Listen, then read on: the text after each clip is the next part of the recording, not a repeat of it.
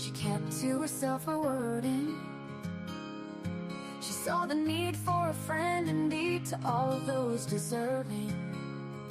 She travels the world through your eyes. She listens and sometimes cries. She wants to know what makes you whole and cares without disguise. According to Lindsay, she welcomes you here. A laugh, a song, sometimes a tear, a friend, a foe, a stranger. Your life story, your moments of glory. You're sad, you're happy, your dreams and your worries. She wants to know the ins and outs of all of you here. According to Lived, according to Lived, she welcomes you here. A laugh, a song, sometimes a tear, a friend, a foe, a stranger. Your life story, your moments of glory. You're sad, you're happy, your dreams and your worry. She wants to know the ins and outs of all of you here. According to Lindsay, she wants to know what it is all about. According to Lindsay, you're welcome here while we all just figure life out. So sit back and yak, smile and laugh, have a cuppa or two. Lindsay is coming on right now and she welcomes you. Let's hear life according to Lindsay.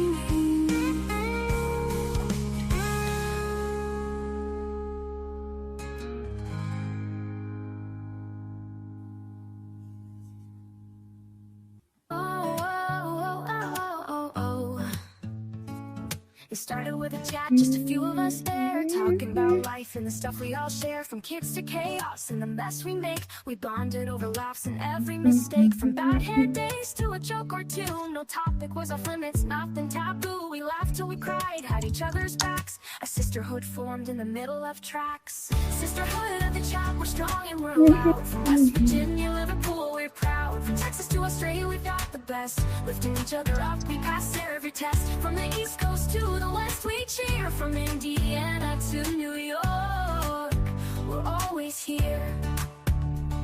From late night texts to early morning calls, we've been through it all, big and small. From talking fashion to the crazy stuff, we've got each other's backs when life gets tough. We send memes and pics of the day gone wrong and the occasional "can you believe this song?" We share everything, no secrets to keep, like a wild dream that we never want to sleep. Sisterhood of the chat, we're strong and we're loud. From West Virginia, Liverpool, we're proud. From Texas to Australia, we've got the best. Lifting each other up, we pass every test. From the East Coast to the West, we cheer. From Indiana to New York, we're always here. From Tennessee, where the music plays, to sweet tea nights and lazy days. From England's hills to the country roads, our sisterhood's a bond that forever grows. Sisterhood of the chat, we're strong and we're loud. From West Virginia, Liverpool, we're proud. From Texas to Australia, we've got the best. Lifting each other up, we pass every test. From the East Coast to the West, we cheer. From Indiana to New York, we're always here. Through the highs and the lows, we've been there. When the world feels heavy, we just don't care. We're loud, we're bold, we're a little bit wild, but always there for each other, with hearts so mild. Sisterhood of the chat, we're strong and we're loud. From West Virginia, Liverpool, we're proud. From Texas to Australia, we've got the best. Lifting each other up, we pass every test. From the East Coast to the West, we cheer. From Indiana to New York, we're always here. So here's to the sisters who make life so sweet. We've got each other, no defeat. From the chat to the heart, it's all the same. We're a sisterhood forever in the friendship game. According to Lindsay, the eclipse is to blame, but truly the Lord brought us together and we'll never be the same.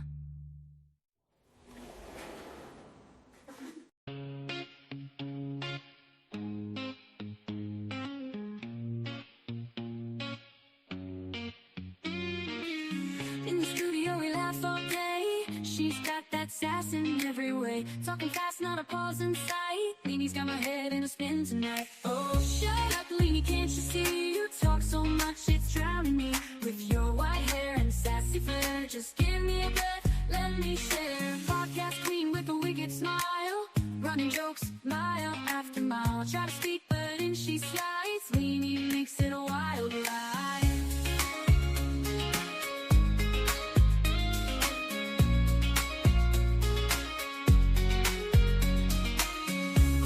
With a wicked smile, running jokes mile after mile. I try to speak, but in she slides. Leanie makes it a wild ride. Oh, shut up, Leanie, can't you see? You talk so much, it's drowning me. With your white hair and sassy flair, just give me a breath, let me share. Oh, Leanie, don't get me wrong, can't imagine life without your song. But girl, you've gotta let me in.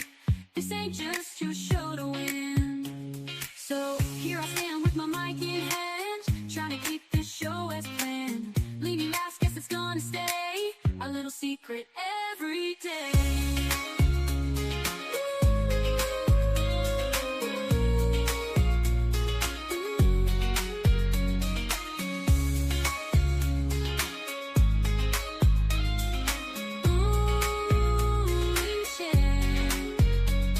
So here I stand with my mic in hand, trying to keep this show as planned. Leanie laughs, guess it's gonna stay a little secret every day. Oh, shut up, Leanie, can't you see? You talk so much, it's drowning me. With your white hair and sassy flair, just give me a breath, let me share. Let me share. Oh, Leanie, don't get me wrong, can't imagine life without your song. But girl, you've gotta let me. This ain't just your show to win. Oh, shut up, Leanie, can't you see? You talk so much, it's drowning me. With your white hair and sassy flair, just give me a breath, Give me let me just, share. let me dance. Oh, Leanie, don't get me wrong, Ooh, can't imagine your life without your song. that's the song. But girl, you've gotta let me in. This ain't just your show to win. So here I stand with my mic in hand, trying to keep this show as planned. Leanie laughs, guess it's gonna stay a little secret every day. So here I stand with my mic in hand, trying to keep this show as planned. Leanie laughs, guess it's gonna stay a little secret every day. Hello, chatters. Good to see you in the chat. I'm made up. I'm going to do a roll call right away. So bear with me. Bear with me. Our host of the channel is coming in right now. Let me add her. Oh, I've removed her. I've added you back. Sorry, Lee. Sorry, Lee. Somehow I don't think. Oh, I that can't was- hardly hear you. It's like you're away from the mic.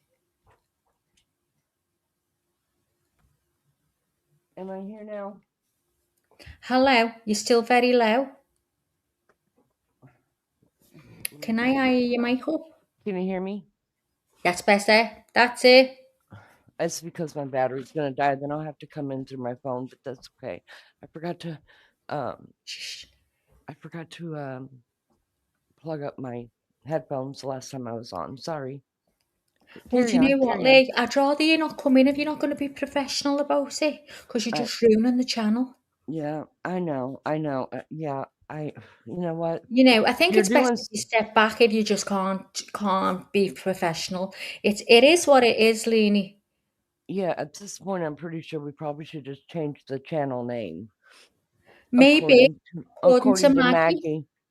Yeah, because Yeah, I Maggie, think. look, I've got it now. I know how to be professional.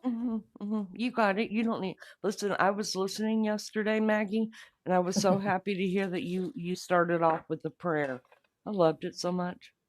You Okay, I probably had don't to even know what because the hell I'm talking about, do you? oh no, I do. I was praying to God to give me the Mm-hmm. strength with him because he come in on the live having a fight with me on the live. Mm-hmm. What I did it was sound like? I laughing never my listened ass back. off. Oh my God, I thought everyone's going to think, what the fuck is going on? How am I supposed to be professional when I've got you and him coming in like that? You with your fucked up mic and him with his fucked up attitude. Do you know what I mean? These girls understand they're putting up with me for fucking hours a day. I know. Anyway, good morning to Lisa Dodson. Thanks for coming in. She's a case. She's here all the time. Hello to all you. You're another case. Love you all the world. Love you all the world. We've got our Melly Joe in too. Let's have a look. Let me go down. And wait till I tell you. So hold on a minute. Remind me in a minute about the late notifications. Yeah, we've got our Melly in. We've got our Lunchy in. You are, our Lunchy's beautiful, isn't she, eh? In real life, she's even better. Oh, fuck off. Shut up, you. I broke up with Lunchy. Go ahead. Anyway, sorry. Yeah, I broke up with you yesterday, so... Did you? Well, I broke up as soon as I got home. I texted Lunchy, told her I had to Did break you? up with her. Oh, Yeah. hang on, did you? Because I never got a fucking text off you yesterday. Don't even speak to me throughout this live. If you call me name, you're not getting answers. Guys, just so you know, if she calls me, she'll have to go through you to speak to me. She can fuck off now. And I've said that on the live. Oh, she's messaging Lunchy. Eating Lunchy like that. Well, fuck you and fuck Lunchy. How about that? Now you fuck me whole show now. Because I was trying to be professional. See what I mean? See, Lisa? Everyone else knows. They know what we're like. And I was really doing good. And she comes in. And then see the way she thrown that one into me. I text Lunchy as soon as I got home. Well, I'm actually made up for you because you've shown your true colours. What a bitch with a capital B. Sick of her, guys, sick of her. She just gets my heart up and then fucking throws it on the floor, stamps all over it. Who does she think she is? Who does she really think she is? Hey, well, best you do roll call and feel shame. I'm muting. Oh, y'all, listen. It wasn't my fault. That's all I'm gonna say. It wasn't my fault. Listen, I'm blaming the eclipse and Lizzo, because no matter how much I ask Lizzo to come back, she's giving me the deuces. That's right. I am. Damn it, I wasn't done talking. Good morning, Your Honor. May I proceed? Yes, please. Your Honor, the matter before the court today, we Time have to Commonwealth mute our versus mics. Lindsay Clancy. Miss Clancy is present. She is represented by Attorney Kevin Reddington, and the Commonwealth is represented by Assistant District Attorney Jennifer Sprague and Assistant District Attorney Shannon Buckingham. All right. Good morning, counsel. Morning, Your Honor. Hi. Good morning, Miss Clancy. Your Honor. All right. Before we bring the jury in, let me talk to everybody just a little bit about this morning's proceedings. All right, counsel.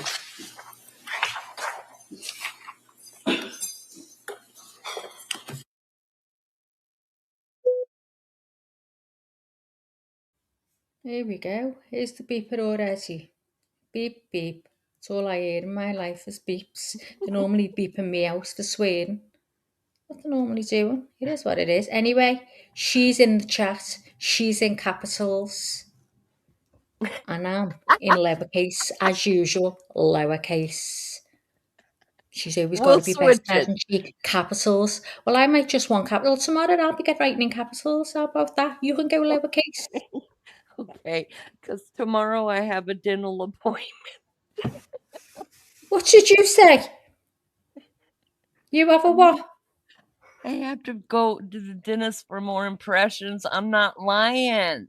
Fucking are. You know. I'm not lying. I'll send You you know, you're pictures of coming me in in the now. It's not chair. happening. Now, get in here tomorrow. Okay, then I'm gonna have to be live from the dentist chair while I'm getting impressions. That's what we want. We want the proof. Okay, You fine, can't be fine. trusted.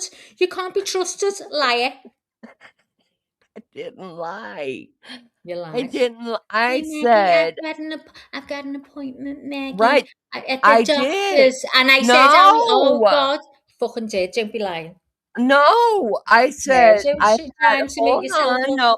Now you hold on a minute. Don't get me all loud in here because Shut I up. can get just as ugly and more painful than you can. Really? You're the Have a sweet go. one. Go I'm for the it. mean Go one. for it. Go for it. Now I said, let me calm it down so I can get on your good graces. I said, Maggie, I have an appointment on Wednesday. So, and I even talked to the moms. I was like, please help Maggie out because I had an appointment on Wednesday. And I didn't say a doctor or a dentist appointment. I said I had an appointment, and I did. I had an appointment with Lunchy, but now I'll we're call broke you up. Lindsay. Lindsay Clancy, premeditated. Good morning, John. Good morning, everybody. Sorry, How are you, John? Hi, me John. and Maggie can argue about this later, and believe you me, we will be arguing, and then loving each other and arguing and loving each Well, other. you know what, guys? You know when someone's going to dentist and someone's going to doctors and this, that, and the other, right? And then they say, Maggie, I've got another appointment. What would you think, guys? What would you think? She's going to That's us. doctors? That's assuming. If you'd have said, well, Ding. if if you had said, Leanie, which one do you have in love? I need to know so I could pray for you, or so I'm worried. I said, good luck.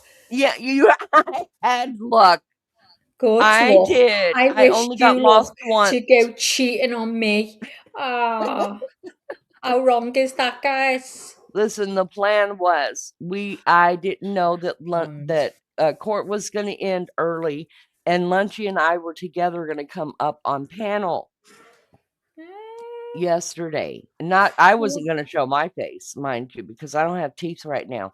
But then I saw Lunchy, and the reason why I texted her, Maggie, you will be happy to know, I got home because y'all, I had a thyroid crash 15 minutes after I left Lunchy. I had to pull over to the truck stop, and it wasn't for nothing more, just to sleep. I slept for 2 or 3 hours. That seriously, I just was like, good night, and I went to bed. wish I you went to could sleep. see my face right now. I can already imagine. So, anyways, as soon as I got home, finally, almost 10 o'clock, I spent time with my babies and I gave them some treats and stuff. And then I noticed that I sent Lunchy a message to let her know I had gotten home just fine. I do. Yes, you care. You do too care. Don't you even been doing that, you twat. Anyways, so the reason why I didn't text Lunchy, you suck it, was to tell her that I had gotten home safely and that I had to break up with her immediately because you shut up. I refuse to be the duff friend. If you've ever seen the movie, you understand what I'm saying. I'm not shutting up. Listen, Lunchy is so cute. She's she's just so bubbly and everything that you hate about a person because you've been in a very bad mood for about the last 25 years, like me. And then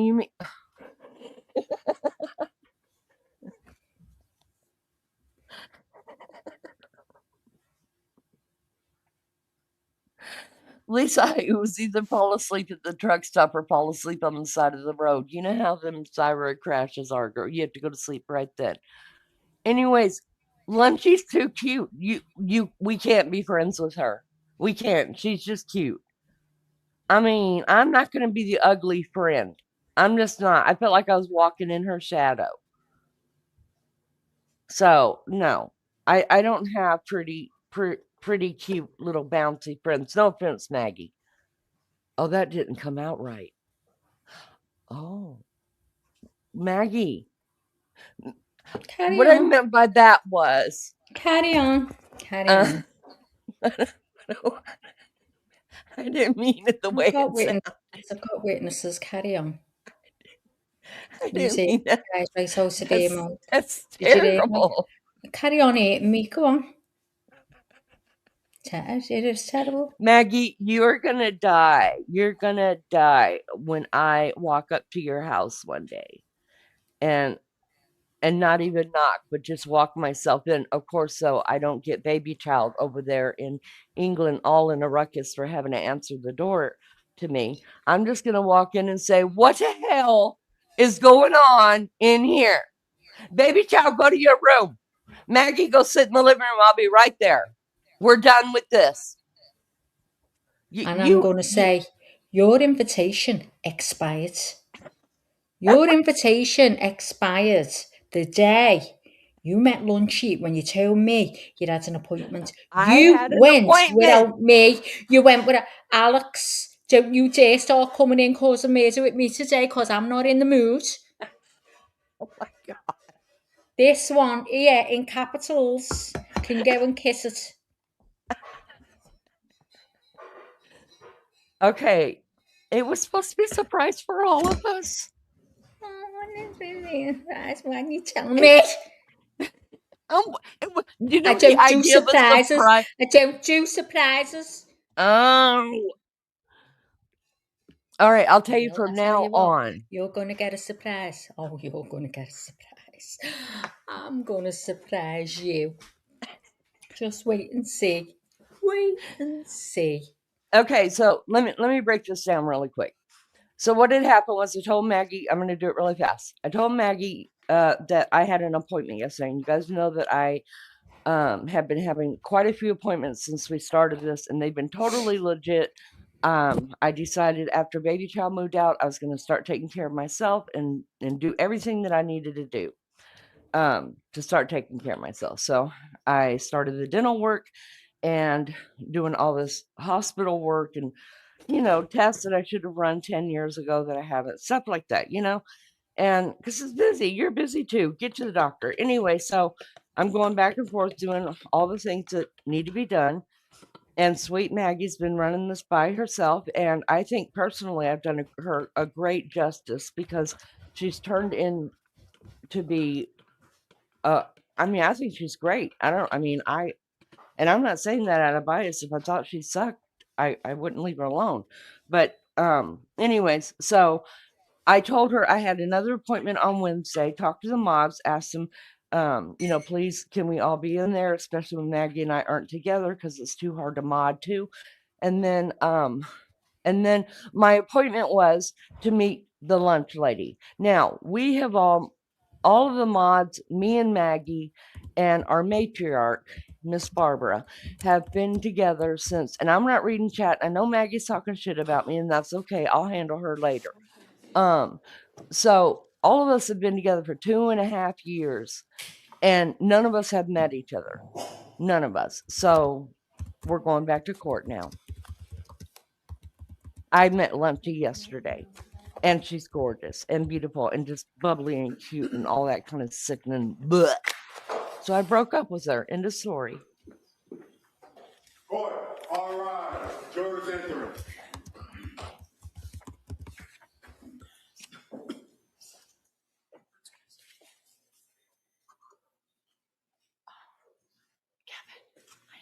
Okay.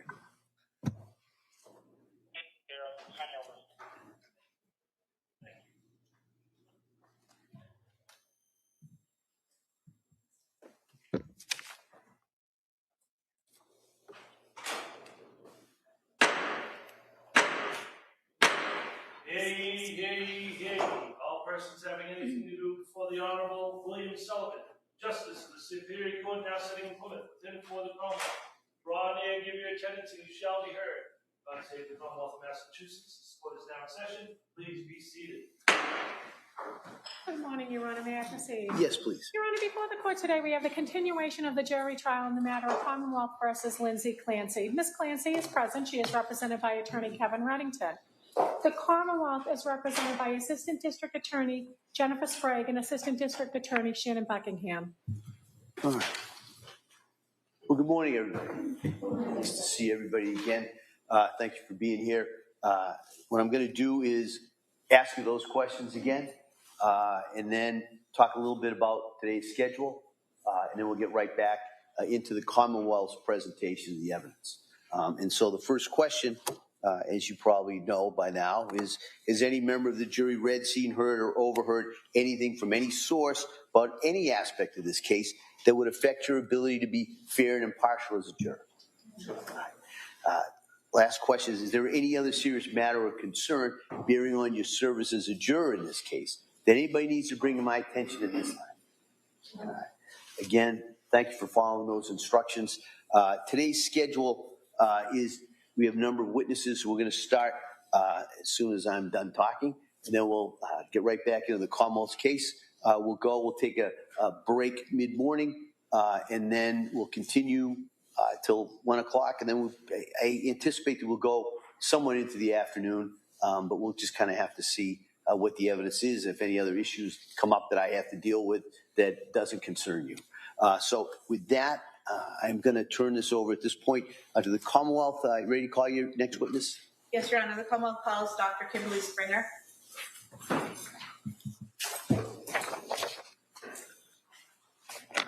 Just for the record, we do the same objection. Okay, thank you. Same rule.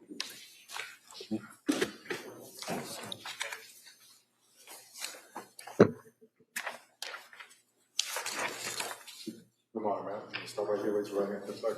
Good morning. You solemnly say that the testimony in the evidence you shall give to the court and the jury is whether or not.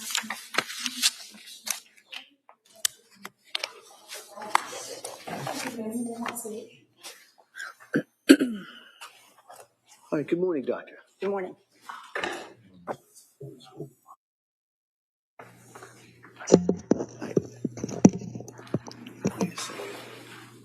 All right, Commonwealth, could I see Counsel just over here for a second? Just for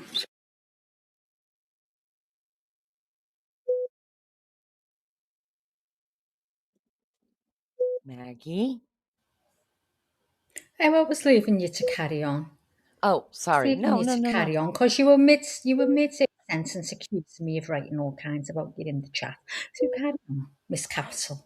Come on. No, Alex, I'm not. You need to go and look back what she just said. It's going to hit me to the core. It's nice sort of stab me in the heart We broke up. with a stake. Oh, there's court. Look at there.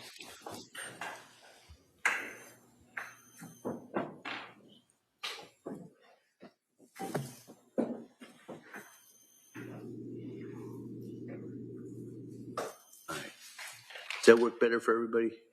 Okay, all right. All right, Commonwealth. Thank you, Your Honor. Good morning. Can you please state and spell your name for the record? Yes, it's Kimberly Springer, Kimberley, Springer. Where do you work? At the Office of the Chief Medical Examiner in Boston, Massachusetts. And are you a medical examiner? I am. How long have you done that? 20 years. Can you describe for us your educational background? Yes, 4 years of college at Wellesley College in Wellesley, Massachusetts. 4 years of medical school at the Chicago Medical School in North Chicago, Illinois. 4 years of residency training in anatomic and clinical pathology, which is hospital-based pathology at the Brigham and Women's Hospital in Boston, Massachusetts. And 1 year of fellowship training in forensic pathology at the Office of the Chief Medical Examiner, which is where I now work. And throughout that 20 years at the medical examiner's office, have you conducted autopsies? I have. Approximately how many? Over 2,000. And have you testified in courts in the Commonwealth about these autopsies? I have. Can you explain to the jurors what is an autopsy? Yes. An autopsy is a tool by which we examine the whole body in an effort to determine cause of death. And it's comprised of two parts: an external examination, where we look for identifying characteristics such as height and weight, evidence of medical therapy, and evidence of trauma and disease. We may take evidence as appropriate, and then we turn to the internal examination, making surgical-like incisions and examining each of the internal organs, again looking for evidence of trauma and disease, and taking additional samples for other tests such as toxicology. Now I want to direct your attention to January 29th, 2023. Did you perform an autopsy on Callan Patrick Clancy? I did. And when you performed this autopsy, did you follow the procedure you just described, where you did an external examination and then an internal examination? Yes. And can you tell us what your initial observations were of Callan when you started the external examination? Yes. So Callan had some therapeutic procedures in place, or therapeutic equipment in place, including a thermometer in the left nostril, a nasogastric tube in the right, an endotracheal tube down the throat, a Foley catheter draining urine, intravascular catheters in the right hand and right wrist, and an intravascular catheter in the left foot. There was some adhesive residue, possibly from other therapeutic procedures as well, on his chest. And there are additional needle marks that I saw on his body. In general, should I keep going? Or? Well, what were your general observations? In general, he was, we measured him at 26 inches long and 24 pounds. He had general edema, and those are the general. So when you were talking about therapeutic things, are those things that were done by a medical provider at a hospital or some such setting? Correct. Okay. And what do you mean when you say he had general edema? It means that he had his whole body had more fluid than one would expect in a person, or an 8-month-old who had not been in the hospital. It's very common for someone coming from the hospital to have had been given fluids such that they have excess fluid and swelling. Did you make observations of any injuries or trauma to Callan? Yes. Okay. If we could have photo 9960. Hold on, so let me just, members of the jury, I just want to give you, kind of revisit that instruction that I talked to you last week about. If you may remember, we talked about before they played that tape. All right. I just want to remind you that sometimes evidence is presented in the trial that creates emotional reactions. But as jurors who've taken an oath to follow the law, I'm instructing you, as I did last week, that you must separate any emotional reaction on your part from the informational value and the weight from the evidence. You must not be influenced in any way by the unpleasant nature of the photographs and testimony that you're going to hear this morning or throughout the whole trial as well. So you must find the facts in this case based only on the evidence. But you can't find those facts or base those facts on sympathy, anger, passion, prejudice, or pity against either side. So I appreciate that. I just kind of wanted to remind you of that. And with that, come on. Thank you, Your Honor. So photo 9960.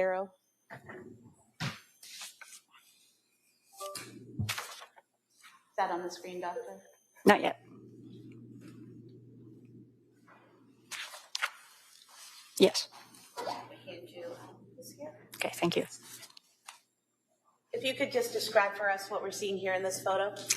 So this is a photograph of Callan at the time of autopsy, and I'm showing a ruler underneath his neck, where above which you can see abrasions.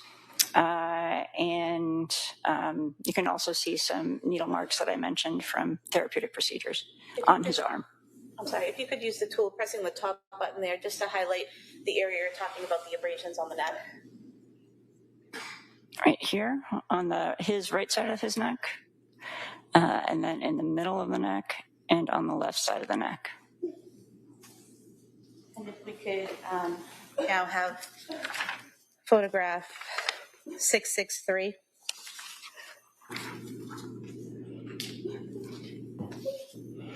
If you could tell us what we're seeing here in this photograph, Doctor.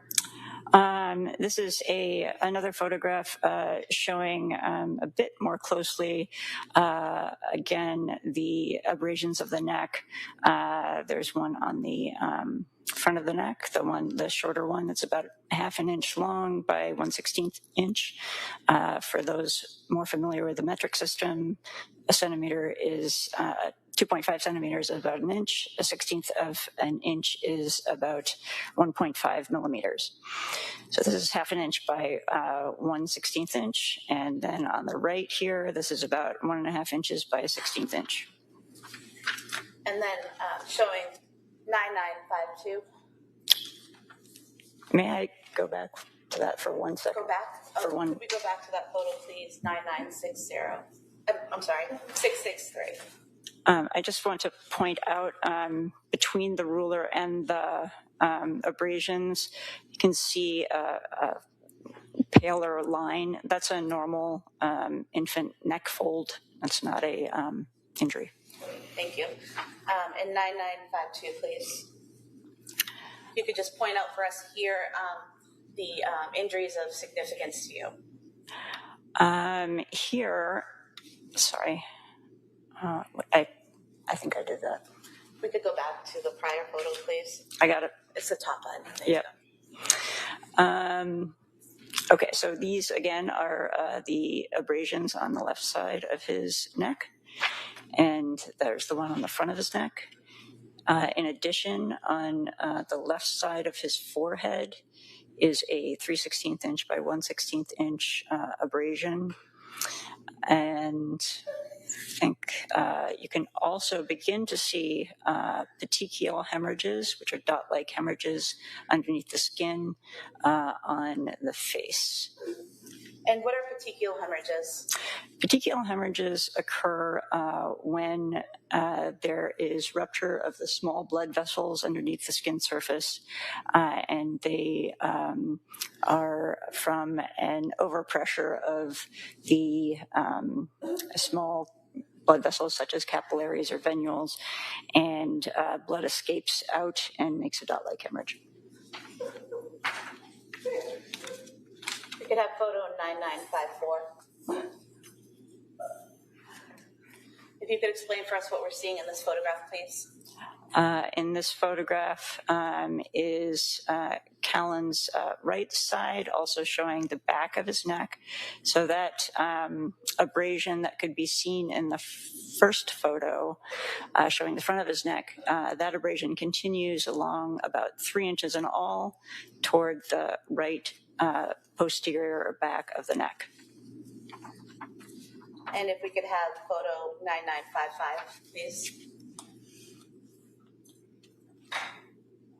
Is this a close-up photograph of what you just described? Yes, I can show that right here. Thank you. Could we have photo 636, please? And if you could describe for us what you see here in this photo, Doctor. First the abrasion is in poor focus, but it's in the picture on the left side of the photograph, and then the most in the photograph, one can see those petechial hemorrhages better along the cheek, on the eyelid, all of those. We could have photo 654, please. Can you describe what we're seeing in this photograph, Doctor? Yes, this is an abrasion near the hairline on the right side of the forehead, and that is up here. That is about 3/8 by 1/8 inch. And then photo 656, please. Can you describe what we're seeing in this photo here, Doctor? This is looking at the top of Callan's head, and on the top right part of his head toward the front, near the forehead, is a 1/8 by 1/16 inch abrasion. And then photo 657, please. You can describe what we're seeing here, Doctor? This is a the abrasion on the left side of his forehead with a ruler this time. In addition, the petechiae are also in pretty good focus on this. And then photograph 9916. If you can describe for us what we're seeing in this photograph, please. So these are some of the, I forgot to mention at the very beginning, there's a intravascular catheter in the right groin. This is Callan before we took off his medical therapy, and it shows some of the needle marks that he had. So on this is his right lower extremity. This is a look of an intraosseous catheter attempt with a central puncture mark and a round abrasion around it. And then here's the right groin line and the left foot line. And if we could have photograph 9917. Are we seeing the same thing here on the left leg, those same IO attempt marks? Exactly, yes. Thank you.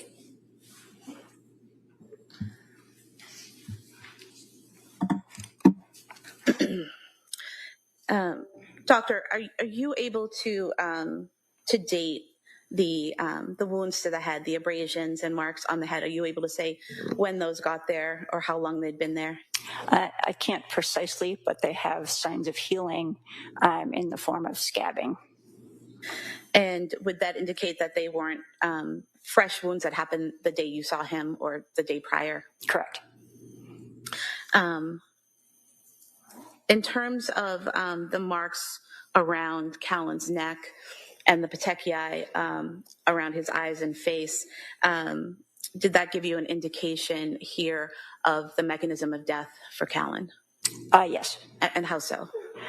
It is consistent with a ligature strangulation, given that the abrasions are linear around his neck and there are petechial hemorrhages above those lines of abrasion. And how is it that when someone is strangled with the ligature, that causes petechiae in the face and eyes?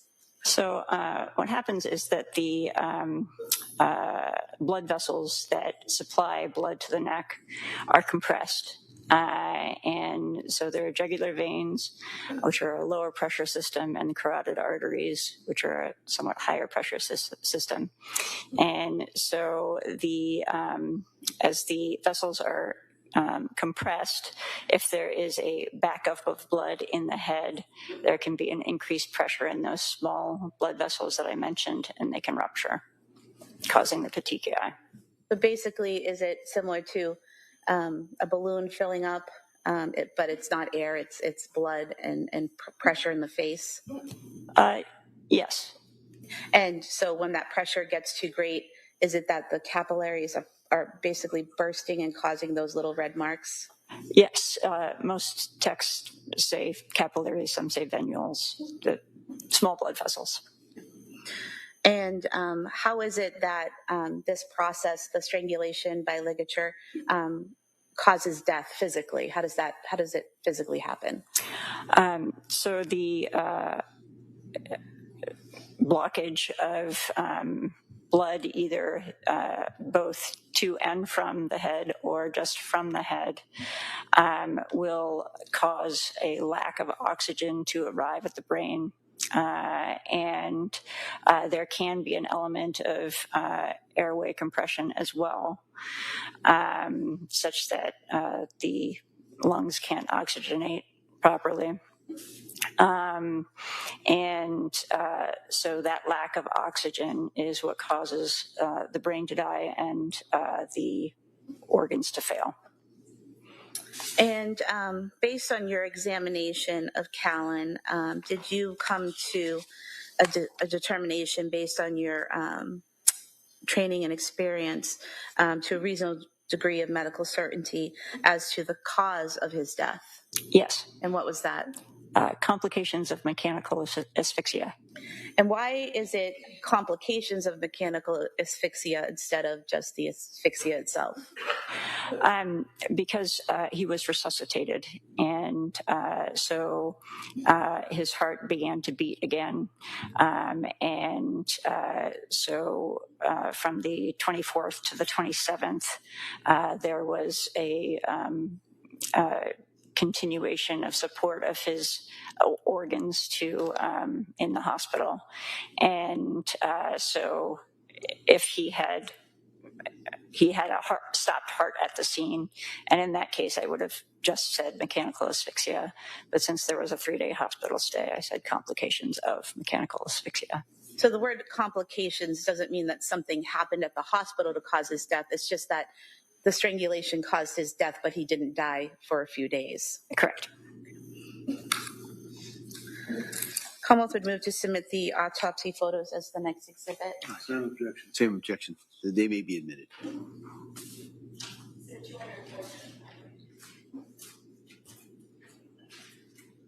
Commonwealth would move to submit the death certificate of Callan Patrick Clancy as the next exhibit. No objection. That may be admitted. I have nothing further. Counsel? Thank you. All right. Thank you. You may step down, Doctor. Thank you. All right, Counsel, can I see just briefly?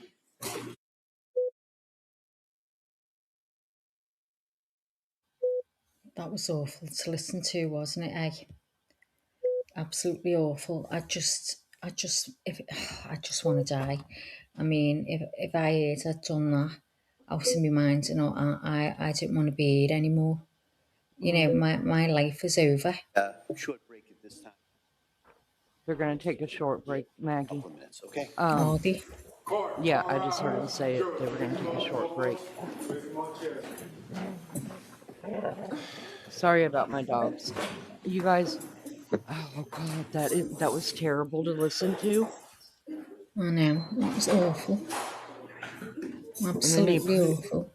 You put it in your brain, like you're actually seeing Callan and you're actually putting the wounds on his body. At least that's how I do it. And I know. Is she wailing? Why did they only do break? the one kid? Why was there? I thought they'd have to go through the 3 children. They're gonna have to. Yeah, but Right, okay. I thought that was it. When he told, but obviously he's telling to step down because there's a break. Well, I think there's going to be a different medical examiner because remember, Callum was taken to another hospital. Yeah, true. That's right. So it's probably going to be a different medical examiner that does the 2 oldest ones. There was a couple questions. Yeah, it's alive. This is live. Yeah. There was a couple questions I had for you guys. Good morning, everybody. Thank you guys for being here. So when I was listening to your live yesterday about the blood evidence, the one thing I was zeroing in on, and I think a lot of us were, because all of us wanted to know that blood stain that was in the basement next to Cora's body. And so we were listening to the DNA and all that and how they come about, figuring out whose blood belongs to who. And I understand that us that watch true crime, we've pretty much got DNA down. We know how it works. But it made me so mad at the defense, you guys. And look, I think he's a crotchety old man, but I think he's brilliant. I really do. He's a smart man. But when he stood up and said, I don't want to hear whatever words he used, the rigmarole, we don't need to hear the rigmarole how DNA works. I thought, yeah, we do. Oh, because and the gobbledygook, he says as well. Yeah, gobbledygook. And I'd never even heard that word. But we use that here. I thought, okay, you may not want to hear it. The judge may not want to hear it, but there might be someone sitting in the jury box that doesn't understand how DNA works or that wants to hear it. So this is what I'm saying about this trial. They're like pushing everything along. They're not going into depths with anything. And it needs to be. People need to make the right decision. People need to know the truth and what happened and what was there. And if they're going to hold back, they're not getting everything, are they? It's kind of like the defense is almost handing it over to the prosecution because they're the ones that are making all of these stipulations, like, we don't want this shown in court. We don't want this shown in court. We don't want this shown to the public. Look, I get the pictures, okay? I get it. I understand that. But not to hear the 911 call. We're not jurors, obviously. Yeah. But some of the Mhm. stuff that he's like, no, we don't need to see all that. I'm not, I agree to all of that. Push that along. She doesn't have to, Yeah. just submit it to court. You don't need my permission because I've already granted all of it. No. That's not how our court system is run. It's not our fault if you've got other things going on. You know what I mean? We want this jury to make the right decision for this mother. You know what I mean? Regardless He was whether, in a right mood just to do that. Yeah, I said he was in a right mood. I said, "Oh, what side of the bed did you get out of?" yeah. So I was blown away by that. He said that they don't need to hear the gobbledygoo about how DNA works. Okay, I guess you've never met a jury. But okay, so back to the blood stain that was found next to Cora. I wasn't sure and I couldn't rewind it because I was driving. I probably shouldn't have said that. But anyways, they did say that the biggest component in that blood was Cora's blood, right? And Mm-hmm. that Callan and Patrick, Lindsay, and Dawson's could not be excluded from it, but the largest component of DNA was Cora's in that drop of blood. Or it wasn't a drop. You guys saw it. It was like a little Mm-hmm. puddle of blood on the carpet. Yeah. Y'all,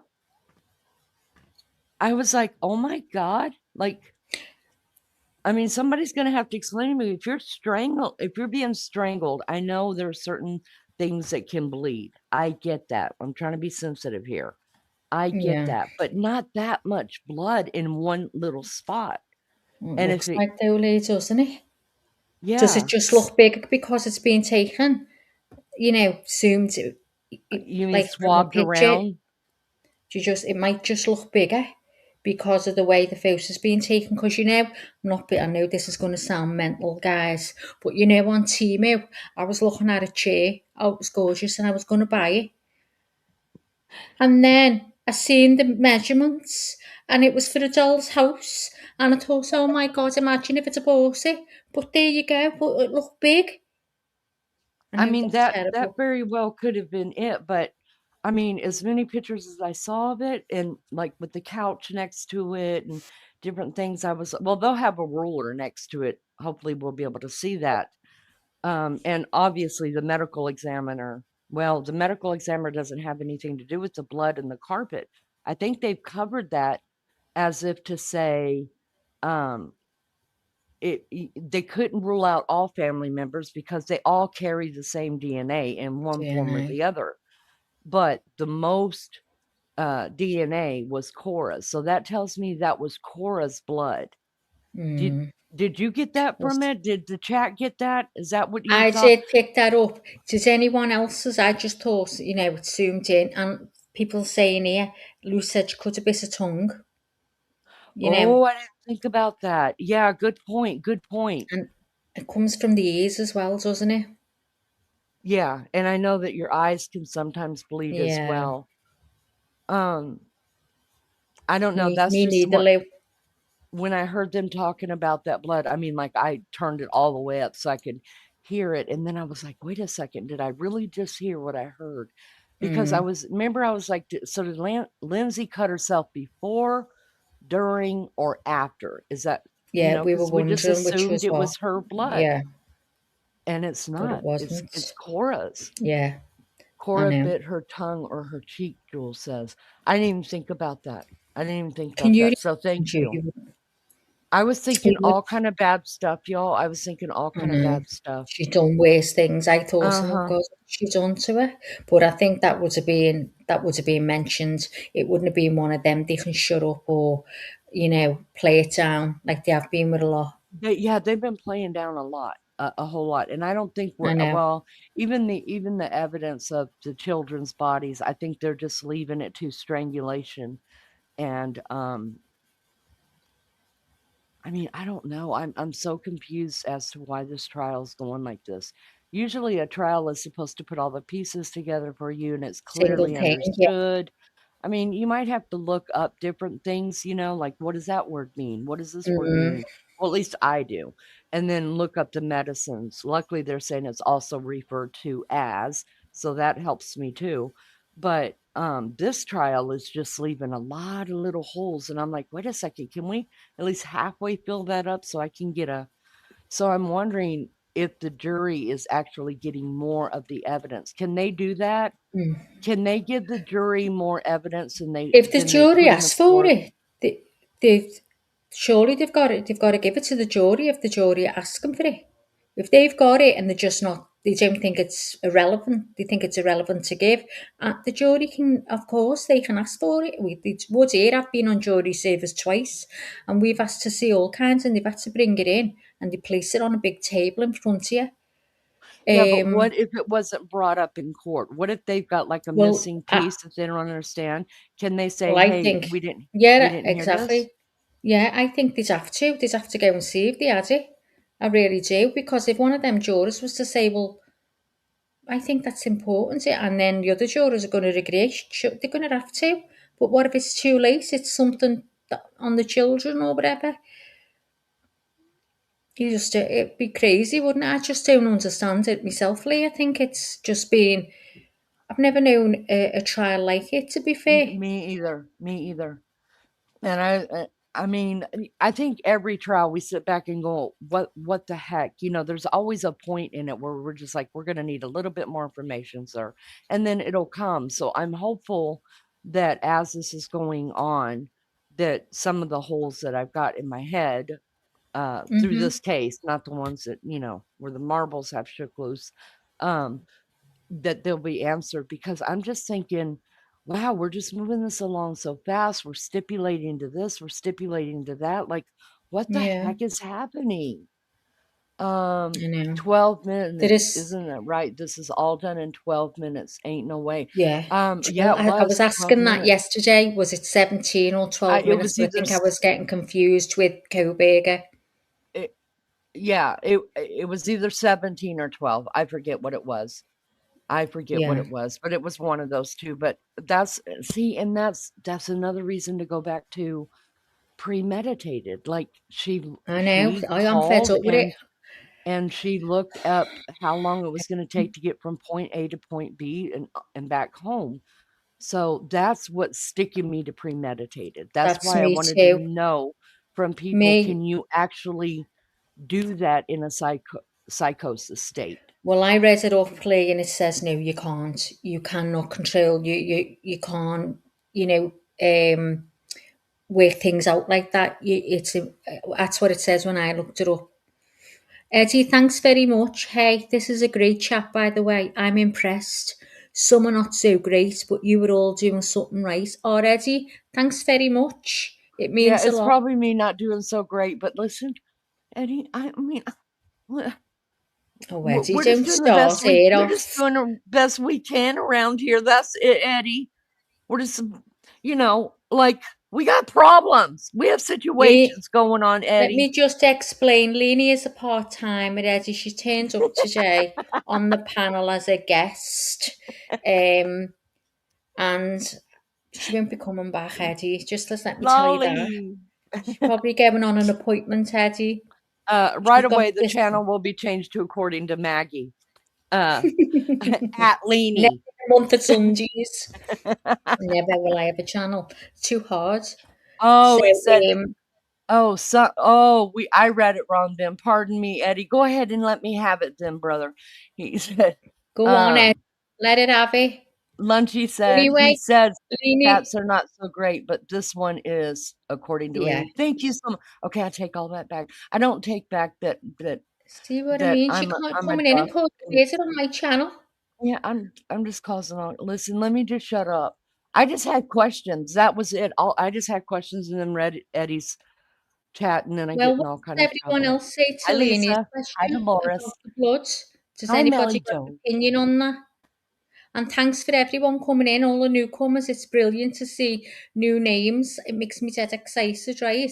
And if you can all please hit the like, and if you'd subscribe to our little channel, it gets us out there.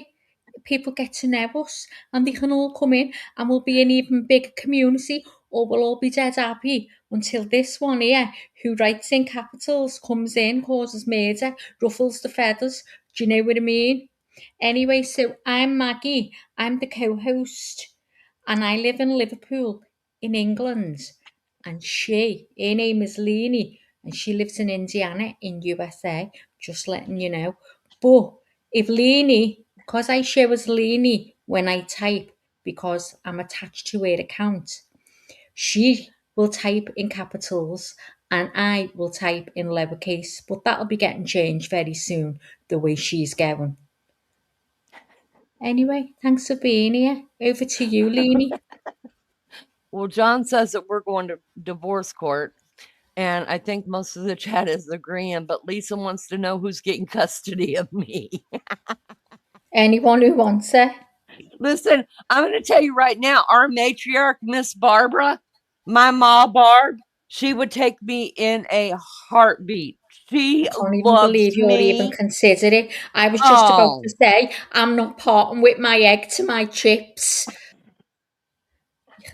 No, your dad don't even want you to be my chips. I love you, Maggie. Anyone see her lawyer didn't even look at the pics. I didn't even notice that. I expect her to be turned away. But I mean, surely he looked at him before this. Maybe he just, I don't know, maybe in his crotchety old self right now, he just, it was going to put him in even in a worse mood.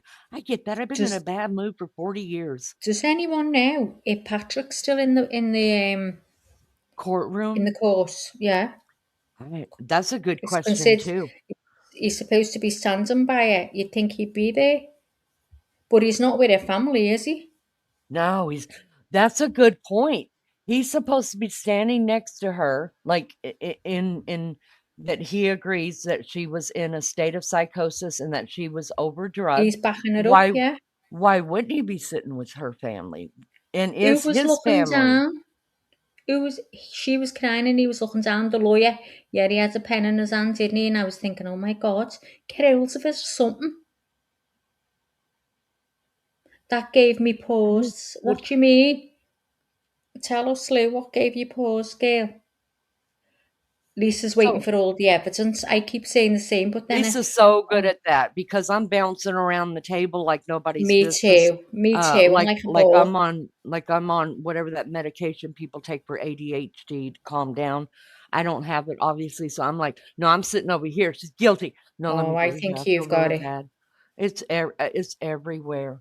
I don't know what to think about this yet. I bet we all are in the same boat. She's a chilling, efficient killer until it comes to herself. I got it.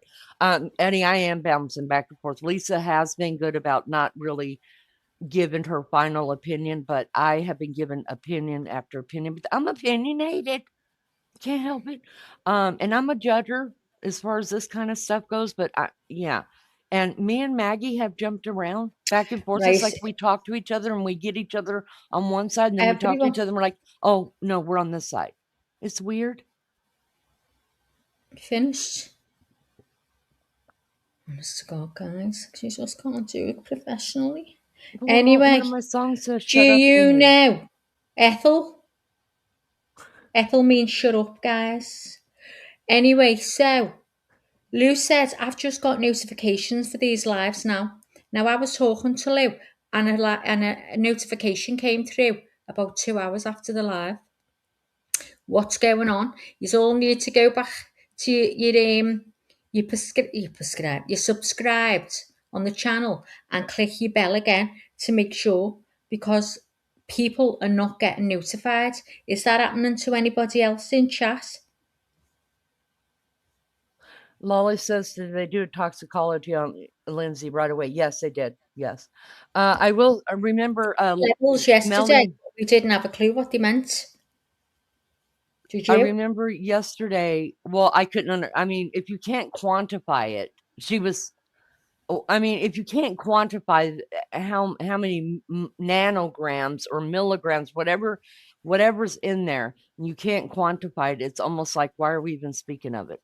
if you can't tell us whether it's therapeutic, whether it's over the amount that she should be taking or under. There was only one drug that they were able to identify that said that she was on double, and it was the Seroquel. The Seroquel, she had double the amount of a therapeutic dose in her body. The other ones, they could He not said it wasn't quantify it. anything that was fatal, though, didn't he? He said it's not enough to be fatal. Right, right.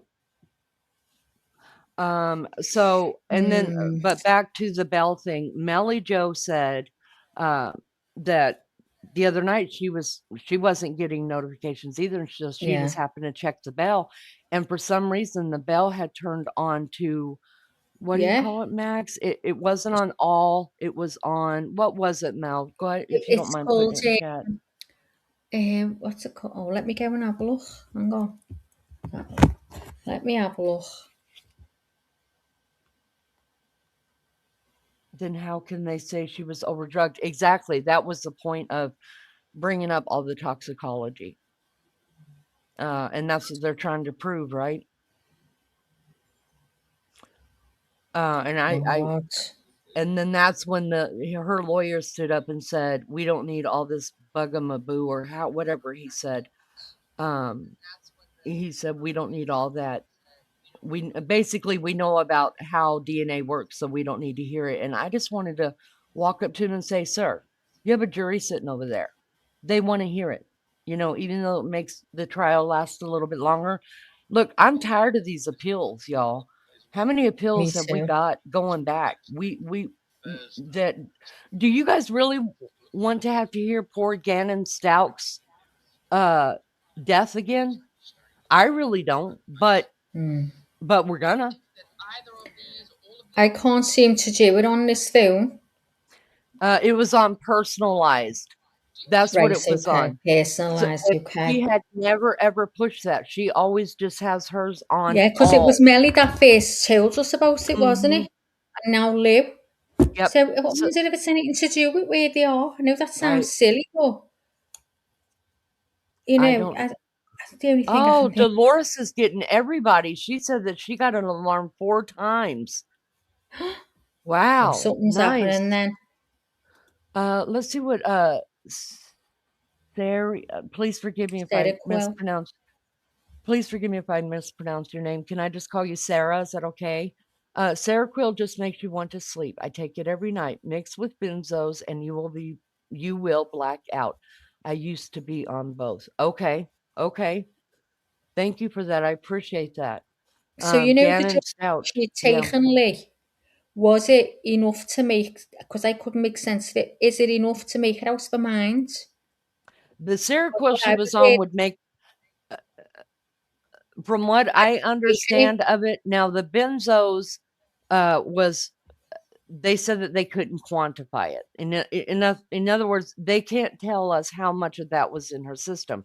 So let's just go off of people who know what they're talking about because they've done it themselves. Sarah says if she took if that isn't that meaning, sorry, Lee, isn't that meaning there wasn't enough in the system for them to get a reading? To get a count? Yeah. No, because remember,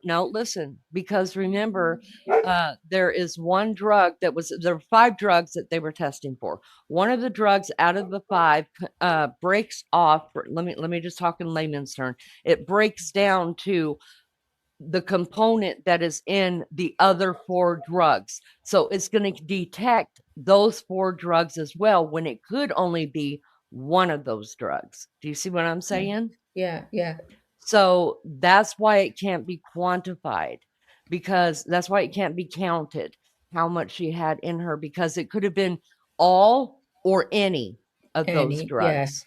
But they did say that those other 4 drugs, there was not even a therapeutic level, meaning she was not taking those drugs prescribed. Okay. Yeah. They only know the Seroquel was the one that was what she was prescribed. Now I don't know if it's enough of a dose because we're all prescribed something, a different dosage, and it has right? different effects on everyone. Yes. Like I'm just looking there. One says it gives it energy and whatever. Right. And then Sarah says that it'll knock her out. So it also depends on what our dosage is. So she could have been on a very Yeah. low dose. All he said was that according to her prescription, she was on 2 times the amount. Yeah.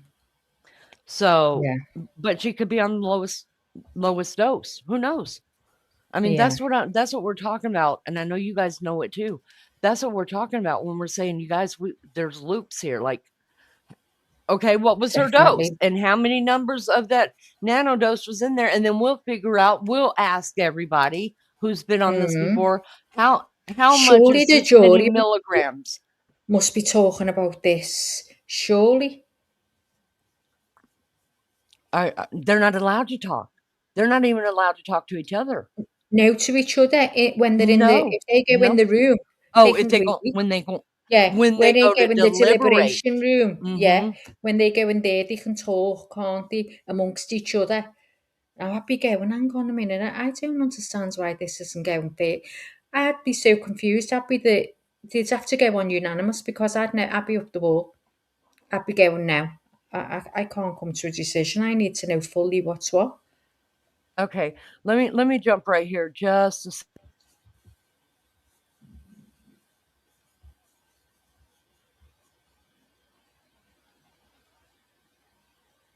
Is everything okay, Lee? You've gone off, Lee. If you think you're talking, your mic's gone off. Yeah, I need a new mic. This one's just not going to work. Newt's right here, so he keeps knocking it out. Listen, we are so grateful to y'all that come in here and educate us, because Yeah. that's a big deal to us, because there's so much we don't know, and people who give Yeah. their real life stories. I mean, that takes a lot of courage, and we're grateful for you. And those of you that And are so many, professionals, I've shared them in here as well. yes, I mean, I'm telling you, we are so grateful for that. And then the nurses that have come in here to explain their profession and what these drugs actually do, are supposed to do. It reacts differently to all of us. We appreciate your news. So let me say from AJ, who is a psych registered nurse of 15 plus years, she says Seroquel makes you very tired and helps with anxiety. The benzos are for anxiety and will sedate. Now, I will tell you this. Benzos do not sedate me. I will not go to sleep on them. At least my levels of it, right? I won't go to sleep on it. And I don't even take what do you call that? One of the drugs she was getting, Valium. I don't take Valium, okay, because I did recognize what it meant to be addicted to it, and I went straight to my doctor's office and told him, hey, I think I'm addicted to these, or getting there.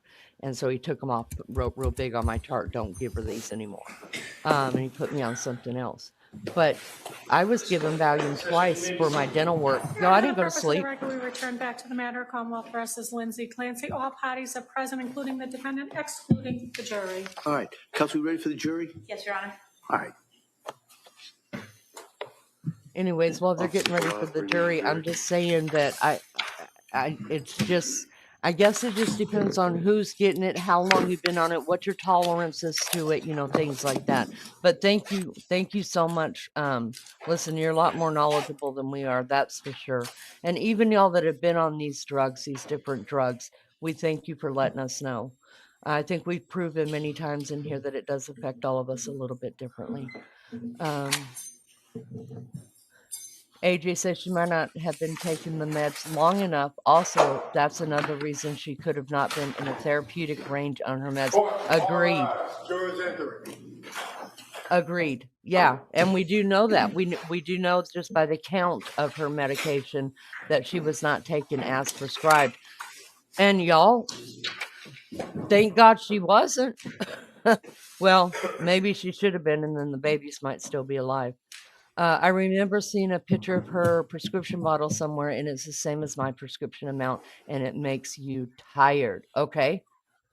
Okay? This court's now in session. Please be seated. All right, let me hush Your Honor, just a for the minute. purpose of the record, we return back to the trial of Commonwealth versus Lindsay Clancy. All parties are present, including the defendant and including the 18 jurors.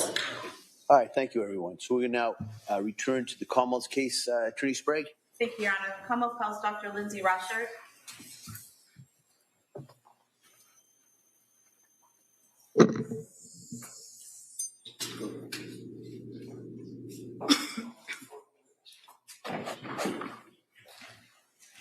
Good morning. Can you stop right there, raise your right hand to the clerk? Good morning. Do you solemnly swear that the testimony in the evidence you shall give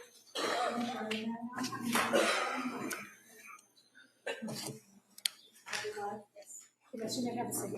Just watch your step, please. Good morning, Doctor. Good morning. Tree Sprague? Thank you. Good morning. Can you please state and spell your name for the record? Lindsay Rochert, LINDSAY ROSSHIRT. And what do you do for a living? I'm a pediatrician. Where do you work? I work at Clancy Pediatrics. Back in 2023, where did you work? South Shore Medical Center. And how long did you work there at that point? In 2023, I think I had been there for about 7 years. And could you just briefly describe for us your educational and training background that enables you to be a pediatrician? Yes, I completed medical school at UConn and then did my pediatrics residency at Mass General. And when you were working at the South Shore practice in 2023, were you assigned as a pediatrician for the Clancy family? Yes. And how long had you been their pediatrician? I'm sorry, how long had I, can you repeat that question? How long had you been the family pediatrician for the Clancys? I believe I started seeing them around 2019. And in the practice that you were in at that time, was it just yourself or were there other doctors and nurse practitioners and staff that would treat and see patients? It was a somewhat large group. And so would you always be the one treating the Clancy children, or would some of your associates sometimes see the children? I did all the checkups, but if there was a sickness and I wasn't there that day, they would be seen by another provider. And by checkup, are you referring to a physical or well visit? Yes. And then if, for example, one of the children were ill and the family called to make an appointment, they would see who's available? Yes, they would always check my schedule first, but often have to see someone else. And would you have access to their records as their lead pediatrician to review if they came in for a sick visit or something like that to keep yourself updated?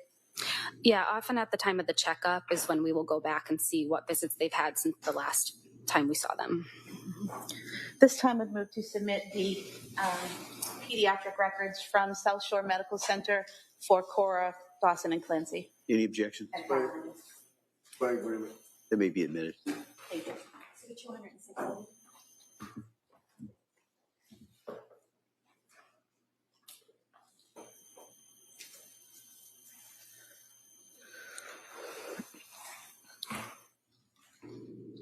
If we could focus for a moment on Callan Clancy.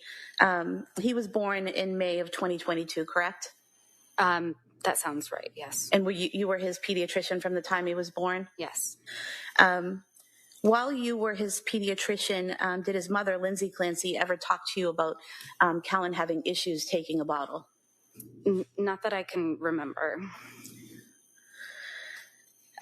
Was there anything out of the ordinary health-wise with Callan? No. Was there any issues, or were there any issues with him meeting his milestones? No. What about Dawson Clancy? Did he have any health issues or concerns that you were aware of? If I recall correctly from the notes, I think just a peanut allergy, if I remember, but otherwise he was healthy. And Cora Clancy, did she have any medical issues? I think asthma, that was pretty well controlled, but she was also healthy. Now, in your role as a pediatrician, are you aware of postpartum issues, and are there certain things that you look for in new moms when you're treating babies? Yes, we're certainly aware of it, and we try to look for any kind of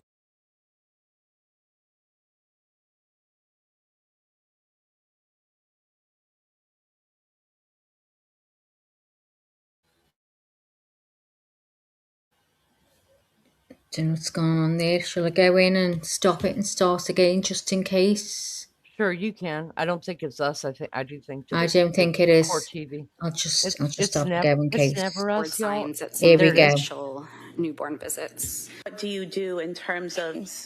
Yes, so since we're obviously caring for the child, we are not really able to diagnose or manage anything for the mom, but we do try to connect her with resources, whether Massachusetts has some postpartum resources, or often we'll refer to have her try to contact her OB. When you were interacting with Lindsay Clancy, when you were treating her 3 children, did you ever see the need to refer her for any of those services? No.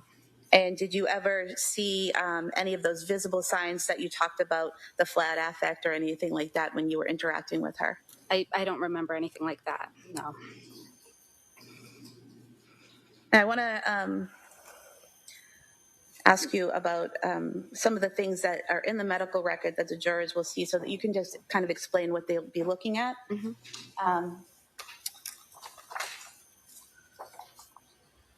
Showing you a record here from January 18th, 2023.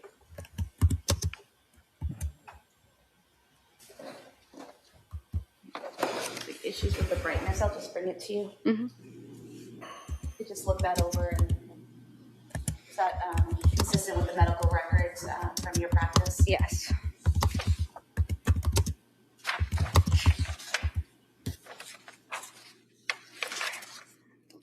And so, for example, with this visit, Callan Clancy, 7-month-old male, here with mom for bilateral ear pulling and fussiness.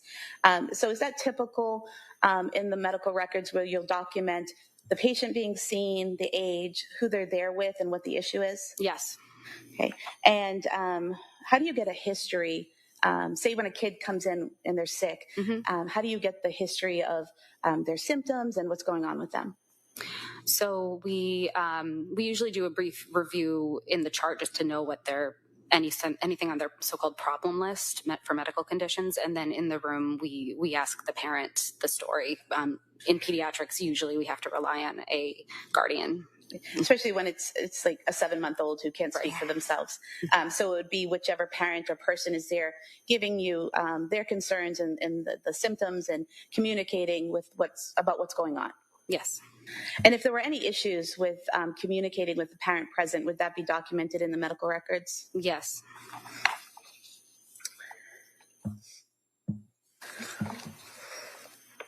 And you saw Cora Clancy on January 24th, 2023 for a physical, correct? Yes.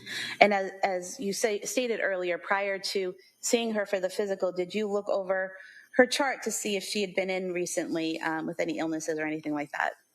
Yes, I would have done that.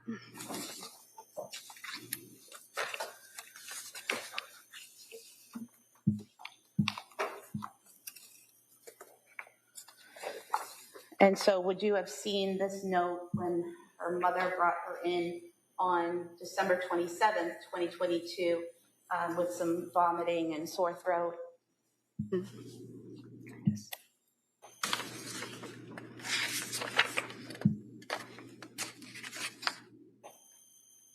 Yes.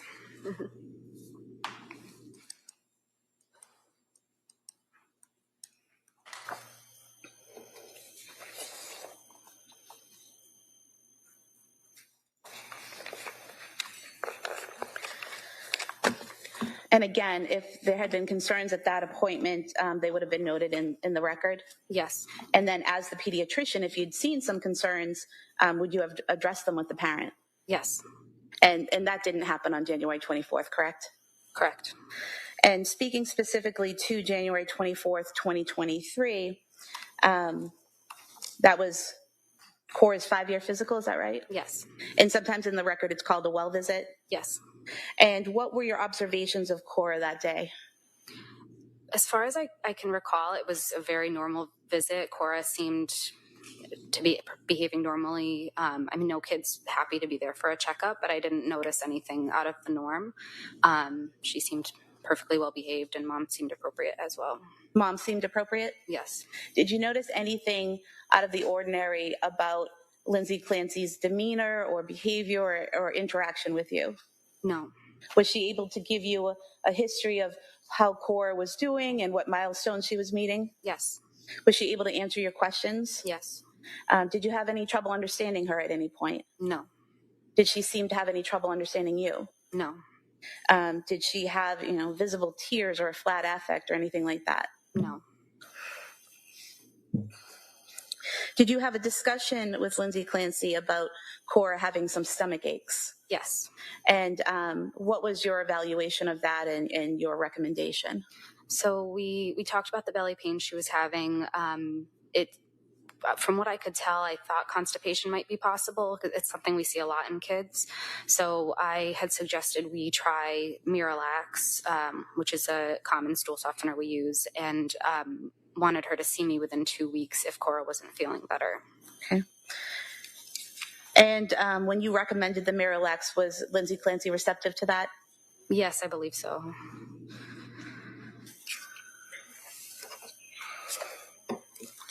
I have no further questions. Thank you. Attorney Reddington. Good morning. Good morning. What's the time frame that you dealt with the Clancy children? Because you took care of all three of them, right? All three. Right. Yeah. Cora, I believe, was around 9 months old. So I want to say that I saw them from about 2019 until 2013. And when you would see the children, who would bring the children to see you for the checkups? Was it Lindsay, or was it Lindsay and Patrick, or was it?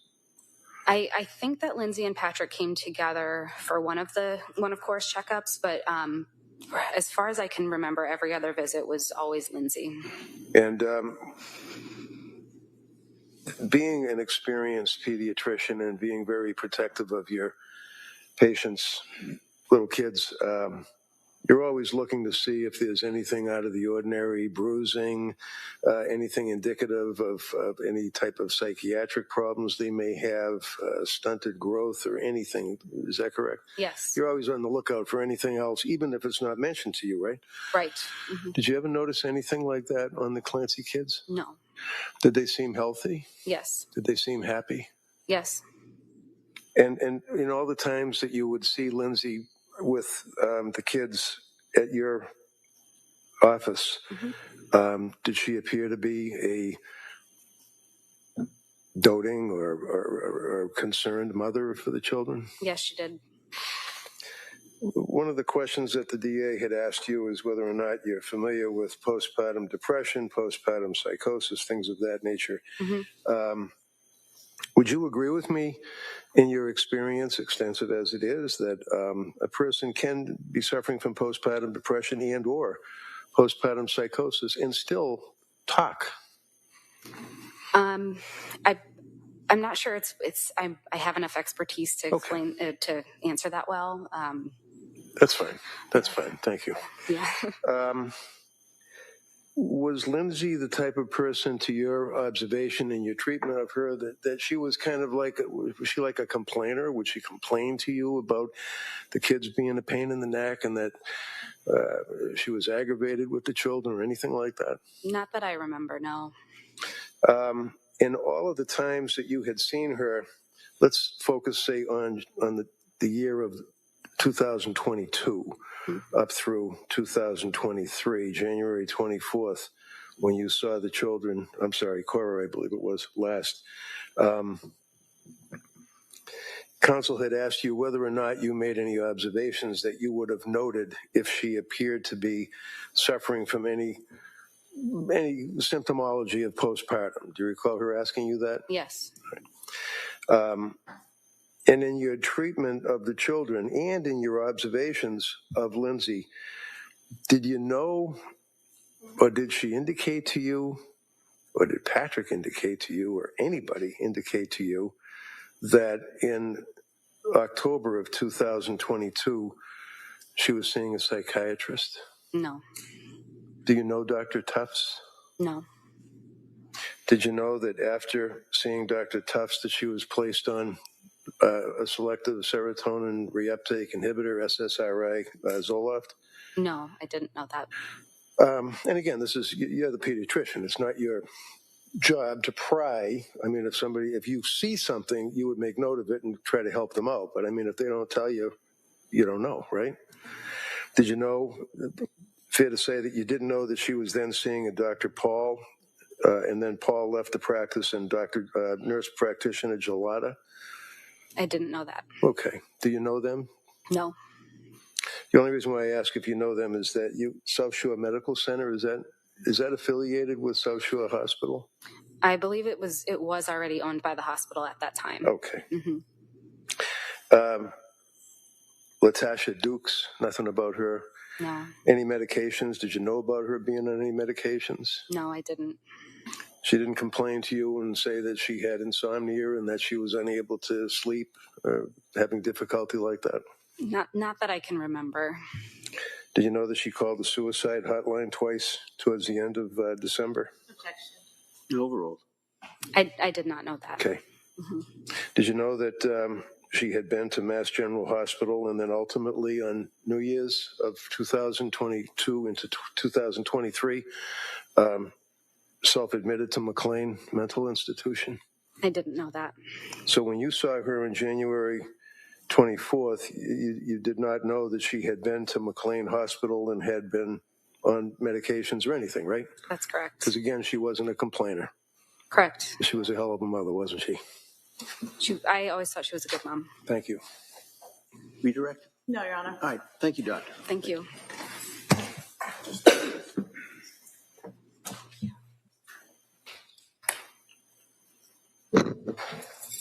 Commonwealth calls Susan Freyon.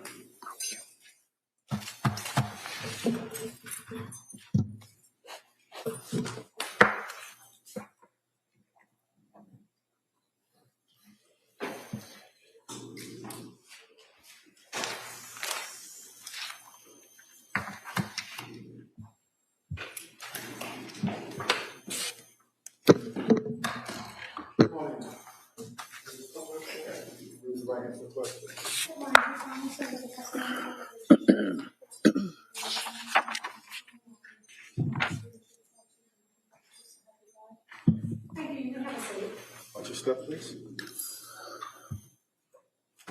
Morning. Morning. All right. I'm going to ask you to keep your voice up and speak into that microphone. All right. Attorney Sprague, please. Thank you. Can you please state and spell your name for the record? Susan Freone, Susan Fraone. And your date of birth? 11/26/82. Where do you work? Learning Sprouts. And how long have you been working at Learning Sprouts? Almost 6 years. What is Learning Sprouts? Preschool daycare. What age range of kids attend Learning Sprouts? 15 months to about 5 years. And what age range do you teach? The about 3-year-olds to 4-year-olds. And back in January of 2023, what age range were you focused on teaching? 3-year-old, 4-year-olds. Was Dawson Clancy in your classroom? Yes. When did he start in your classroom?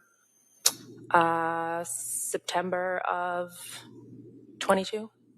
And did you know Cora Clancy as well? Yes. How did you know Cora?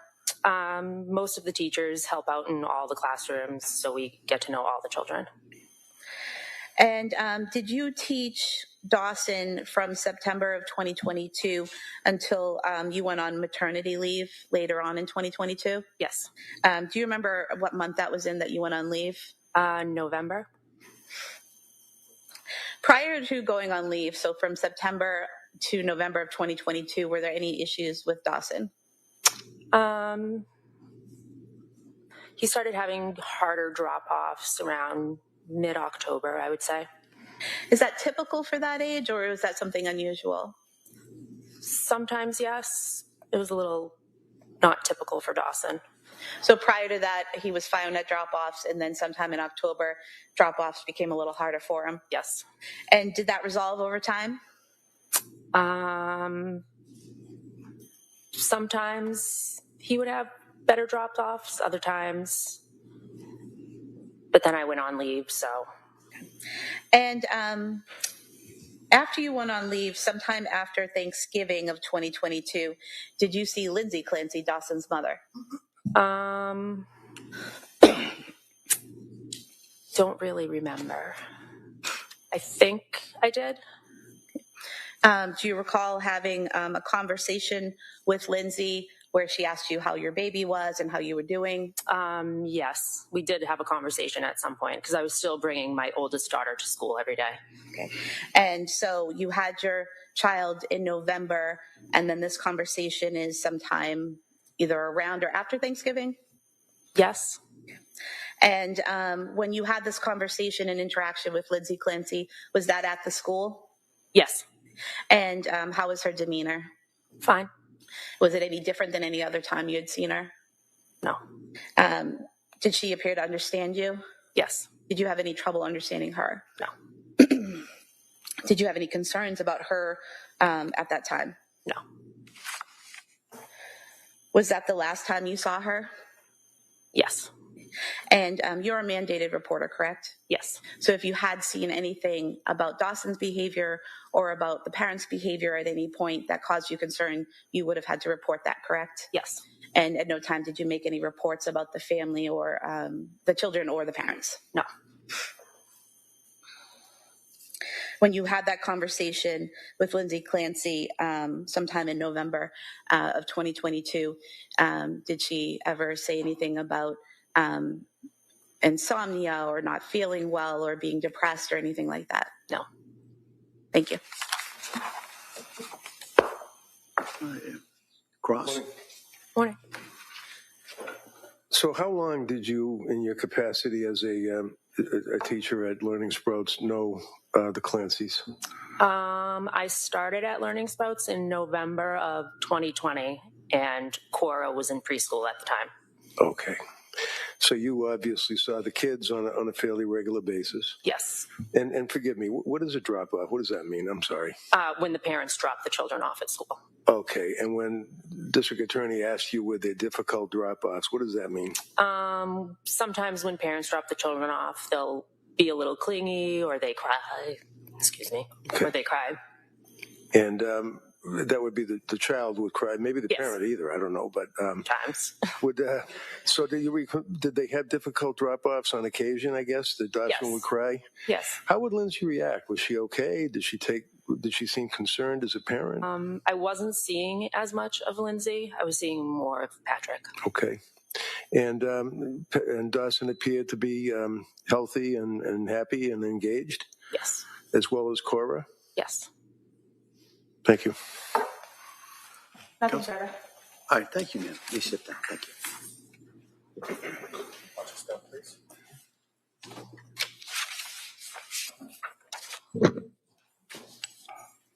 Commonwealth would call Susan Bertolo as its next witness, please.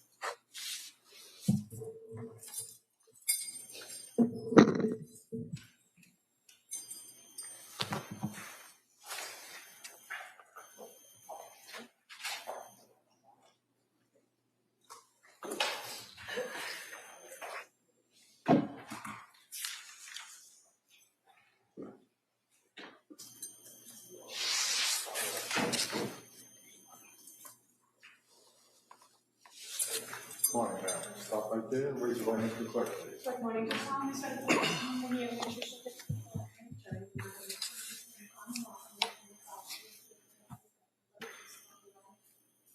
true, This way, please. Watch your step, please. Good morning. Good morning. All right, I'm going to ask you to speak into that microphone. Okay. All right. And keep your voice up so everybody can hear you. Okay. All right. Come on. Thank you. Good morning. Could you please tell the jurors your first and last name? Susan Bertolo. And if you could just speak as loud as you can into that microphone, okay? Yep. Can you spell your last name for the record? Bertolo. And what city or town do you live in? Plymouth, Massachusetts. And where do you work? Leaping Frogs Preschool. Prior to working at Leaping Frogs, did you work at another preschool? Yes. Where was that? Learning Sprouts in Duxbury. And how long had you been with Learning Sprouts? 4 years. Did you teach a particular age group at that preschool? Yes, I taught the older preschool group. Okay, and at Learning Sprouts, are the classes kind of divided up in some way? They're divided by age, like toddlers, younger preschool, older preschool. And is there a particular label to the rooms that they're in? Are they referred to in a particular way? Yes, we were sunflowers. So your group, the 3 to 5 year olds, is the Sunflower group. Yes. And can you tell us a little bit about how the day is broken up for kids in the Sunflower group?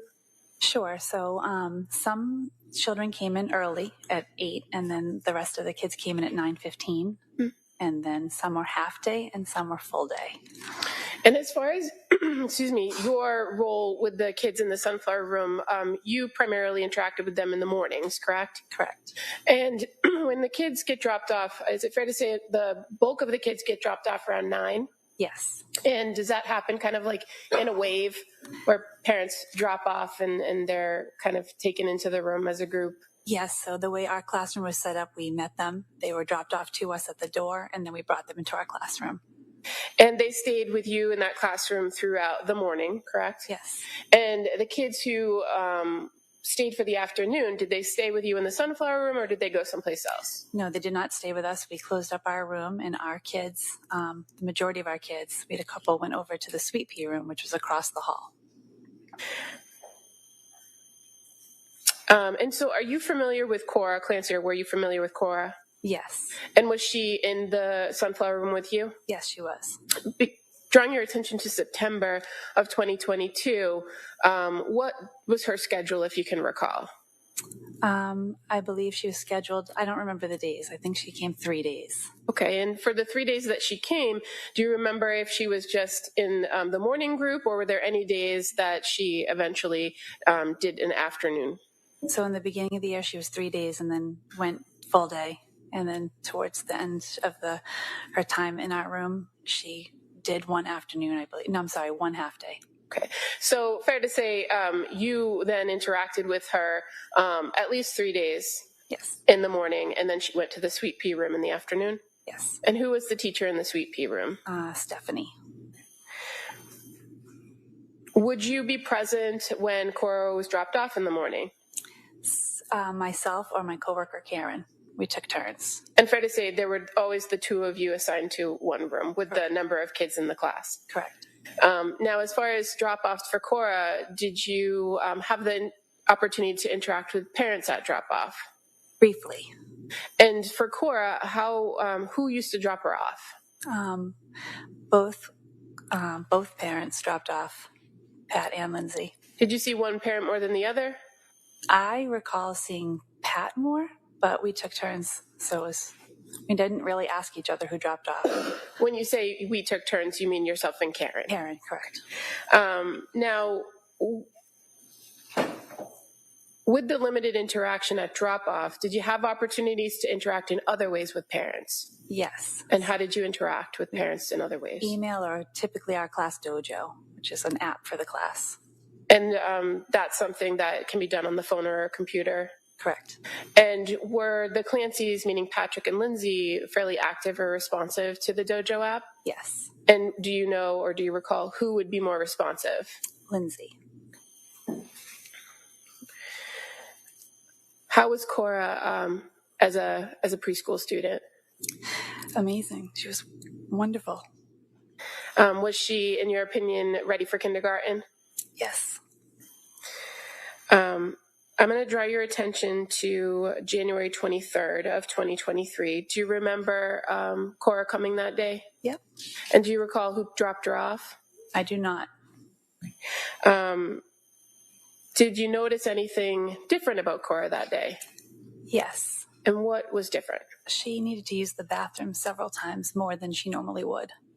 And is there a reason why that kind of stood out to you, that she used the bathroom more than often? Yes, because our classroom did not have a bathroom in it, so we would go down at scheduled times before snack or lunch, and if a child needed to go, one of us would take that child, and that particular day, she went several times extra.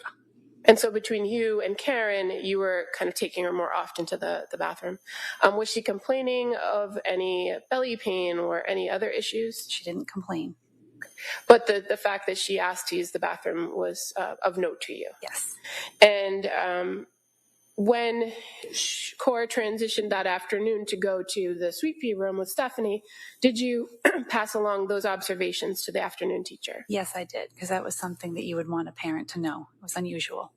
And during that morning group, you didn't feel it was necessary to reach out to either Patrick or Lindsay to report that, did you? No. But you reported it to Stephanie to pass along for the afternoon? Correct. And on that particular afternoon, were you at Learning Sprouts during pickup time? Yes, I was. And that wasn't always the case, was it? Not every day, but I often would help out in the toddler room if they needed me to stay. And that is what I had done that afternoon. So on that particular afternoon at pickup time, did you have the occasion to see Lindsay Clancy? Yes, I did. And did you have an opportunity to speak with her? Yep, we spoke quickly. And I just was letting her know.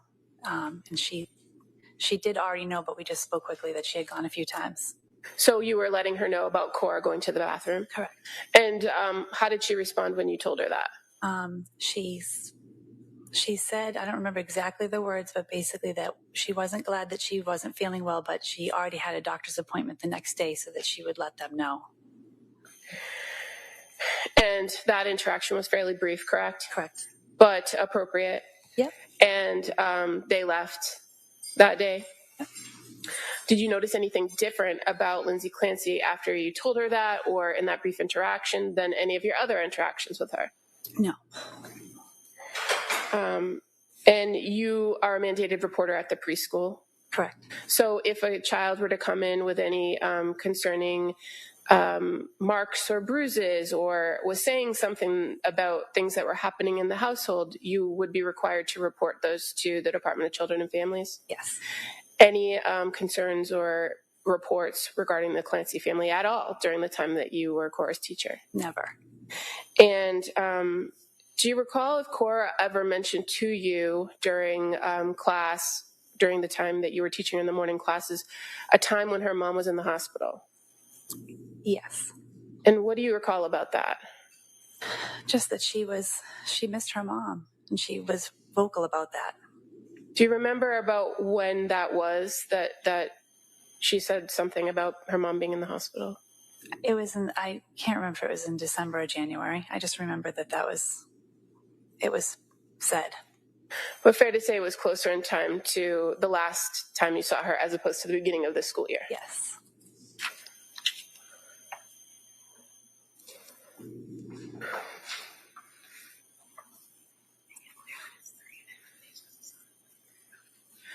Just to briefly go back to Cora's schedule, I know you say you can't remember exactly which days she came, but by January of 2023, Cora was coming for 3 full days and 1 half day, correct?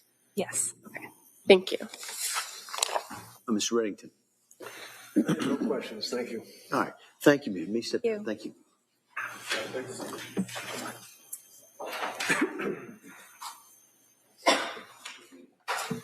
The Commonwealth will call Stephanie Williams as its next witness, please.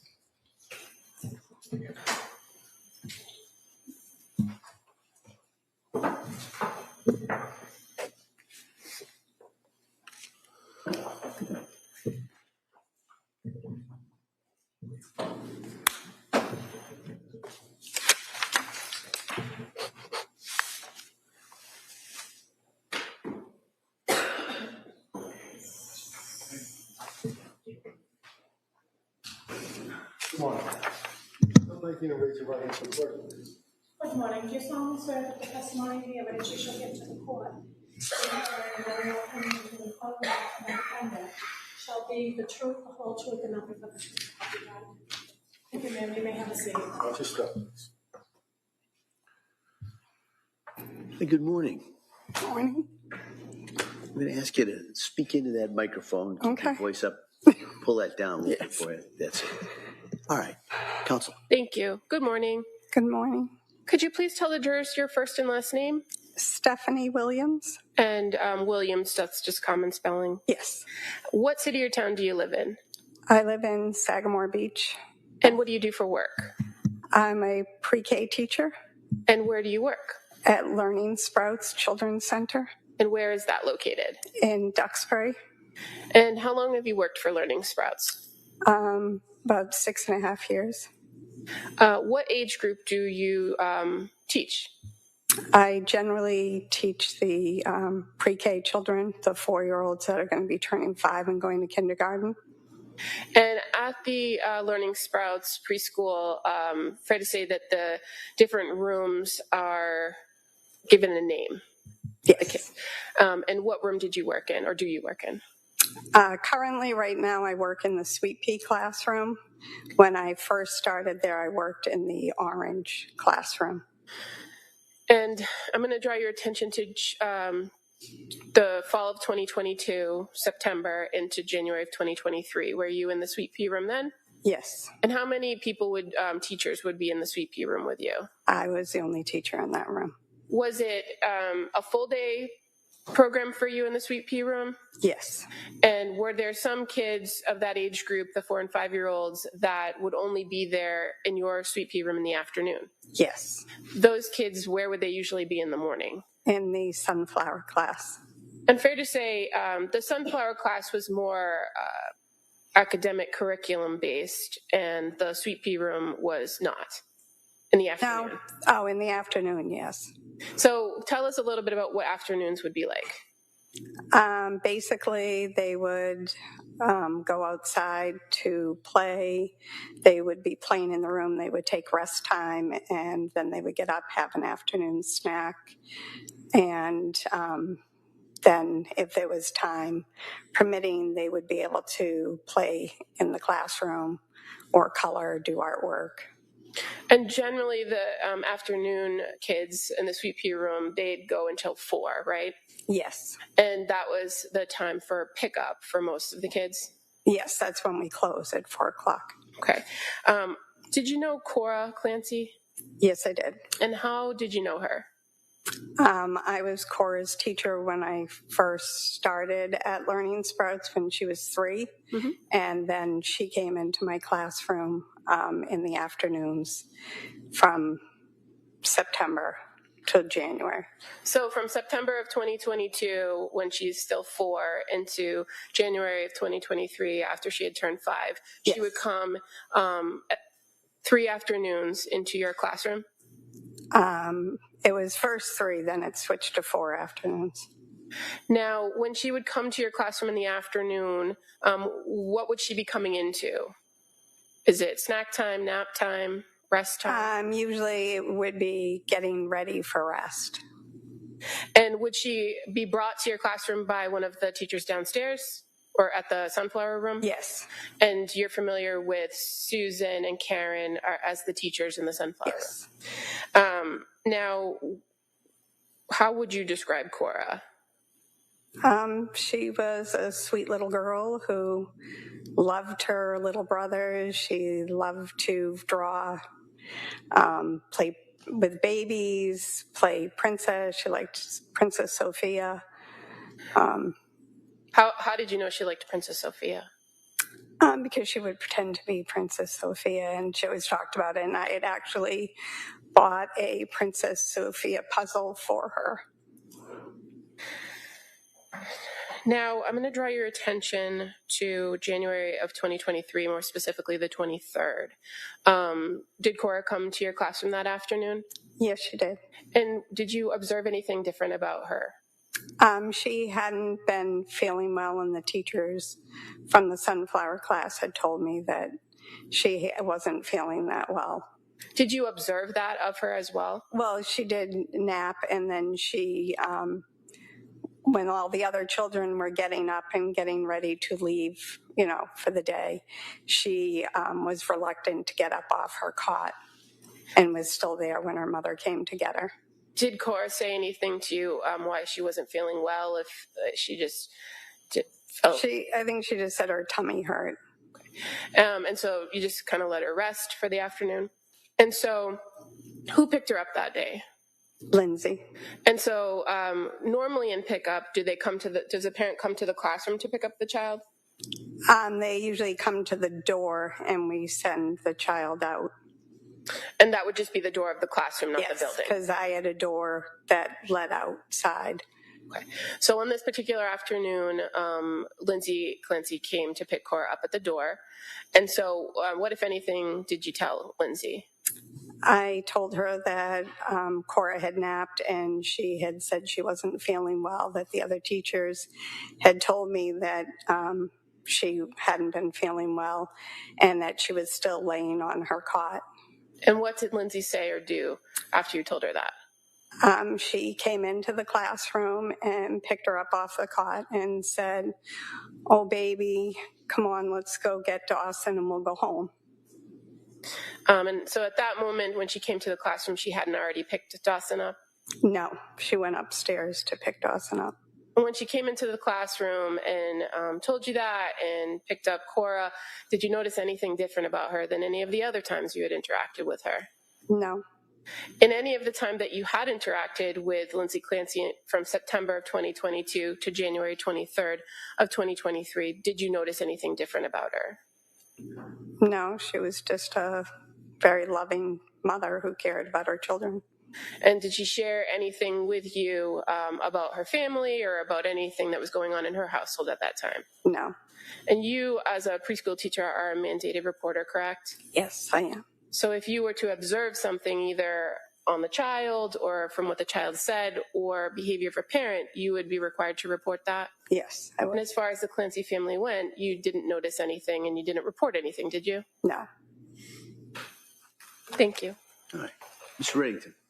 Thank you very much. All right. Thank you, ma'am. May step down. Thank you. Watch your step.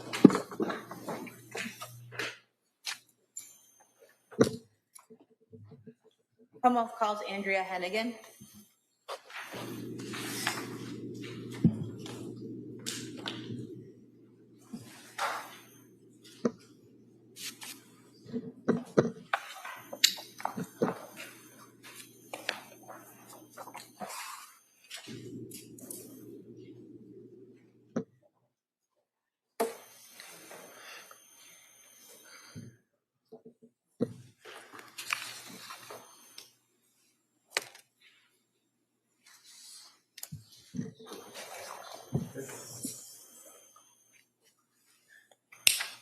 Good morning.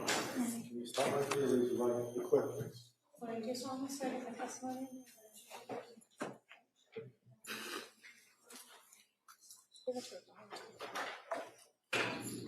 Thank you. You may have a This seat. way, please.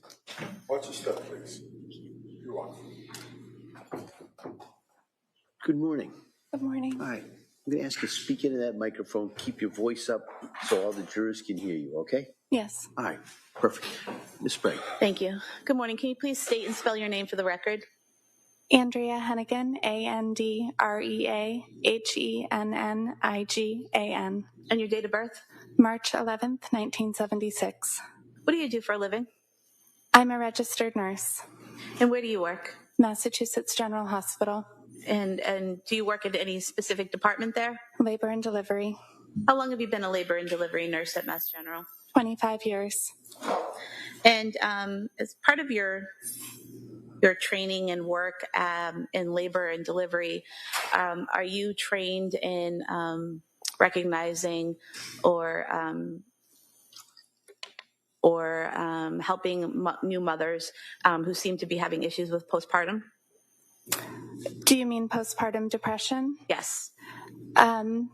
I don't have formal training in that area, and I mostly see women before they give birth and immediately afterwards, in the first 2 hours after they give birth.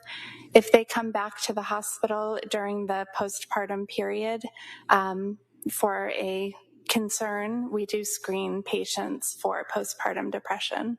And is that all the nurses that work for the Mass General Hospital labor and delivery unit are able to do those screenings for postpartum depression?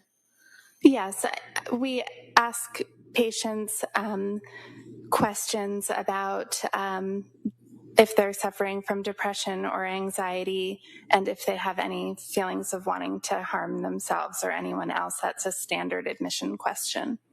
And if these patients respond that, yes, they are having issues with depression, anxiety, or wanting to harm themselves or others, what do you do with those patients? Do you refer them to somewhere, or do you give them materials? What do you do? Well, we would talk more about their symptoms with them, and then the first step would probably to be alert the provider who's caring for them, either the doctor or the nurse midwife in our setting, and get social work involved. Now, while you were working at Mass General Hospital, did you work with Lindsay Clancy? Yes, I did. How long did you work with her? The whole time she worked on our unit, which I believe was 7 years. And so when you say our unit, she also worked in labor and delivery with you, is that correct? Yes. And in addition to seeing her at work, would you also socialize with her occasionally outside of work? Occasionally, yes. Directing your attention to after Ms. Clancy gave birth to Callan, which May of 2022, so after May of 2022, did you reach out to her, talk to her in any way? Yes, I saw Lindsay twice from when Callan was born until January. I saw her in June and in November, and we would send each other text messages. When you saw her in June, where was that? That was at her home. I brought some lunch for her and visited with her and the baby, and Patrick and Dawson were home. And how was Lindsay's demeanor during that visit? Very good. Was she her typical self? Yes. And how long was that visit for, approximately? Maybe 2 hours or something like that. And you said the next time you saw her was in November of 2022, is that correct? Correct. And where was that? It was a restaurant in Hingham. We met for lunch. And when you met with her for lunch in November of 2022, did Ms. Clancy talk to you about some issues she was having with sleep and anxiety? Yes, she did. What did she tell you about that? During the lunch specifically, I don't remember her exact symptoms. Our conversation surrounded her upcoming return to work, and Lindsay was feeling that she wasn't in a mental state ready to go and take care of patients. She talked about insomnia and some not feeling herself. I believe she might have used the words like brain fog or something like that. And while you were having lunch with her and having this discussion, did you ever have any trouble understanding what she was saying? No. Did she ever appear to have difficulty understanding what you were saying in response? No. Was there anything different about her speech pattern? Not that I recall.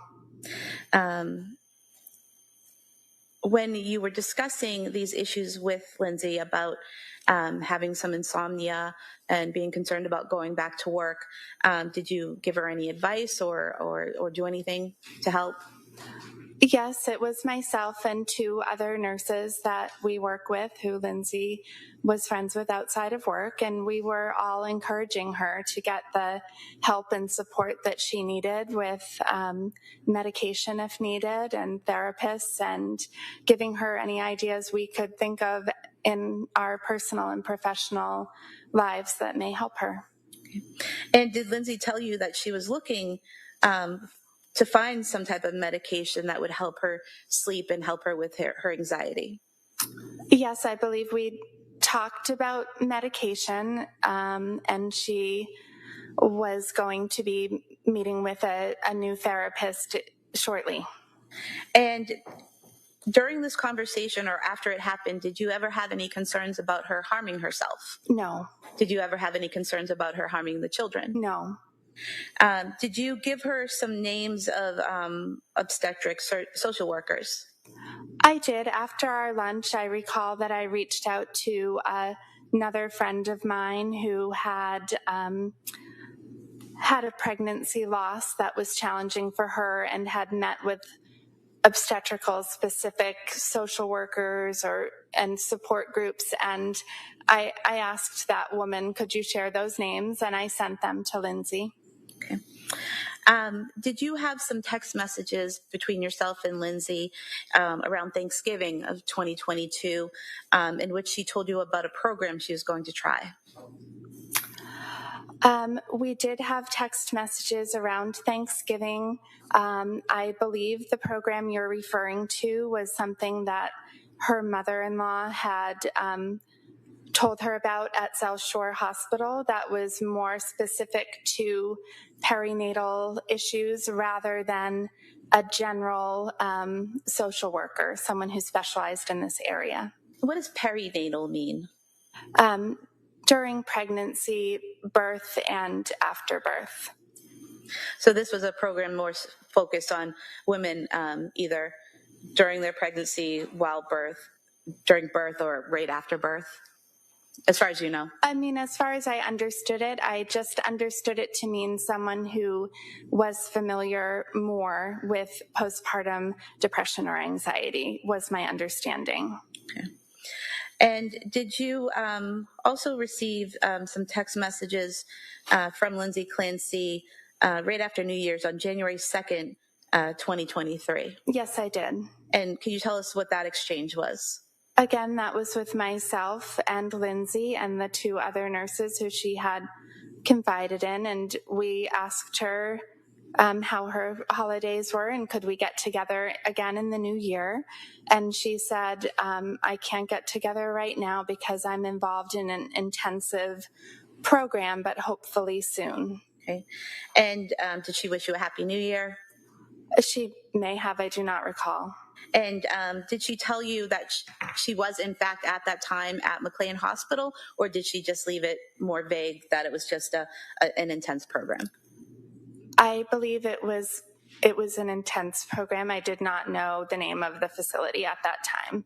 Did you at that time know that she was currently at a hospital? I don't recall what I knew then versus what I know now. Did you also speak with Lindsay on January 23rd, 2023? I did not speak to Lindsay. I sent her a text message on January 23rd. And what did you say in your text message? I'm paraphrasing, but I believe I said, hi, I've been thinking of you, wondering if you're still in the daily program, I believe I said. So maybe I didn't realize it was inpatient. And she responded. And what was her response? Again, I'm paraphrasing, but she said something like, I'm no longer in the program. I'm continuing to work with my psychiatrists to find the right medication that will allow me to sleep at night but still function during the day.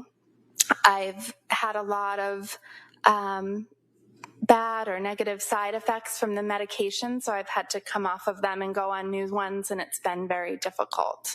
Okay. Or has taken a long time or something like that. Okay. And after those text messages that were exchanged on the 23rd, did you have any concerns that she was going to harm herself? No. The tone of the text messages, were they more positive and hopeful that things were going to work out on the right medications? I don't know that they were more positive than previous times. I believe that Lindsay was always hopeful that she would get the care that she was seeking. So I don't know that the tone was different that day. But it wasn't a negative tone. It was that same kind of hopeful tone. Yes, as far as I remember. Okay. Thank you. Thank you. Trina Reddington. Morning. Good morning.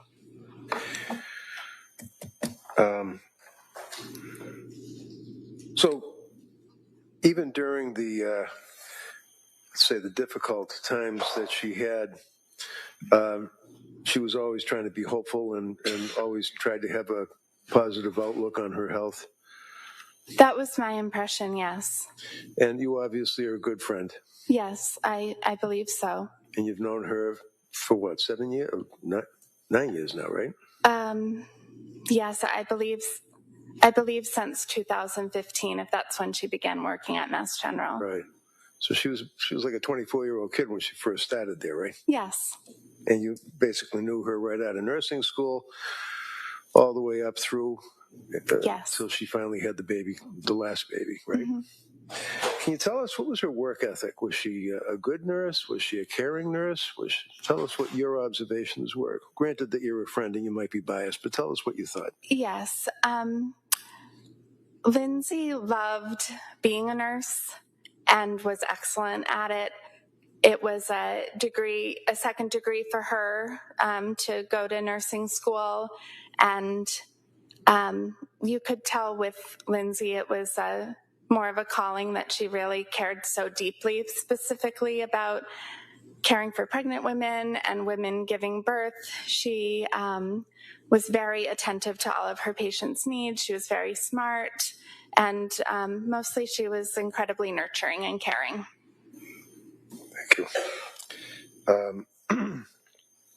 And during the period of time in the fall of 2022 up through Thanksgiving of 22 and then into 23, you obviously, as a good friend, stayed in close contact with her, texting, seeing her, dinner, lunches, and everything, right?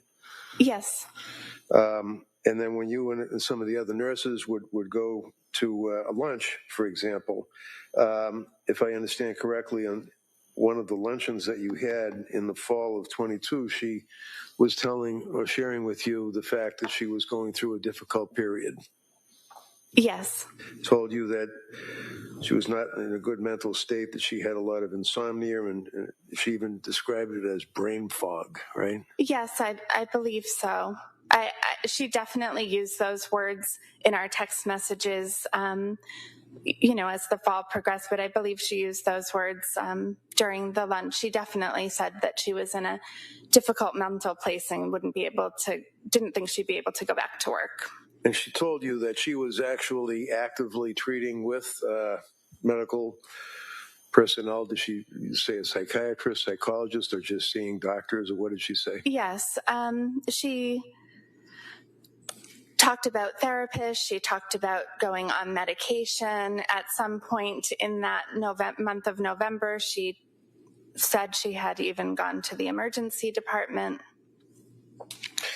Did she tell you that she was having negative side effects with the medication that she had been prescribed by these doctors? She did. She did not elaborate on the side effects, but she did say that multiple times. So as close as you were for all those years working together, and you guys worked together through the COVID too, right? Yes. Is that a bonding experience for nurses? Yes. During that period of time, did you ever observe her? Was she a complainer? Like, would she come and complain to you, or was she pretty much private but would share her opinions of what was happening inside of her with you? She was not a complainer about work or home or anything, but we were friends, and she did share more personal details with me. And when she was working, would you guys be working on the night shift, or would you work in the afternoon? Or the night shift? Night shift. Mm-hmm. So did you ever see her go on her phone and access cameras to see what was going on at home with the babies or anything like that? Yes. Is that something that she would do on a regular basis, staying in touch with the family and looking at the cameras? Yes. Did she ever tell you why she was doing that? Not specifically. Okay. She, to your appearance or to your observation, appeared to be very concerned about her kids, right? Yes. Did you ever hear her complain that she wanted to leave behind the life that she had and basically move on, something better? Oh, no. Lindsay, from the time I met her as a young woman, very much desired to be a mother and have a family. And she did share with you that her mother-in-law actually referred her to somebody for some help as well, correct? Yes. In the holiday period, you guys stayed in touch again. You were texting her, and that's when she was, now we know she was in McLean Hospital, but she told you she was in an intensive program, right? Correct. In other words, she didn't say, I can't go to lunch with you guys because I'm in a mental hospital. She basically said, I'm treating my problems. Correct. To your years of dealing with Lindsay and seeing her with her kids and her family, what's your opinion of her as a mother? Lindsay was a very loving, caring mother. This is exactly what she wanted to have met. She wanted a big family. She was happy to have her children close in age. Thank you. Thank you. The redirect? No, Your Honor. All right. Thank you, ma'am. Please step Thank down. you. Watch your step, please.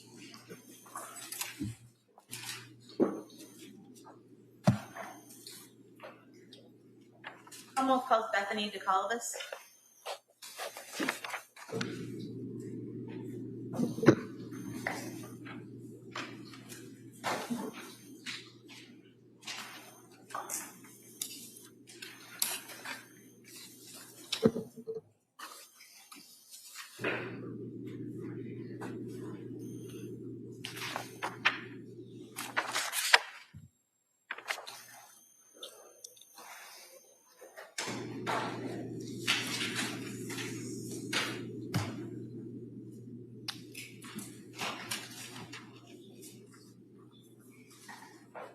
Good morning, ma'am. Stop right there and raise your right hand for the clerk, please. Good morning. Do you solemnly swear that the testimony in the evidence you shall give to the court, the jury, the matter now before you on the law, and the facts shall be the truth, the whole truth. What? You may have a seat. Watch your step, please. All right. Good morning. Good morning. Counsel? Thank you. Can you please state and spell your name for the record? Bethany DeColibus, BETHANY DECOLLIBUS. And your date of birth? 6/29/89. What do you do for work? I'm a licensed marriage and family therapist. And do you have your own practice? I do have a private practice. How long have you been in this line of work? I've had the private practice for about 6 years, but I've been licensed for close to 12. And in your practice, do you do in-person therapy or telehealth therapy? I do telehealth therapy right now. Do you know Lindsay Clancy? I do. How do you know her? We were friends, met as new moms in the same town. Would that be Duxbury? Yes. And how often would you see her? I'd say probably weekly. And where would that occur? Our kids were involved in similar activities, music classes, gymnastics classes. We'd schedule play dates. What was her typical demeanor? She was active, engaged, friendly.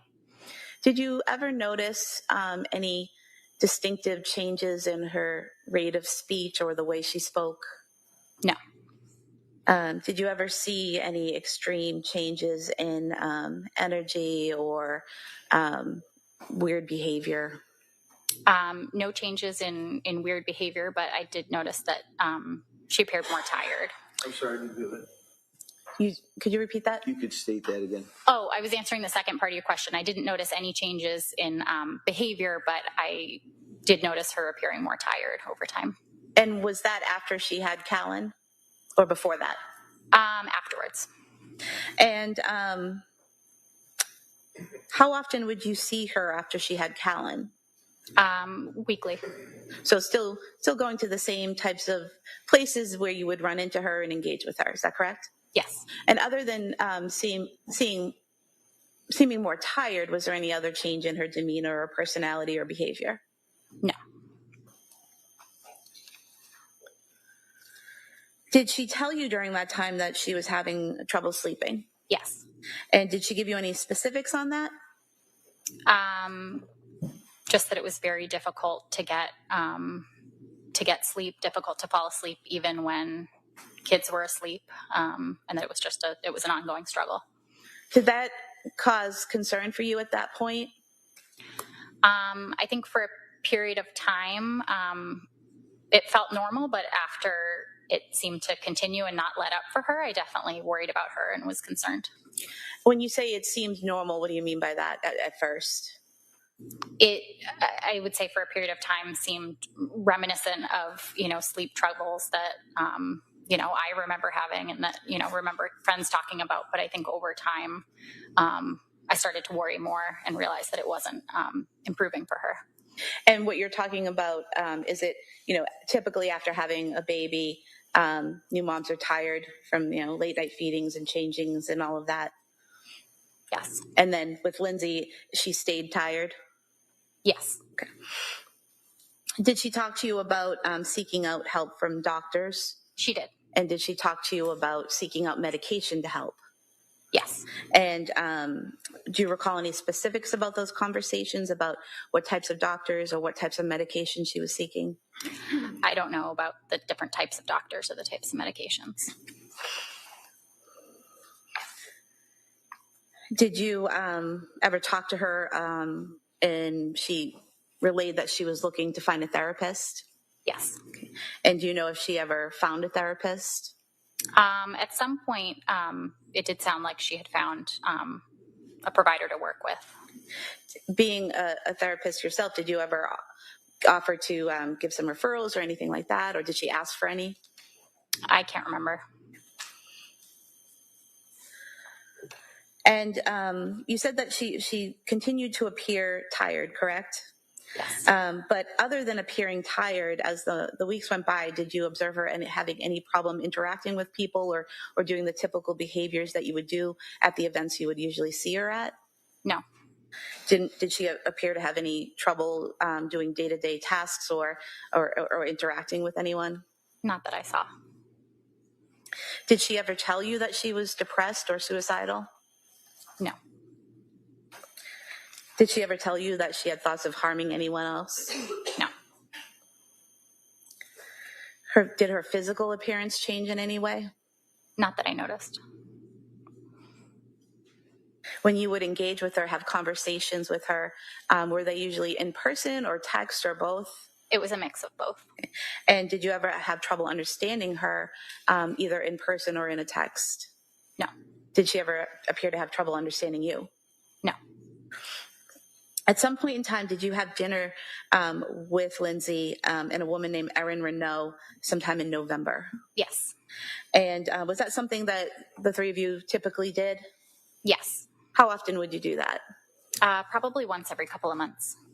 Was this the first time you'd done that since Callan was born? I can't remember. Okay. And what was Lindsay's demeanor during that dinner? She was engaged in conversation with us. Do you recall saying previously that she seemed normal? No. You don't recall saying that? Not specifically, no. What about her speech pattern? Was there anything different about her speech pattern? No. What did you guys talk about during that dinner? I remember catching up as we usually did, giving each other updates on, what our kids had been up to, what our families had been up to. And I also made it a point to check in with her about how her sleep was and how she had been feeling lately. And did she give you responses to those questions? She did. Did they make sense? The responses made sense. Yeah. What was the tone of this conversation? I'm not sure how to answer that question. Well, when you're asking her about how things are going with her sleep and other things, and she's responding, does she seem negative and depressed about things? Does she seem hopeful about things? Like, what's the tone? It was a serious conversation. I was concerned and wanted to check in.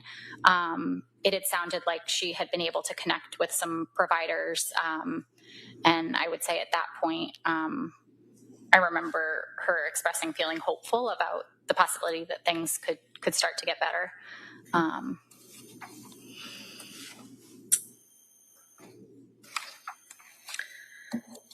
And during this conversation at dinner, did she ever mention that she had suicidal thoughts? No. Did she ever mention that she had homicidal thoughts? No. Did she ever tell you that she was hearing voices? No. Did she ever tell you that she was having intrusive thoughts of her own? No. At any point in time while you're engaging with her, did it look like she was responding to something internally, like a voice, or seeing something that wasn't there? No.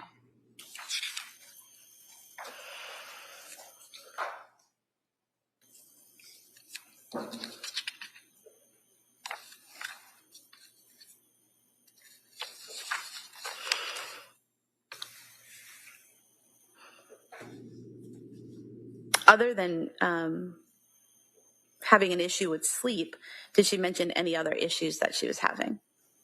She mentioned feeling anxious.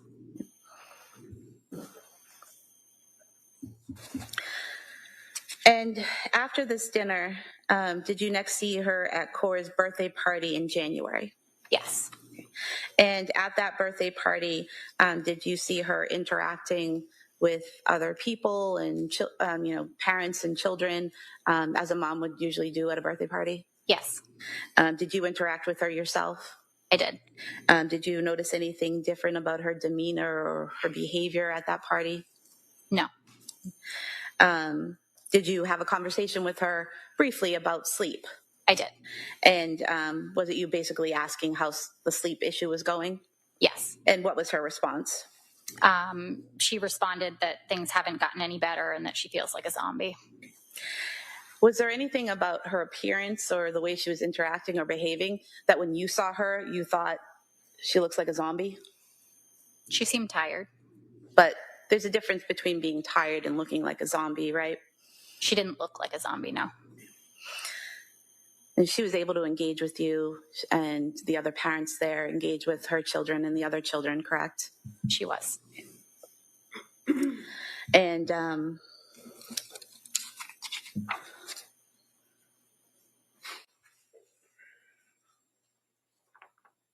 you recall stating previously that at the party she seemed fine?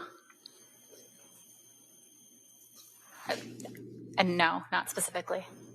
Page 11. Have you look at page 11 and bottom line 24, and then to the top of page 12.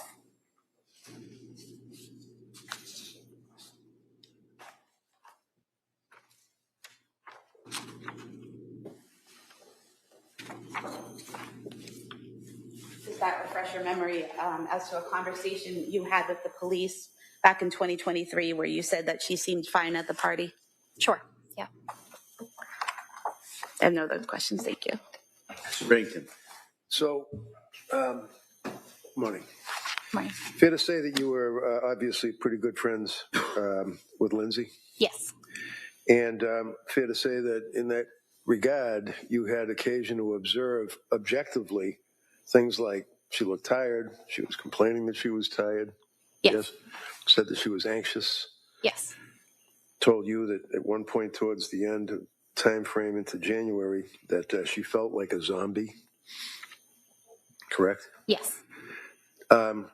Did you ask her any questions like the district attorney was asking you? Did you ask her, well, what are your symptoms and what do you feel like? And what do you, is there anything that you can tell me about how you feel? Did you probe in that regard? I don't remember probing about specific symptoms, no. So in other words, you're friends and you and Erin and Lindsay were out to dinner or lunch and you're trying to have a good time, right? Yes. How was she as a mother to your observations? Did she, as far as taking care of her kids, being happy with the kids? Did she not like her kids? What were your observations? She loved her kids. She was warm, kind, consistent, loving. And you actually were summoned to be here today by the district attorney's office, correct? I was. And you actually were interviewed by the state police. That's what she was questioning you about, page 11 and page 12. It was a recorded interview and things of that nature, right? Yes. Would you agree with me that although she may not have been telling you that she was seeing something that wasn't there, or hearing voices or drooling or acting in some unusual fashion while you guys were out having lunch, she did express to you that she was having some difficulties, correct? She expressed that she was having difficulty, yes. And would you say, knowing Lindsay as you did, that she was a type that was not really a complainer? She would not try to be a downer when you're out to lunch and having a good time with your friends and complain about her symptoms? No. But she did tell you that she was somewhat hopeful because she was seeing healthcare providers? Yes. And one of the things that they had asked you about, fair to say that when you talked to the police, you told them that you had spent a lot of time chatting about over this period of time that she had been having a lot of trouble sleeping, and that she referenced the postpartum period, right? Yes. And when you were talking to the police, the troopers, did they try to divert you? Did you feel that they were trying to get what your observations were, or did they want you to focus on their questions when they were questioning you? Could you repeat? No, it's that a bad question. Never mind. Sorry. It's a bad question. I'm sorry. But nevertheless, you actually told them that you had been in touch with her. You'd been to the house, right? I had been in touch with her. Yes. Yeah, and you knew Patrick. Yes. Other than socializing with your friends and with Erin and going out to lunches, you guys would also text, correct? Yes. And that's a way of keeping in touch with each other. Yes. And she would respond to your inquiries about fun things and about kids, right? Yes. But also, on occasion, you were concerned about her and you'd ask her how she's doing, right? Yes. And when you would ask her those things, she would tell you, for example, that she didn't know what medications were doing to her, but she in fact mentioned to you that the medications did not appear as though they were helping, and she still wasn't able to get any sleep. Correct. And further, in the statements that you gave to the police when they were asking you questions about your observations, she did indicate on a couple of occasions that she had obtained a therapist and a prescriber, and she would reference her relationship with Pat and tell you that Pat's great, things like that, right? Yes. You said yes. I'm sorry, the door closed. So in those occasions, did she ever complain about Pat, or would they seem to be getting along pretty good? They seem to be getting along great. Was he supportive to your observations of her? Yes. Then when you went out to the other dinner, did you indicate to the police that in that conversation that her mother knows everything, or she told you my mom knows everything, and she's working it out as far as the therapist and the drugs, correct? Yes. And you still felt that it was readily apparent that she was struggling, right? Yes. Still having difficulty sleeping and being anxious, right? Yes. And as a friend, you were concerned, right? I was concerned. Yes. Now, one of the questions the DA had asked you is that she was supposed to go back to work, and that she indicated that she had canceled that date to go back to work because she still wasn't sleeping well. Is that right? She had, yes. And those were her words, that she canceled going back to work because she still wasn't sleeping well. Yes. Did she ever talk to you about work? Did she seem to like her job as a labor and delivery nurse? She loved it, as far as I knew.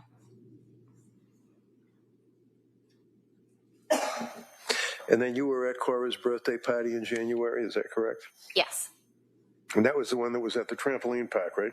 Yes. And it was that time, and that would have been in January of 23, I believe, that it was in that time that you were concerned and you said, hey, are you getting any sleep? And she was like, no, I feel like a zombie, is what her words were, correct? Yes. Is that the last time you saw her? Yes. Thank you. Any redirect? No, Your Honor. All right, thank you. You may step down. Counsel, why don't we take a brief recess at this time? So we're going to take the morning recess at this point. Court, all rise, please. Jurors, no votes.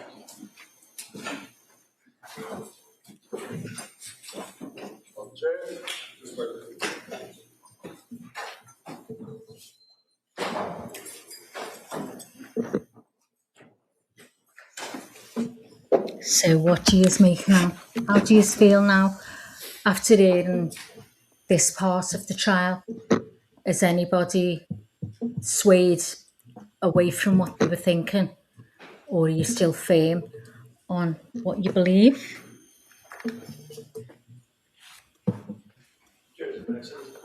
God, I put my glasses down, I can't Counsel, see. anything we need to talk about before the break? No, Your Honor. No, All right, thank you. so we'll be in recess at this time. Thank you. Thank you, Judge. Court, all rise.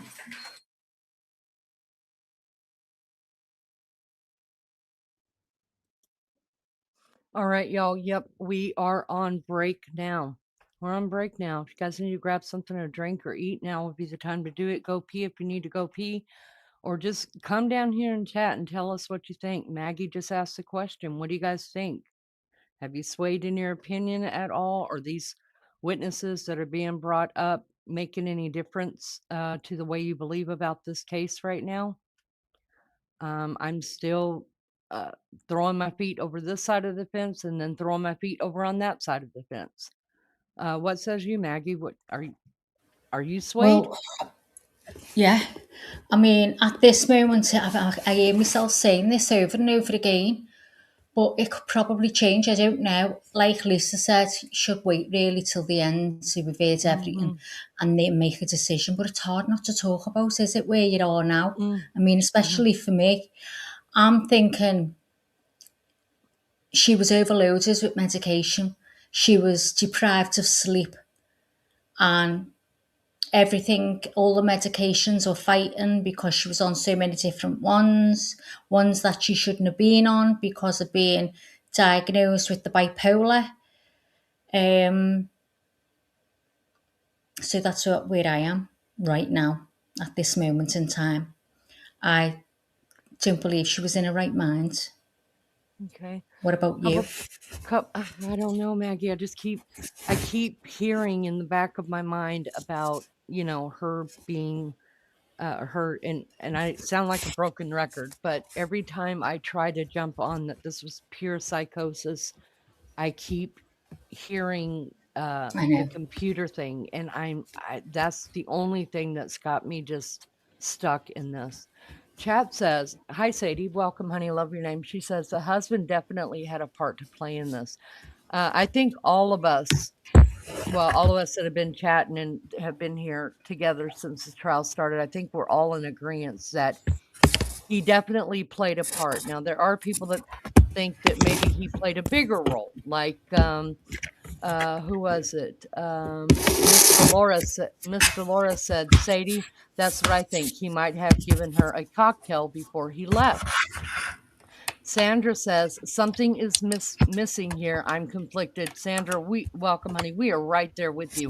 I think that's another thing we all agree on. There is a lot of holes in this case that we aren't getting. And I'm hoping that the jury's like, guys, for real, like, what was that all about? What was that all about? You guys you didn't give us enough. What are we supposed to do with this, right? But then if that happens, then we go back to trial.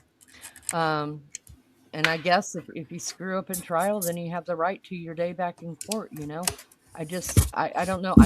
I'm so conflicted. I wish I was like Lisa that could just stay calm and be like, nope, I'm hearing that over there. I'm hearing that computer thing. I'm hearing what the police said over there. I heard what the doctor said, but I'm holding any kind of judgment until I hear it all. I respect that a lot. I wish I could do it. I'm Yeah. just too frazzled and listen, I'm up, down. Listen, I'm up, down, and wishy-washy and saying, Ethel, unstable as water. Okay. can I just turn my mic off while I just put some chicken on? Yeah, put some chicken on for me too. Okay, I'll Now, put some chicken on for you as well, guys. Okay, be back in a minute. Misty says, I have not heard enough to make me decide. They aren't giving us much, and I can't get away over the medicated part. Okay. I was reading all side effects just to the drugs she is on, and it's horrific. Sadie says, it's not making any sense, really. I go to the extreme to kill your children. He would have known something was seriously wrong. I think he wanted her to kill herself, not the children. It's so funny that you say that, because I said from day one, I don't believe he wanted his children to die, but I don't think he cared that she did. And that's harsh, right? But listen, I'm a call it as I see it kind of girl.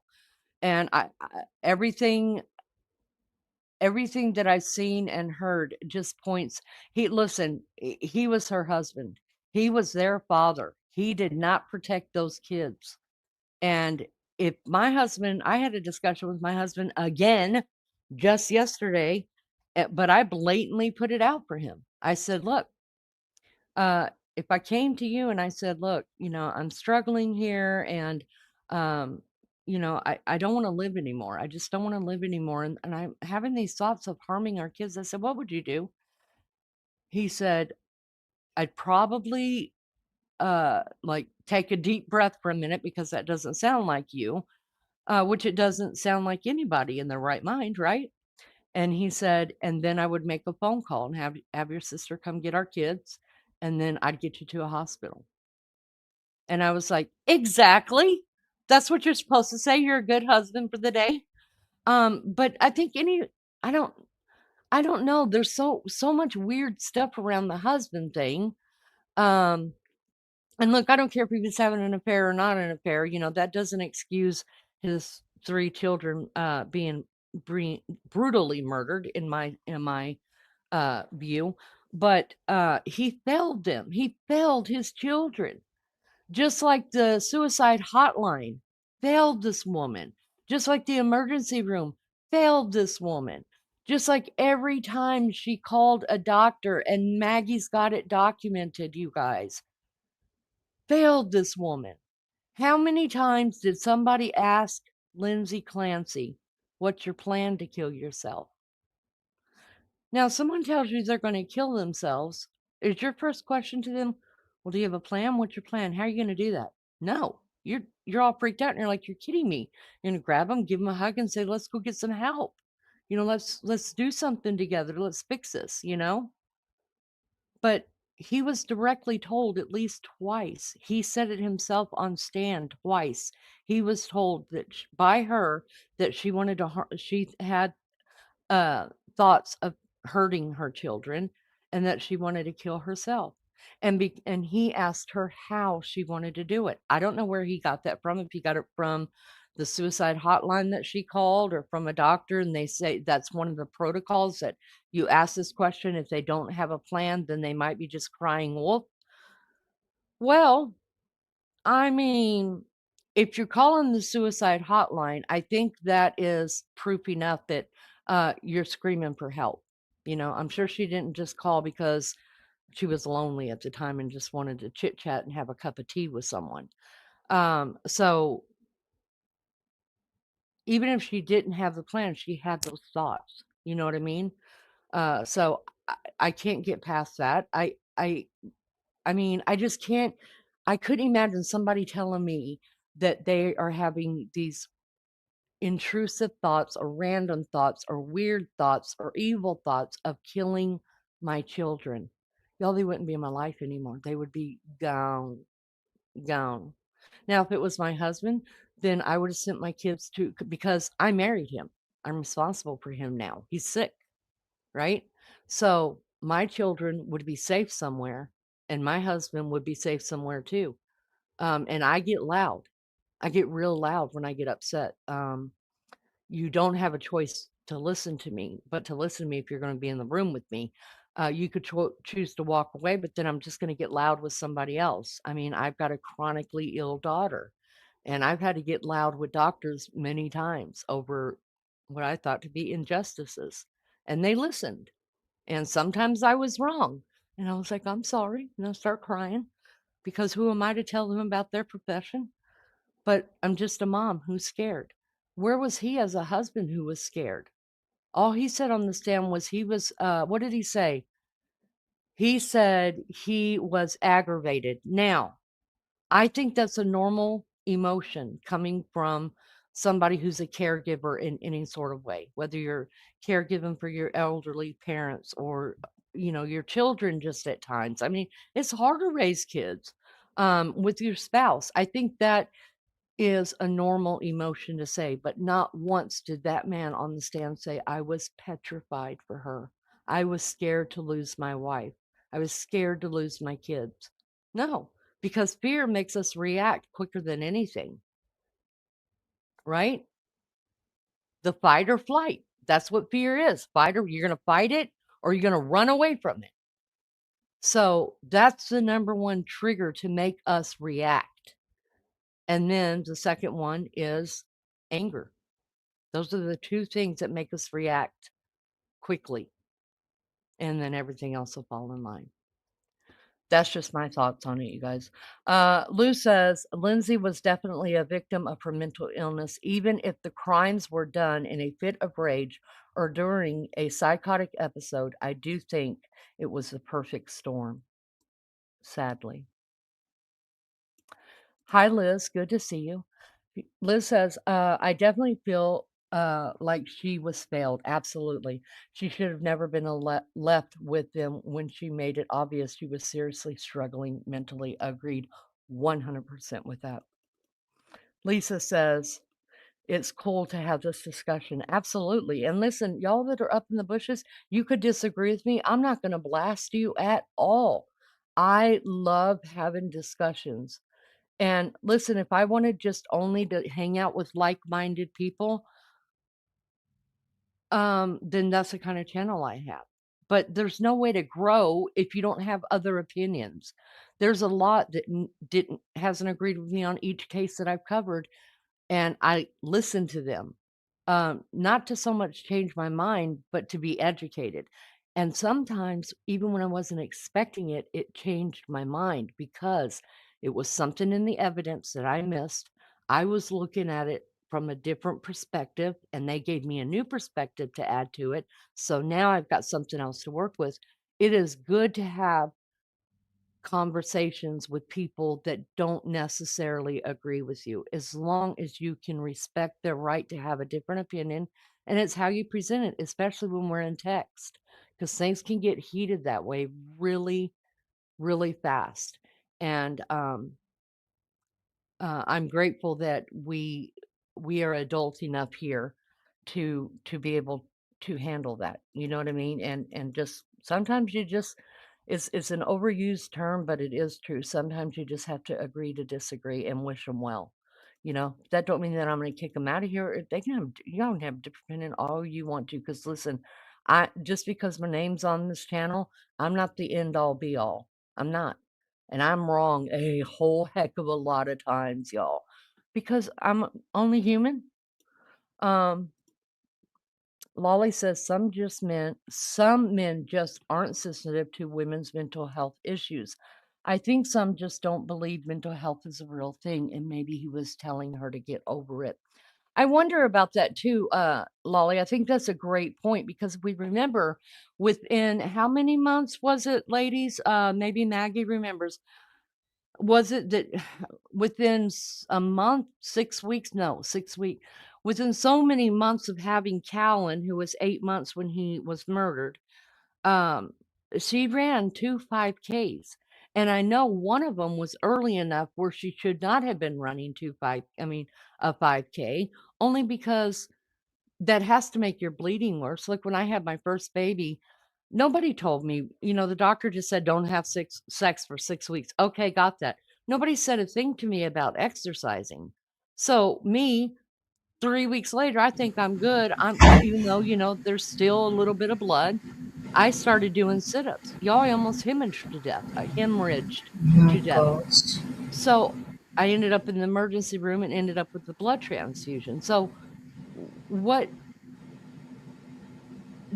did she go on the 5K because she was so fit and into it? And that's, because a lot of times exercise is people's therapy. And so was that her therapy? Did she think she was okay? I thought it was okay. Nobody told me, but this is a labor and delivery nurse, you guys. So I'm not giving her a pass on that running when she's still Maybe bleeding. she just thought, right, I'll get me. Oh, sorry, hang on, Lee. No, you're The okay. mic's all twisted. Maybe she thought, well, you know what? I'll get us. I feel like I'm okay to run. So maybe she felt she was okay to run and it would help with the mental health because a lot of people do exercise, don't they? Yes, When and they have that's a that's mental so health. Yeah. possible. Yeah, Yeah. that's so possible. You're right. Lady Pac-Man, welcome, honey. She said, is she still struggling with mental health issues or are they resolved? She is being held in, I have to be careful what is the correct way to put this? A mental health institution. So instead of Yeah. being in prison or waiting trial in jail, she has been waiting trial in a mental health hospital.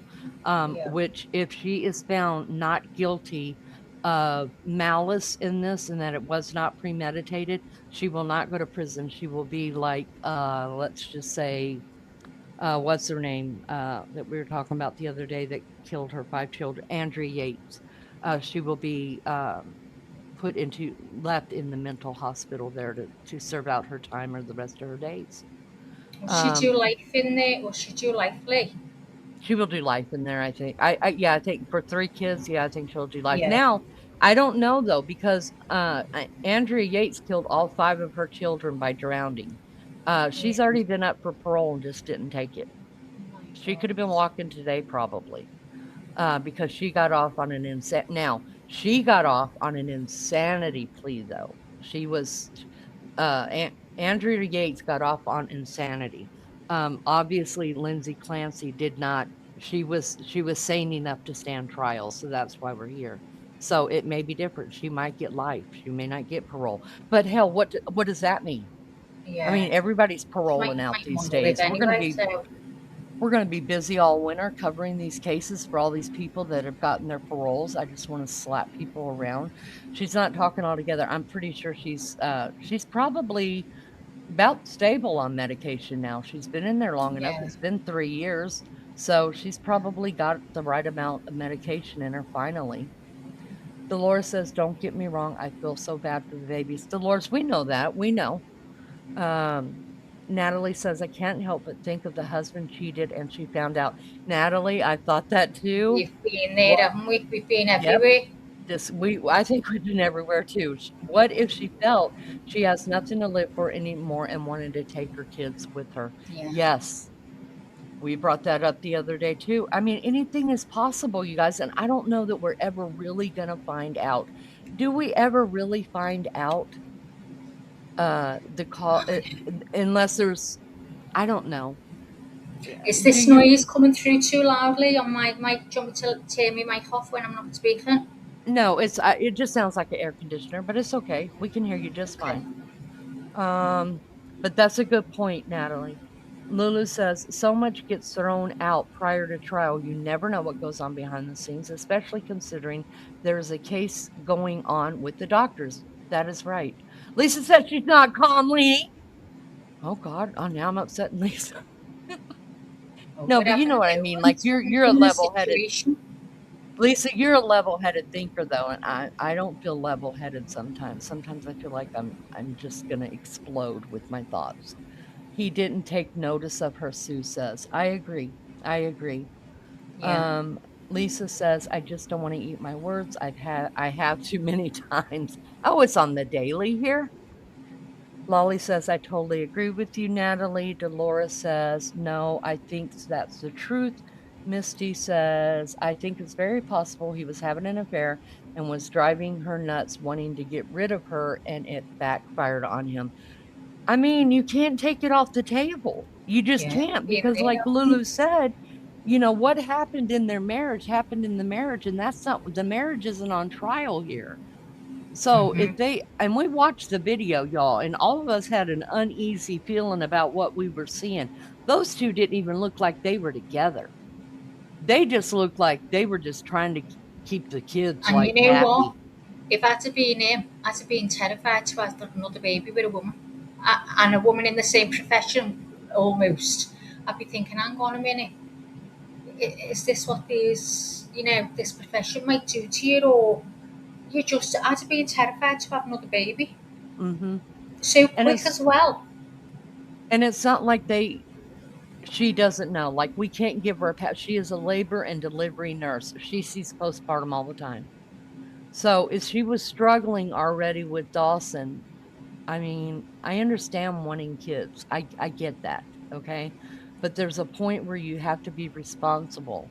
And how well are you going to be able to take care of your kids? I mean, she's seen the worst and the best of labor and delivery, you guys. She's there. Yeah. So I'm not giving her a pass for that. She should, just like you said, maybe consider, just having Cora and Dawson. Not to negate uh little Callan's life, and I hate saying stuff like that, but I mean, I don't know. I'm always scared I'm going to say the wrong thing. I don't want to make light of Callum's little life, No, and I I'm know, it's grateful for hard. it. All babies are a blessing, but this isn't how it's supposed to end up, you guys. Not a mother murdering her children. That's not God's intention. Lady Let Pachman said, I do wonder how he was not even a little choked up about having to describe finding his murdered 3 children. Okay, so to me, I think when he first started talking about He was doing the breathing. Dawson, yeah, He was doing that, wasn't he? yeah, and I think when he first started talking about Dawson, that I could see tears in his eyes. Now, do we ever know? Do we ever know if it's real or not? We don't know. We don't know. But I heard Maggie talking yesterday and all y'all talking about how Lindsay hasn't flinched, hasn't moved. You can see her eyelashes moving She's when only she's blinked, she's blinking. never moved. But I was screaming at you guys. I wasn't in chat, I was driving, but I was screaming, yes, wait a minute. Remember when her ex-husband came in to testify? You saw, I mean, physical signs of her pain on her face. Yeah, it is, So it's like definitely. she's turning away when it comes to talking about the kids. Like, I don't want to see the person on stand. I don't want to hear what they have to say. I don't want to see the pictures or the Yeah, evidence or anything like that. And I can understand that if that yeah. emotion is true. But she looked at Patrick straight in the face the whole time, you guys, as if to Yeah, say, "How dare you?" Or I mean, where's that? Where was it? Because I feel like that pain looking at her face, and we can revisit that. Maggie, why don't you just let me pull up just that part real quick while you read chat real quick, and we'll go just on, look at go her on. face while she's Yeah. listening to Patrick.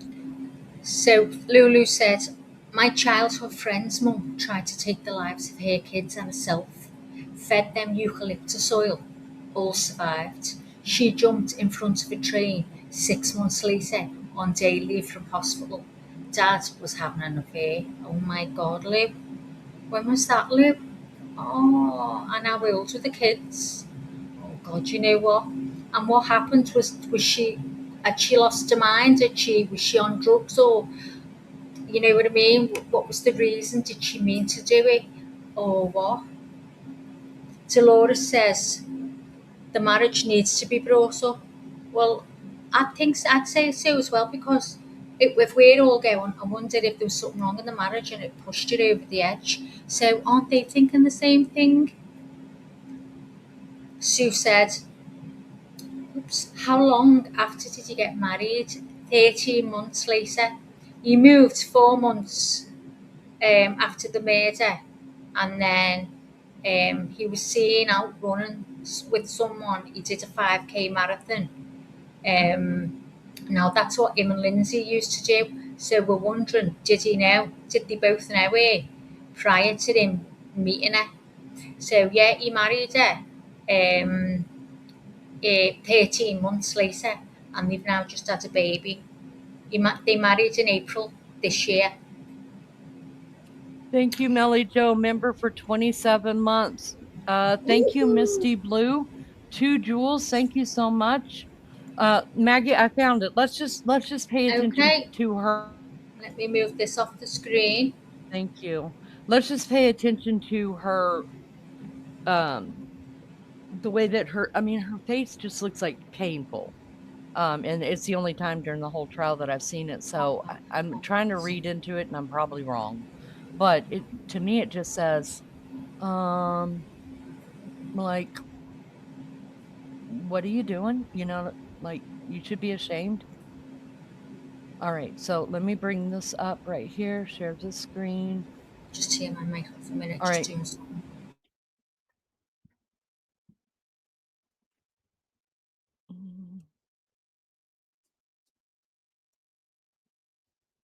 All right, so can we see that? I'll try to make it bigger, guys. Let's play. Watch your ears because I can't control your ears, okay? Your volume, should I say.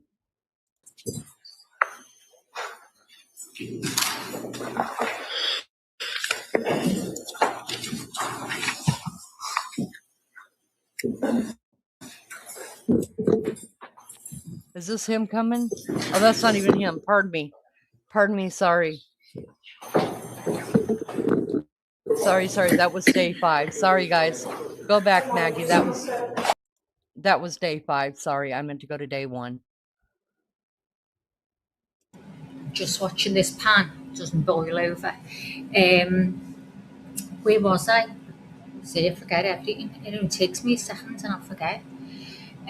Welcome to everyone anyway in chat. Thank you to all the new people that have come in. Please feel free to share your opinion. There's absolutely no bashing in here. Everyone's entitled to have their own opinion. It doesn't matter. But you know, you've got to watch what you say as well. Definitely.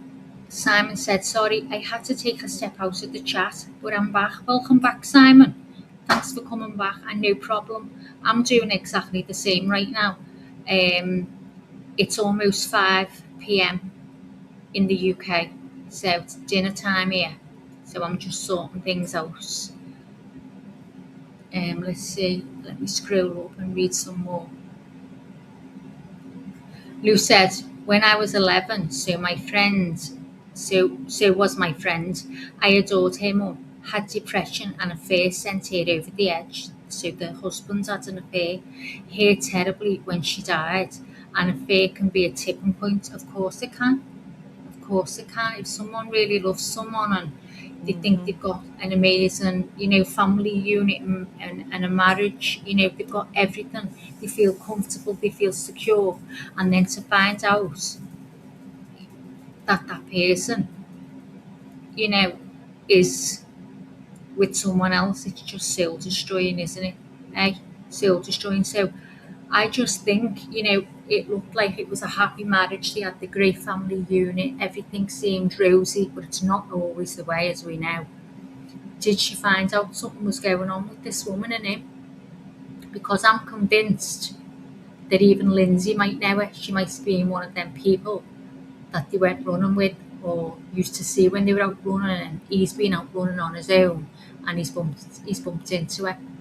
And that's how it's been. So who's to know? What do you say about that? It is possible, that, isn't it? That is possible. I went back to yesterday, and the DNA lady said Lindsay's DNA wasn't on Dawson's cord. I didn't hear that. Does anyone else hear that? I didn't hear that at all, Dolores.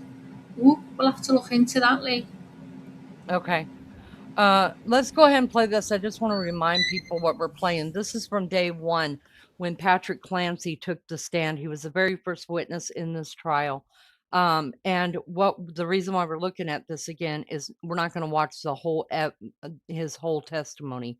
We want to see Lindsay's face, because the only time I ever seen Lindsay's face change, or that we could see some kind of human to her, that's not, medicated or whatever, like, because you think maybe she just doesn't feel emotion. I mean, we see her shoulders moving when they're talking about her children, but I mean, I can make my shoulders move. And to you behind me might look like I'm crying, but I'm not.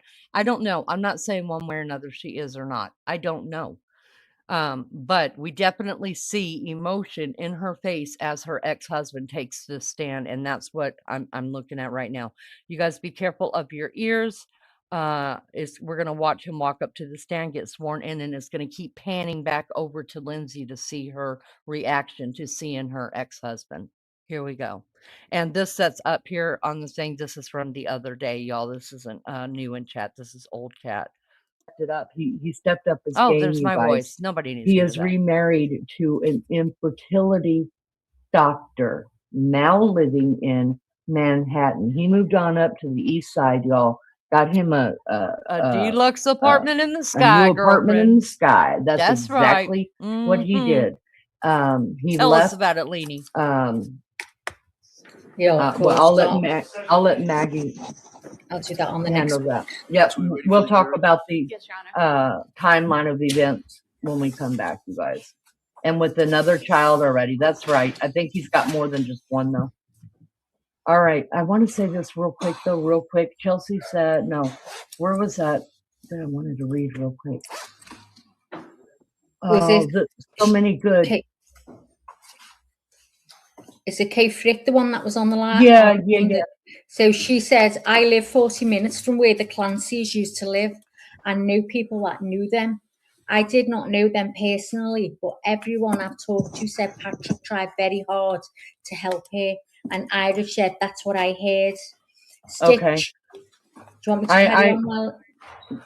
Yeah, you can. I just want to say that I am willing to be wrong on my mistrust of Patrick. I am. But I look in on this and I'm like, he did not do enough. Her parents didn't do enough, and neither did his mother, who was the nurse, do enough. I'm sorry. Yeah. I have 10 grandkids. I would have taken them out of that house, all of them. And I would have said, y'all figure you out. You can come to Sunday dinner. That's what I would have done. But I also have experienced not psychosis, but anxiety and depression. So I think it's different when you experience it, you know. Your Honor, for the purpose of the record, we return back to the trial of Commonwealth versus Lindsay. It hasn't chosen in the course, has she? Has he? No, they're not allowed to be in the room until they testify. Oh, right, okay. Call your first witness, please. Thank you, Your Honor. Commonwealth calls Patrick Clancy. Here we go, y'all. Here we go. Welcome in. Welcome in. Turn your mics off.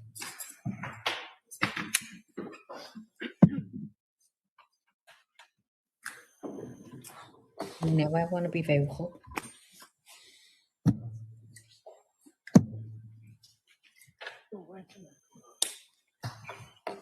Good morning, sir. Can you stop right here? Raise your right hand to the clerk. Good morning. Do you solemnly swear that the testimony in the evidence you shall give before and adjourn the matter now pending before the Commonwealth will be the truth, the whole truth, and nothing but the truth, so help you God. Thank you. You may have a seat, sir. All right, good morning, sir. I'm going to ask you to speak into that microphone. You can be seated if you like, if you're more comfortable. Okay. All right, calm up, please. Your Honor. Good morning. Can you please state and spell your name for the record? Yeah, my name's Patrick Clancy. It's PatrickClancy. And what is your date of birth? June 15th, 1988.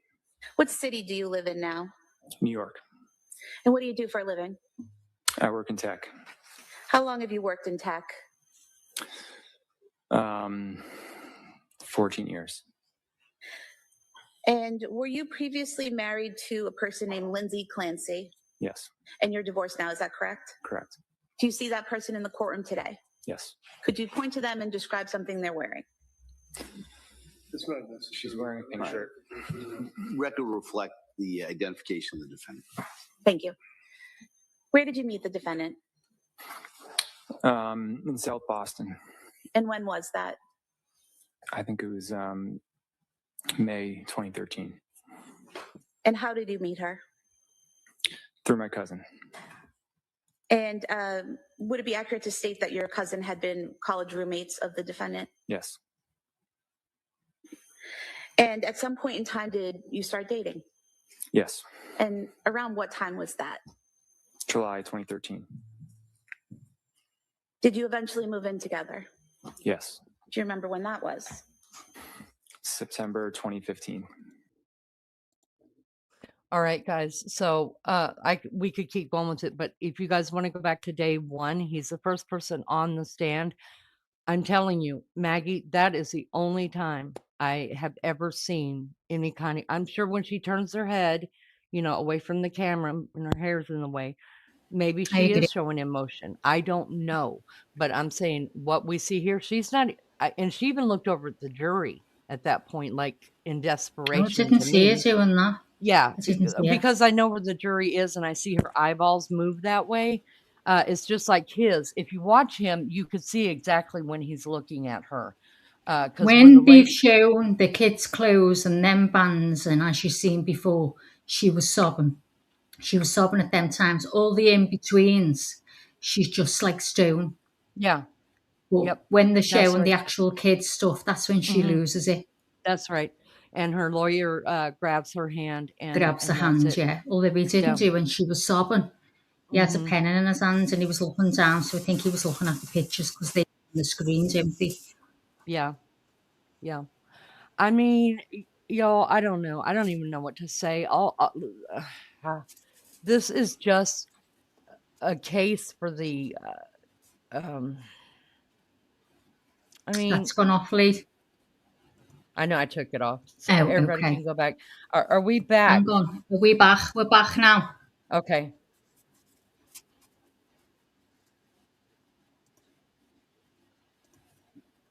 Are you putting it on or am I?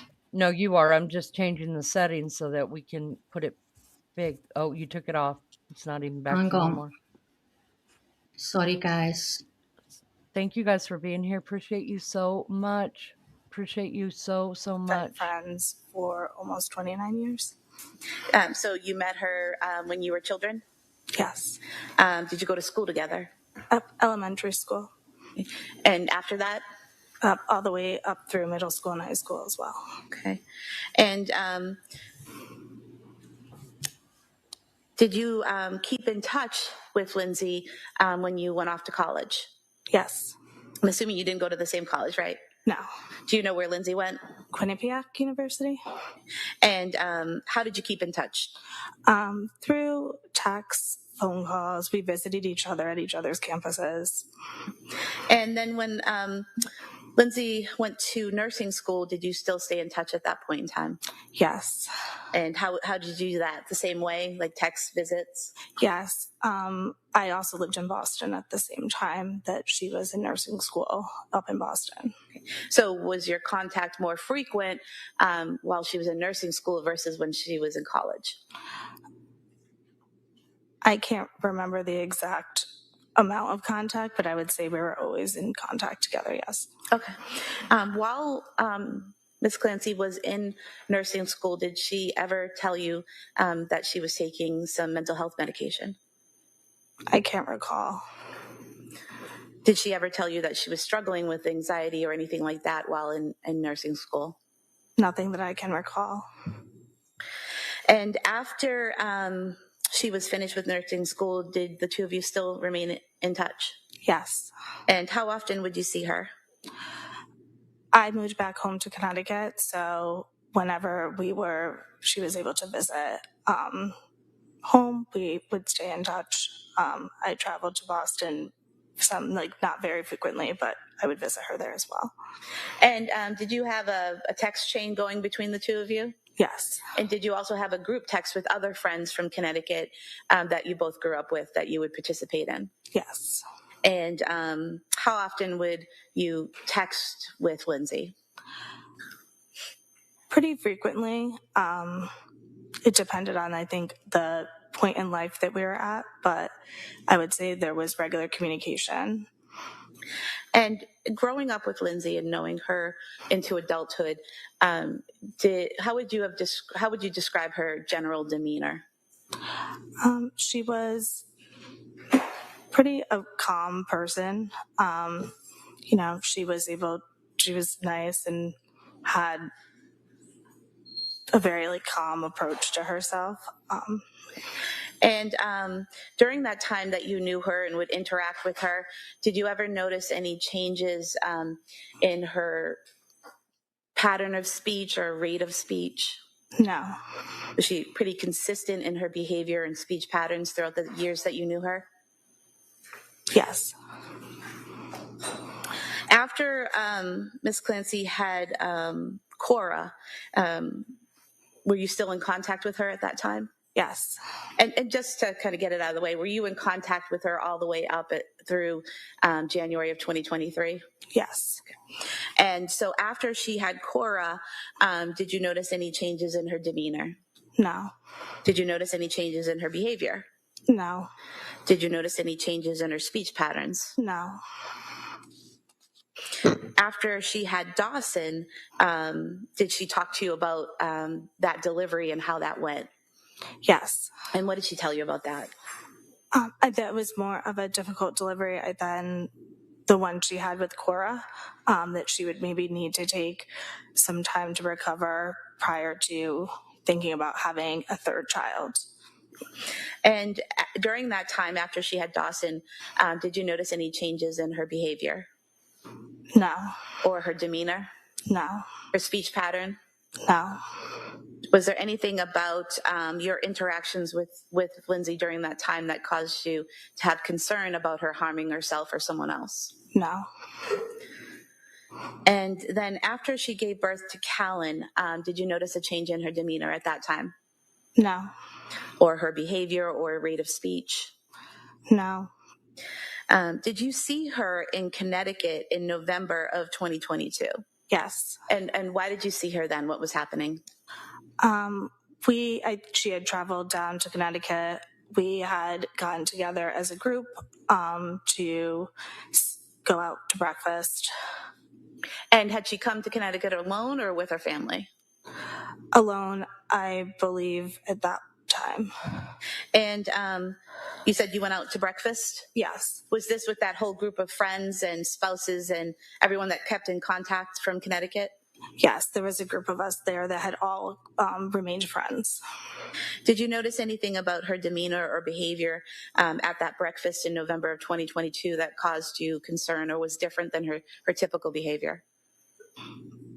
No. Did you have some text conversations about in January of 2023 about some issues that Lindsay was having?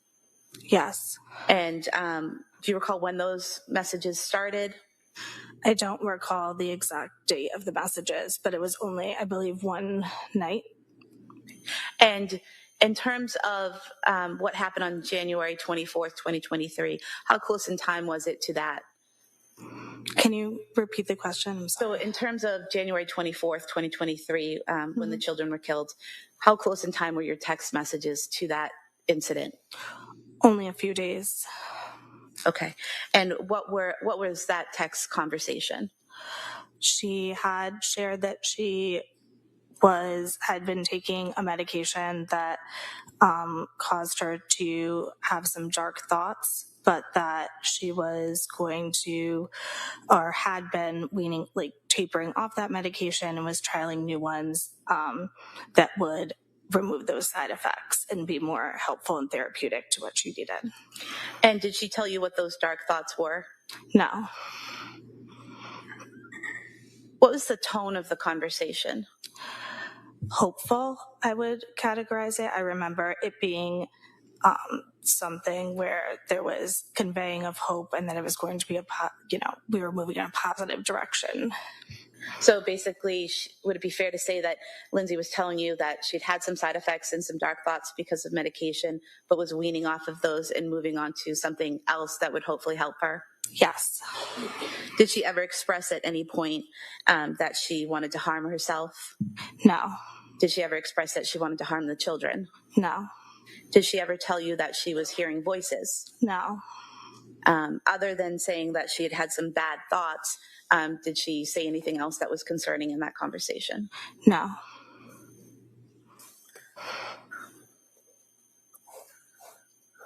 I want to direct your attention to March of 2023. Did you visit Miss Clancy while she was at the Spalding Rehabilitation Facility? Yes. And how was that arranged? At the request of one of her family members who reached out to see if I would like to come visit. And you traveled to Massachusetts and visited Lindsay at the Spalding Rehab Center, is that right? Yes. And what did you do there with Lindsay that day? We made small talk. We played Uno. It was a pretty basic visit. When you say you made small talk, what did she talk about? I remember her asking about my daughter. I remember her asking about any updates to life events for our friends.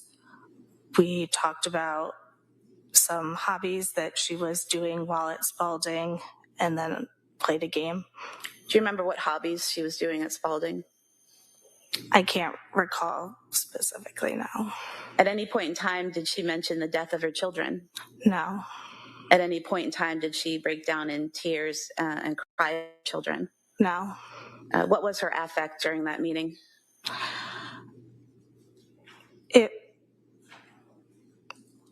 I don't remember exactly pretty neutral, I would say. Did she attempt at any point to harm herself? No. Did she ask you for help in harming herself? No. Did she talk about Cora Dawson or Callan at all? No. I have nothing further. Thank you. Mr. Reddington.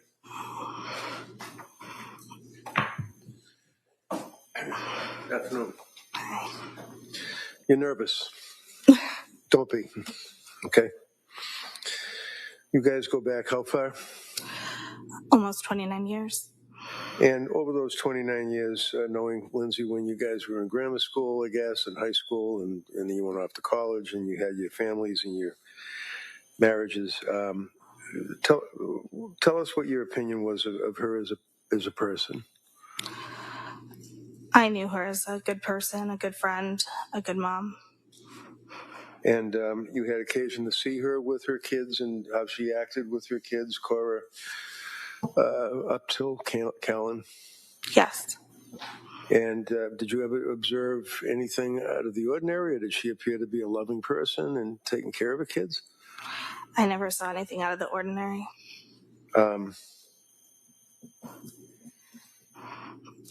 District Attorney asked you about the visit that you had when you were good enough to visit with her at Spalding Rehab. And this was when, in March of 23? Yes. And arrangements had to be made for you to visit with her. You had to get approval, and whether you know or not, I mean, I had to kind of help you out a little bit trying to get through the red tape to get in there to see her, along with her family approval and that type of thing, right? I don't recall any of that. But you were able to get in? Yes. To visit with her. And this would have been in the beginning of March, if you know, the middle of March, the end?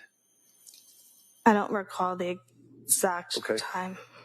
Was she able to walk around and ambulate, or was she in a wheelchair, or what was her condition? Was she in bed? She was in a wheelchair. She was sitting up the entire visit. Did you ask her about why she was in the wheelchair and anything like that? No. You knew that she had been in the hospital from January 24th, right? Yes. And you knew that your friend had been charged by the police and had killed her 3 beautiful children, right? Yes. That was a bit of an awkward, uncomfortable topic, wasn't it? I think it would be for anybody, yes. Absolutely. And the district attorney asked you whether or not she cried and whether or not she told you about her children and anything to do with her children or that incident. You both basically stayed away from that entire subject, right? I remember also being told not to bring that up specifically, which at the time I figured that could be due to the recommendation of mental health providers, et cetera, who were treating her. Right. And who told you that? Her sister. Now, how long did you visit with her? It was maybe 30 to 45 minutes.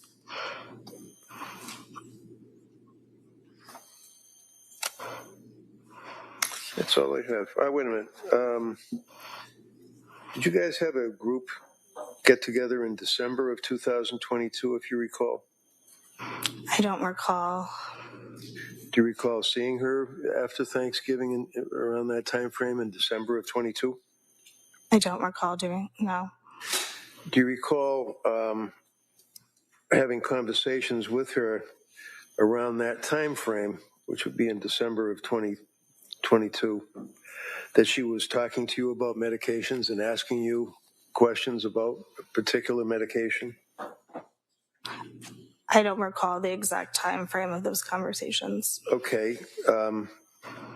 You were summoned here today by the DA's office, is that correct? Yes. You were also on my witness list as well, right? Yes. And when I ask you about the conversations, the reason is you were questioned by the state police back in January of 23. Do you remember that? Yes. And one of the troopers had asked you whether or not you had any conversations with Lindsay, your friend, about medications, and you indicated that, and I quote, page 12, She knows that I'm pretty open about mental health, that I'm a big advocate of mental health, and she asked me if I knew, like you know, if I had tried a medication. Do you remember saying that? Yes. Okay. Does that refresh your memory at all as to approximately what time, when that was? Would that have been in December of 22, after Thanksgiving? I don't know. I still don't recall the exact time, but I do remember that being a conversation that we had. Okay. Do you remember where you had the conversation? It was over text message. Okay. Do you recall her asking you what your experience was? Because you had some knowledge of medications, correct? As a patient. Okay. And as a result of that and being close and good friends, that she had asked you what your experience was. And again, it's page 13. And she would say, how was your experience? Did you ever take this? What was your experience with this? That type of thing. Do you remember that? That conversation? I don't recall this specific conversation. Do you recall the medication that she asked you about? Yes. What was that? I remember it being Lexapro. Do you recall in your text message exchange that she had asked you about or told you about some of the medications that she was taking and that there were some difficulties with it? Yes.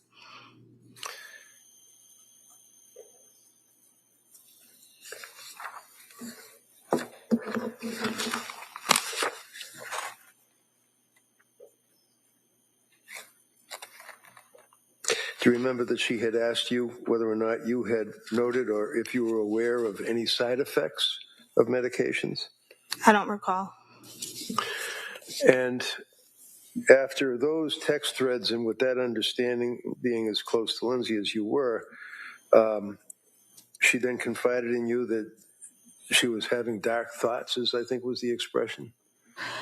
That was a long time after the conversation that we had about the medication. I do remember that being the first time I had heard any concern around her mental health up until that point. Okay, and what point was that, if you remember?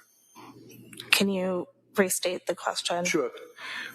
Let me ask it this way. When she told you that she was having problems or difficulties with the medication and she was telling you that she was having dark thoughts, do you remember when that was? Towards the end of January 2023. Okay. Do you remember, was that in person or was that a message, text message? Over text message. Did she explicate or did she explain what the dark thoughts were? No. And the next time you saw her after that was at the hospital rehab, correct? Yes. Thank you, ma'am. That's all I have. Counsel? All right, thank you, ma'am. You may step down.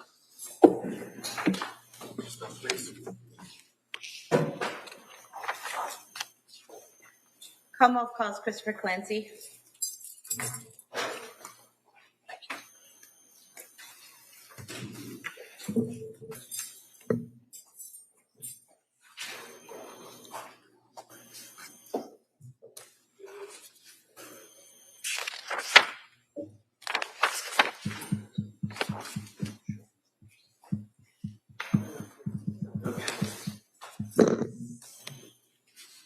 Good afternoon, sir. Can you stop right there, raise your right hand for the clerk, please? Good afternoon. Do you solemnly swear that the testimony in the evidence you will give to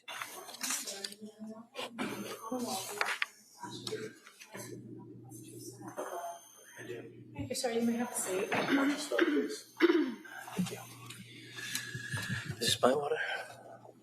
Yes. Okay. Good afternoon, sir. Good afternoon. Hi, call. Thank you. Good afternoon. Can you please state and spell your name for the record? Say that again, I'm sorry. Could you please state and spell your name for the record? Yes, Christopher William Clancy. CHRISTOPHER WCLANCY. And what's your date of birth? 7/26/61. Where do you live? Situate, Mass. And do you work? No, I'm retired. What did you do before you retired? I was a plumbing contractor. Is Patrick Clancy your son? Yes. When did you first meet Lindsay Clancy? I don't know what the year was, but I believe I met her for the first time at my at the cottage in Hull. That was my parents' house, and I believe that's when I met her. I think he brought her down there. Was that before or after she and Patrick had gotten engaged? That was before. And eventually they got engaged and got married, correct? Correct. And had 3 children, correct? Correct. So I want to direct your attention to the time frame after Callan was born in May of 2022. Did you have a chance to observe Lindsay interact with Callan? Yes. And what was Lindsay like with Callan? She was very mothering. And was she protective? I would say yes, like any mother would be. Do you recall describing her previously as very protective of him? I would say that she was very protective of him. Was she, in terms of how protective she was of Callan versus Dawson and Cora, was she more, less, or the same? I would say she was more of the same when the babies were little, when the babies were young. So was that something typical when she would have one of the children? She'd be very protective when they were first born? Yes, I think that's like any other mother, though. And how often would you see the family? We saw them regularly. They lived not too far from us. They lived in Weymouth first, and we saw them regularly. And then eventually they moved to Duxbury? Yes.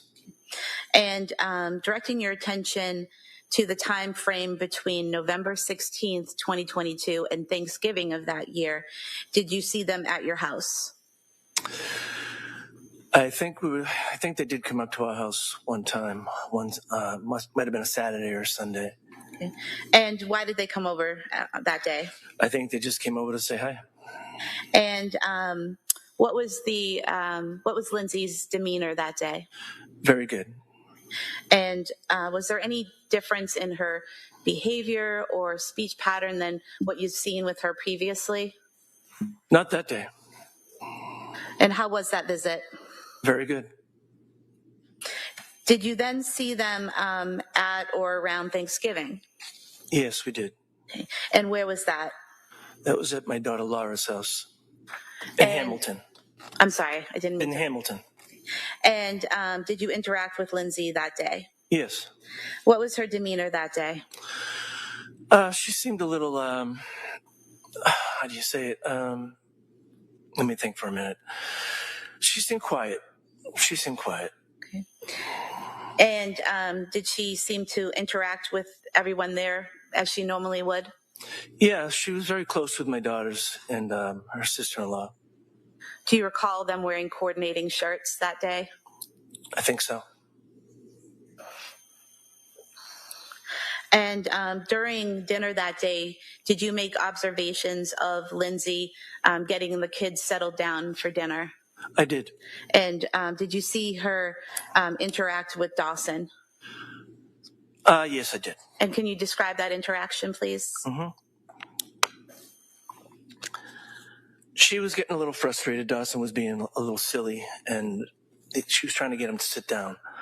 And she was just a little bit getting frustrated with him, and I noticed it, so I got up to help her. And when you saw her getting frustrated with him, did you see her do something to get him seated? She took him by the arm to get him seated. It wasn't anything crazy. Right. It's not like she hit him or anything like that. No. Right? She just took his arm and guided him to the seat. Is that correct? Correct. But you could see that she was frustrated. I could. And so you stepped in to help her, right? Correct. And what did you do to help? I got her a plate, I believe. There were a lot of people, so it was just a little chaotic. Now, directing your attention to the weekend before Christmas 2022, did you stop by their home that weekend? I believe we did, yeah. And who was there? Her parents. So it'd be Lindsay's parents, Lindsay, Patrick, and the kids? Yes. And were you by yourself or with your wife? I was with my wife. And was there a specific point for everyone stopping by and gathering that day? I don't recall that. Okay. Were you and your wife checking in or helping out that day? We might have just been going down to check on things. Okay. Did you know that there were some struggles going on at that point? I did. And did you know that Lindsay was, specifically Lindsay was having some struggles at that point? Yes. Did you stop by again a few nights before Christmas? I thought that's the night you were talking about. Yes, I guess we did. Okay. And when you stopped by the night before Christmas, do you recall who was there that day?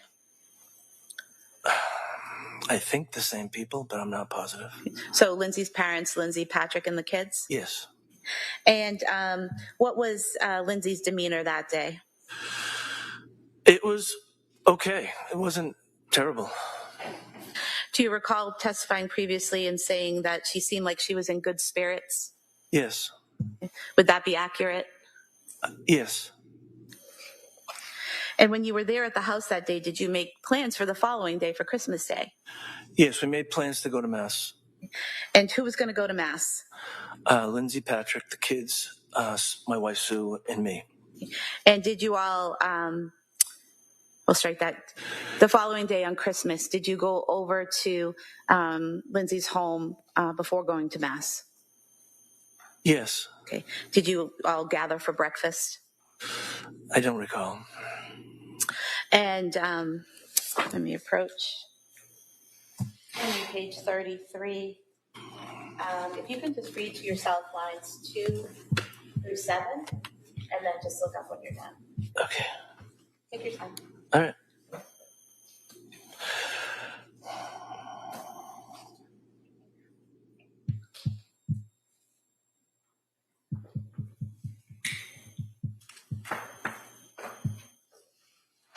Okay. Does that refresh your memory, sir? Yes. So did you go over that day for breakfast? Yes. And how was Lindsay's demeanor that day? It was good. She looked beautiful. She had a beautiful dress on. And do you recall saying previously she seemed very happy that day? Yes, she did. And after breakfast, did everyone go to church as planned? Yes. And how were the children in church? Fantastic. Very well behaved? Very well. And then after church, did you have a conversation with Lindsay outside of the church? I think we talked a little bit. I don't remember what we said, but we were going our separate ways. Do you recall saying previously that Lindsay said she was glad she came and she really loved it? Yes. What was her demeanor while she was engaging with you after Mass? She was quiet. She said that she liked the Mass and she was really happy that she went. And do you recall saying before that... strike that. Do you recall after that conversation, you guys hugged each other and went your separate ways? Yes.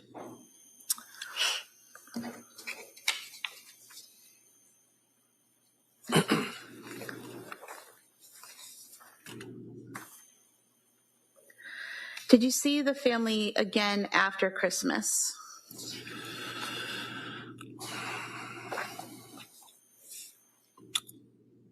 I'm not sure. Okay. Did you go to Cora's birthday party? No. Was it more of a kids gathering at a trampoline place? That's what I heard. Okay. Yeah. All right. Did you have plans to see them Tuesday, January 24th, 2023? No.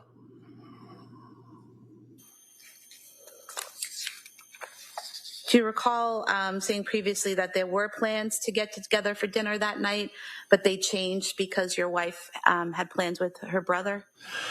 No, we never had plans to go there Tuesday night. They asked us to come to the Tuesday night, but we already had plans with Sue's sister Joan. Okay, so there weren't set plans, but you were asked to come to their house that night. Yeah. Okay. And then you couldn't go because you had other plans. Right, we were going to make it for Friday. Thank you for clarifying that.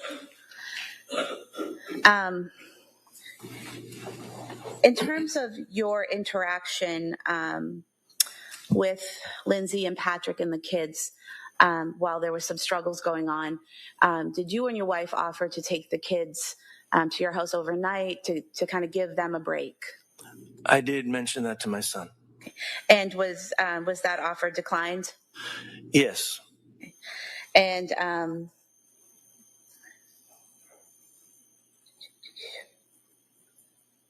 going back to Thanksgiving of 2022, when you were interacting with Lindsay, I think you previously said that her demeanor was good. She was quiet. Did you also say at one point she had a little blankness to her at times? She seemed to at times. And can you tell us like what that was? Just like a stare. Kind of staring off into the distance, distracted? No, just not totally interacting. Just sort of. Okay. So at some points. Almost like nervous, kind of like. Nerves. Almost just like, something like that. Okay, so at some points she was staring a little bit, seemed a little nervous, but then in other times she was interacting with everyone as she normally would? Pretty much. Okay.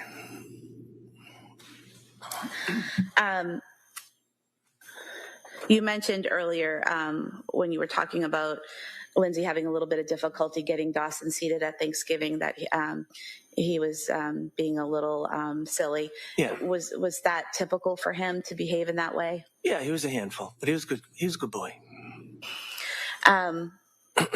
Going back to the night of January 24th, 2023, at some point in time that night, did you get a phone call from Patrick? In January? January 24th, 2023. Yes. Go ahead. Yes, we did. And what was his demeanor during that call? Is this the night of the... Yes. Okay. Yes.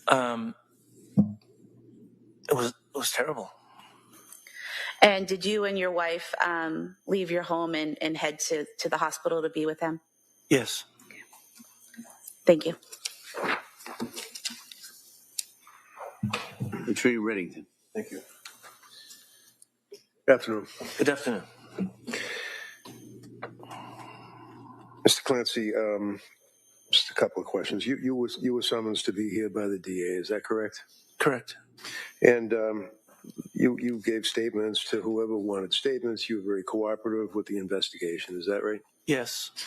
And being as you're the obviously grandfather and father of Pat, over the years, from the time they were dating, engaged, married, kids, you and your wife were pretty close with both of them, were you not?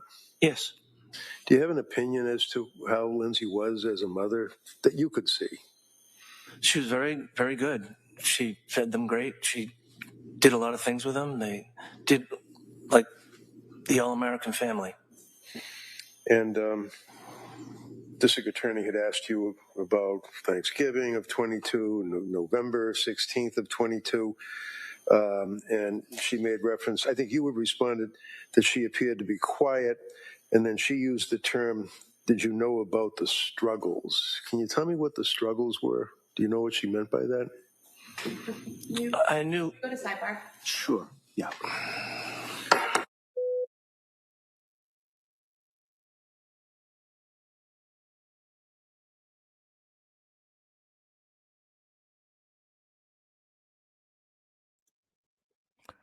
Oh, y'all.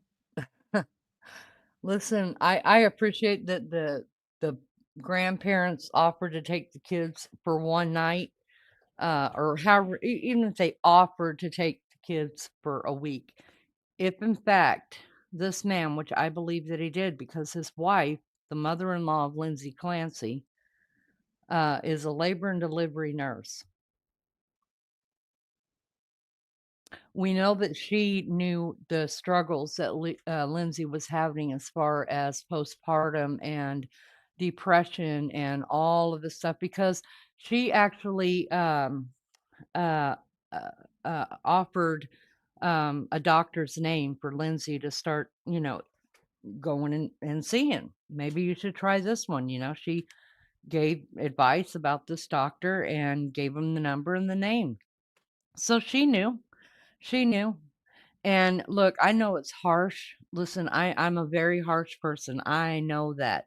I hold no prisoners. When you're wrong, you're wrong. And I'm not saying these grandparents are responsible for the murders of their grandchildren. But what I am saying is they neglected their grandchildren and they failed their grandchildren. I have 10 from the ages of 17 all the way down to a year old. And I'm telling you right now, no, sorry. Tucker is 8 months now. Tucker's 8 months. Can't believe that. So I have 10 grandchildren, 17 all the way to 8 months, you guys. And I wouldn't ask my kids. I'd be like, excuse me, I'm here to take the grandkids. Thanks so much. See you in court. Or, go ahead and call the police and then I'll let them know what's happening in here. And then maybe they'll 5150 your wife, which is what somebody should be doing for her. So yeah, I do hold the grandparents responsible in some sort of way. Now, what is maybe just the knowledge that there's something that they should have done or could have done, and the what ifs, maybe that's enough punishment. Maybe it is enough. But I'm curious, is this man going to take any kind of responsibility for his grandchildren's death on the stand? Because we know their father didn't. The father didn't say, look, I failed my kids. I should have done things differently the minute she told me that she felt like harming our children. I should have done it differently, and I didn't. Maybe that's enough, because I don't know what a punishment for this should be. I just know that there's other people responsible. There are. You were neglectful. You left your children with your wife, who had spoken that to you at least 2 times, according to your own testimony. According to Patrick's own testimony, his mother knew about it because she is the one that recommended a certain doctor. And I guess we're fixing to find out. That's what Lindsay's lawyer is asking him. What does that mean? What did the prosecutor mean when she said, "Did you know about the circumstances?" or however she worded it? So we're fixing to find out. What did you? Unless they wiggle their way out of it. They've done that a lot here, where we've been left with a lot of holes in this case. But ask yourself, what would you have done? What would you have done? Do you think that the grandparents, here, and who knew about it, and at least Patrick, that they're responsible for something here? Anything? Thank you, sir. I think I was asking you about the word "the struggles," and can you just This tell isn't the jury coming back, is it? Is the this an Hills struggle one? was meant by the struggles? No, this is I what's knew she was happening having right a hard now. time sleeping. I knew she just didn't feel well. I know Hang she on a had gone to minute. the emergency room Lee, and we are where my watching a wife was replay, working. aren't we? Those types of struggles. And just I've so, never seen this. obviously, for the record, your Unless wife we're would be just behind. Yes. and Is she's this a the? nurse, Is labor and this? delivery Can you see a man with a Yes. moustache? Yeah. And Yeah, Are we Melly's did Lindsay behind? saying. confide, to your knowledge, yes or no, No, Melly's saying we're not watching the to your replay. I wife thought this was about a replay. some of her issues as a result Is of this which court back your on? wife referred her to Yeah, the a court is person back to on, speak but to? Yes. Do you know who that person was? I don't remember the person's name. Rosie, Would that see, be I the wouldn't South say Shore that to me. perinatal, I think is what it's called? Yes. Okay. Because we could rewind that. If And we're playing the understanding wrong that thing, you're we the kind of need to know father-in-law, about that. would you Okay, agree that's that why think we're we're talking. okay. you and Lindsay had That's why a we're pretty good talking over relationship? it. Okay. Yes. So Very be good. kind. Um, Can you rewind this a little and bit you now, told us please? about November 16th and then Thanksgiving of 22 and then up until Christmas and then after. See, we can rewind, but we have to find out. I know, Debbie. We had to find out if we were playing the wrong thing, which is what we were led to believe for just a second. So would you rather us just keep playing the wrong thing or figure it out and rewind what we've missed? What would you guys rather do? Let me know. Let me know. Let me know how you would handle it. Right, it should come on in a second. I didn't want to miss the beginning, Hilton. Did Lindsay confide, to your knowledge, yes or no? And you told us about.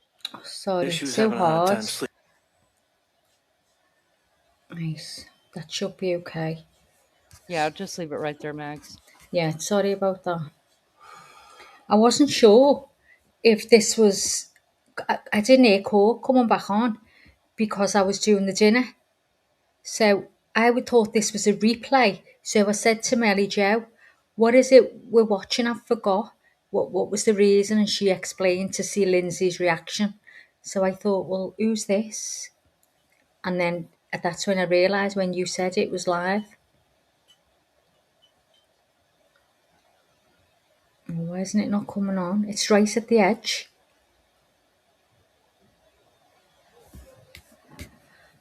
Let me go back. It's literally right at the edge. Thank you, Here sir. we I think go. I was asking you about the word "the struggles," and can you just tell the jury what was meant by the struggles? I knew she was having a hard time sleeping. I knew she just didn't feel well. I know she had gone to the emergency room where my wife was working. Those types of struggles. And just so, obviously for the record, your wife would be Sue? Yes. And she's a nurse, labor and delivery at South Shore? Yes. And did Lindsay confide, to your knowledge, yes or no, to your wife about some of her issues as a result of which your wife referred her to a person to speak to? Yes. Do you know who that person was? I don't remember the person's name. Okay, would that be the South Shore Perinatal, I think is what it's called? Yes. Okay. And understanding that you're the father-in-law, would you agree that the two of you and Lindsay, had a pretty good relationship? Yes, very good. And you told us about November 16th and then Thanksgiving of 22 and then up until Christmas and then after Christmas, and the time frame actually right up to January 24th. You guys were supposed to get together that night, right? Correct. Well, no, we weren't. We were asked to come to dinner that night. But you had other plans? We had other plans. Okay. District Attorney asked you about, on a number of occasions, about the time at your home. I think it was on Thanksgiving when Dawson was acting a little rambunctious or silly, and that she guided him to his seat. Was she, to your opinion and what you could observe, did you believe that she was being abusive to him at all? No.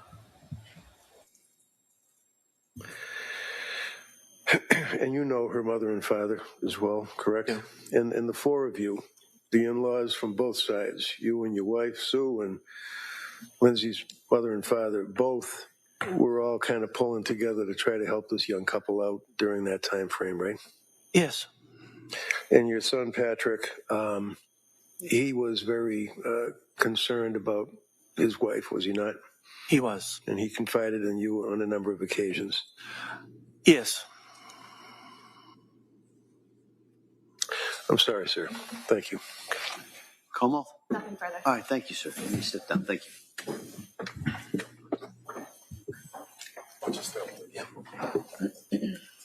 Como, could I see you over here? Just get.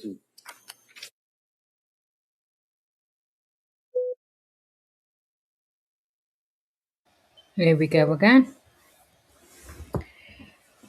So, sorry about that confusion before. I didn't mean to talk over it. I just didn't know where we were because I'd left the screen. So I don't know whether we can play it forward now and we can catch up. What do you think, Lee?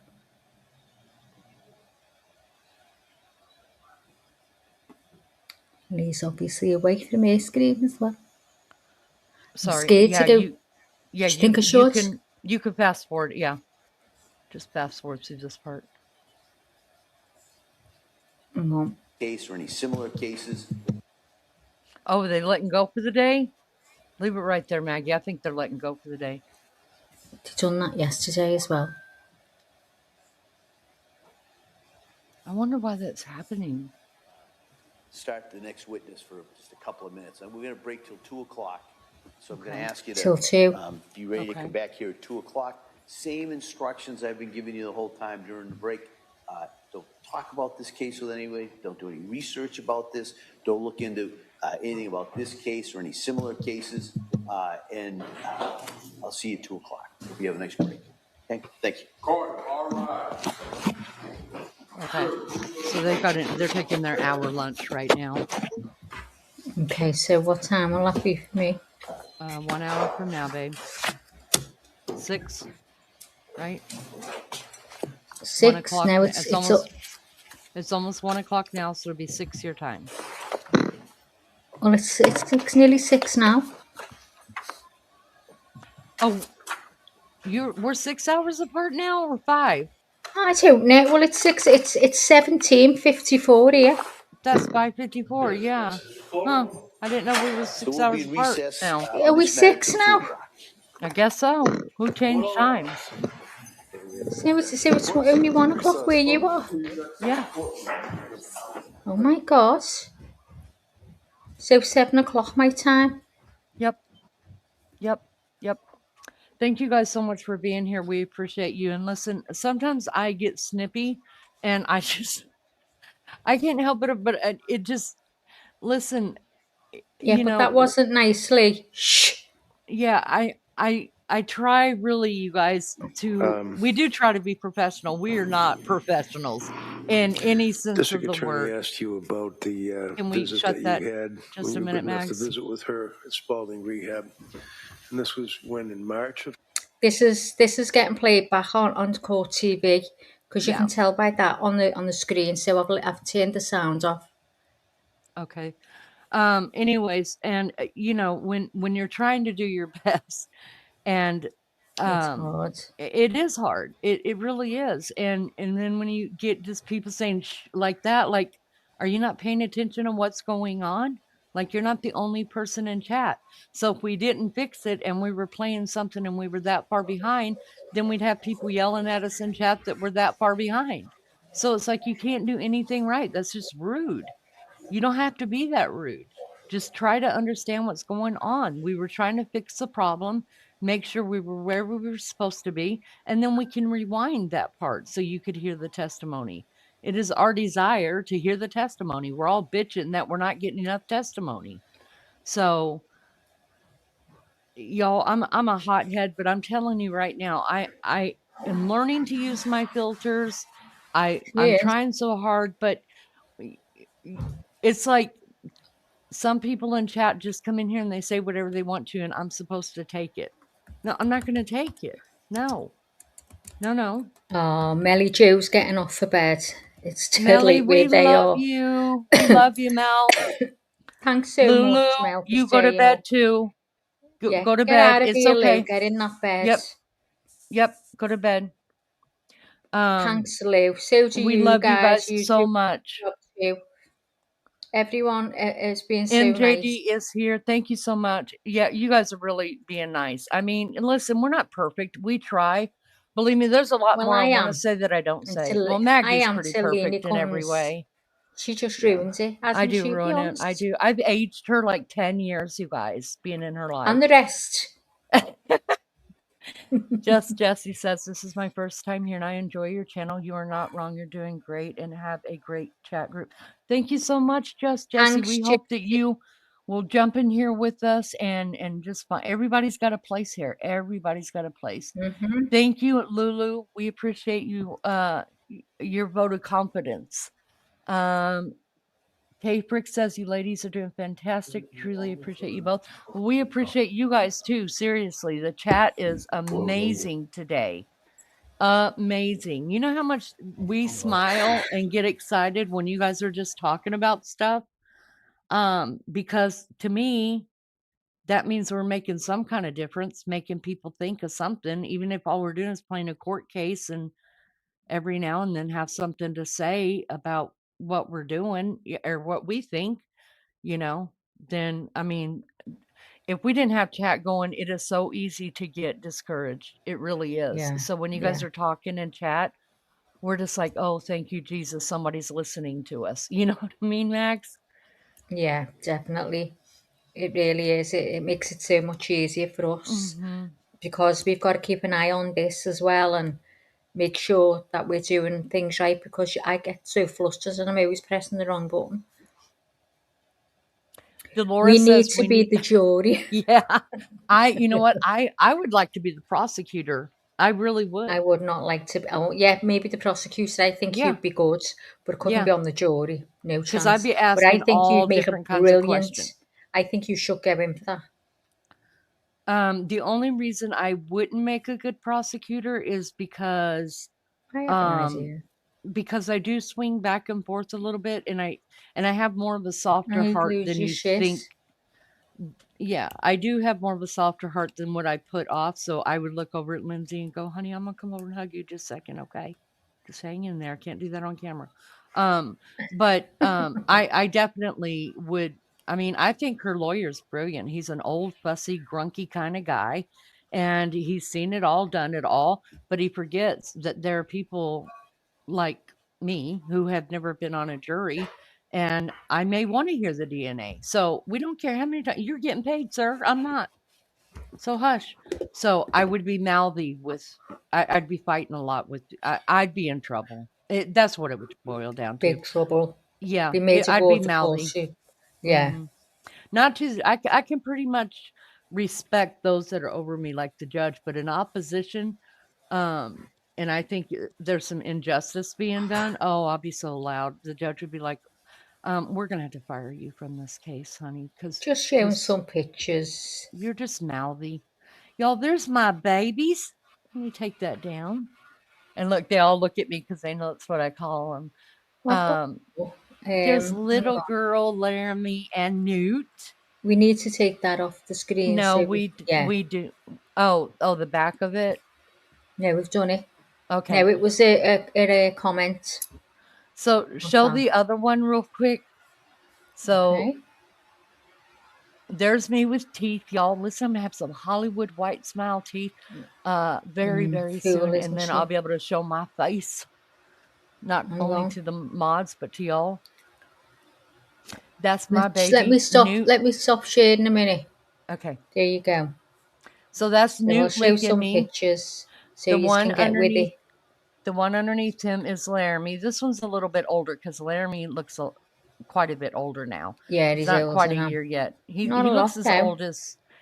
old as a little girl does. Little girl is the one standing underneath the one that says coffee up and down by herself, and they are my life. Let's move on to the next picture. And she's got a little get cat called Wednesday. Wednesday, who thinks he's a golden dog. retriever. He really does. Ask Yeah. Maggie. Ask everybody. That cat Yeah. is wild. And Not as this wild is as Leni when Lizzo's she cat. got a degree. I got a degree. From Dr. YouTube Leni. University. Yeah. Yeah. I mean, I don't look Yes. like that, you guys, to tell you the This truth. is our Nancy Grace. Yeah, She's my boo thing, y'all. Nancy Grace, she's my boo thing. I don't look nothing like that really right now, except for those 11s. Yep, I got those 11s all day, and I will never get them taken. I'm not bothered by my 11s. I don't know what's wrong with I you hate women. mine. And you don't I've never hardly had have them. any. I've never had them all my life, and now I've got them all automatically got them.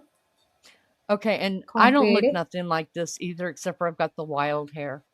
And that is all of our animals. Show them again, Maggie. Hang on, let me go back and forth. And this is a point to our little Jessie, you guys. Our little Jessie. The far right. Mm-hmm. Jessie passed away, but I had to add her. She appeared there when it did it on AI. I couldn't believe it. Because she can't be left out. So I left her. Yep. I left her And then it Wednesday up and yep. Yeah. These animals, you guys, we are big time animal lovers here. Big time. We hurt for our animals. We put our animals on the channel. I do live sitting in my living room just watching the dogs do silly stuff. And I wish Lizzo was here. God bless it. I need to just said that can you yesterday. I don't have her private stuff. Do you think you can message her and get that? No. Do you think you can message her and get that video of the cat Y'all, Lizzo. Okay, climbing. So climbing the freaking walls. Now So I had that Lizzo. because she sent me it, but we need to delete stuff on here, and this is the problem. Oh, I'm Everything so on tired of here deleting stuff. we need, and because it's the cases that are coming along, Coburger, Nancy Guthrie, Yeah, we we're need gonna have to these add all this stuff. pictures. So Well, unless it's deleting, why can't they just let me pay for more stuff to put on here? I mean, that would be worth it. there's pictures that you've made, background pictures. I can take them off. Some of them. One is a cemetery at Sunset Lane, for God's sake. Oh yeah. I love cemeteries. Look Listen, at it. people there listen to me. They love me. They told me so. I love cemeteries, y'all. And she liked this because she's loves places like this. Yeah, dead people. I love. And that's dead just people. a court one. I can remove that. I can remove Yeah, we that can one. remove. That's Yeah, gone. the ones that we made for court. Yeah, we can. We can remove that's those. gone. Let me move the kids off the screen a minute. Let me move them off the screen because there are kids. Hang on. There are kids. We got plenty of pictures. Why I'm saying Actually, kids. all of those, Maggie. The Amish buggy can go. Cemetery, missing without. That's when we covered the girl who was missing. Yeah. The courtroom drama. Any of the ones that we made, we Okay, through AI, yeah. we can get rid of those. Those are my generic ones because I don't know how to do the good stuff like Maggie does. Yeah, but you're doing that on air, aren't you? Yeah, on air. it's usually, and then usually I do it late See, at if you night tell me whenever I'm what you alone. want, I can get AI to do it. Now I'm on it. Oh yeah, that's how I got those, Maggie. What do you think, girl? I mean, all the other ones, as early days ones, they're absolutely shit now. They're not shit to me, but I can put them in. I've got them all in a file. Anyways, I've got all of our music. I love that one. Could go. It reminds me of Nancy Guthrie. Nancy Guthrie. That's why we have it. Nancy Guthrie. Yeah. But you could get rid of it. That's done AI. I just told what picture to make for me. Sarah is Sorry, a I'm true talking to crime Baby animal. Chow. It's okay. Sarah is a true animal lover as well. Just Jessie, are you going live tomorrow? If so, what time?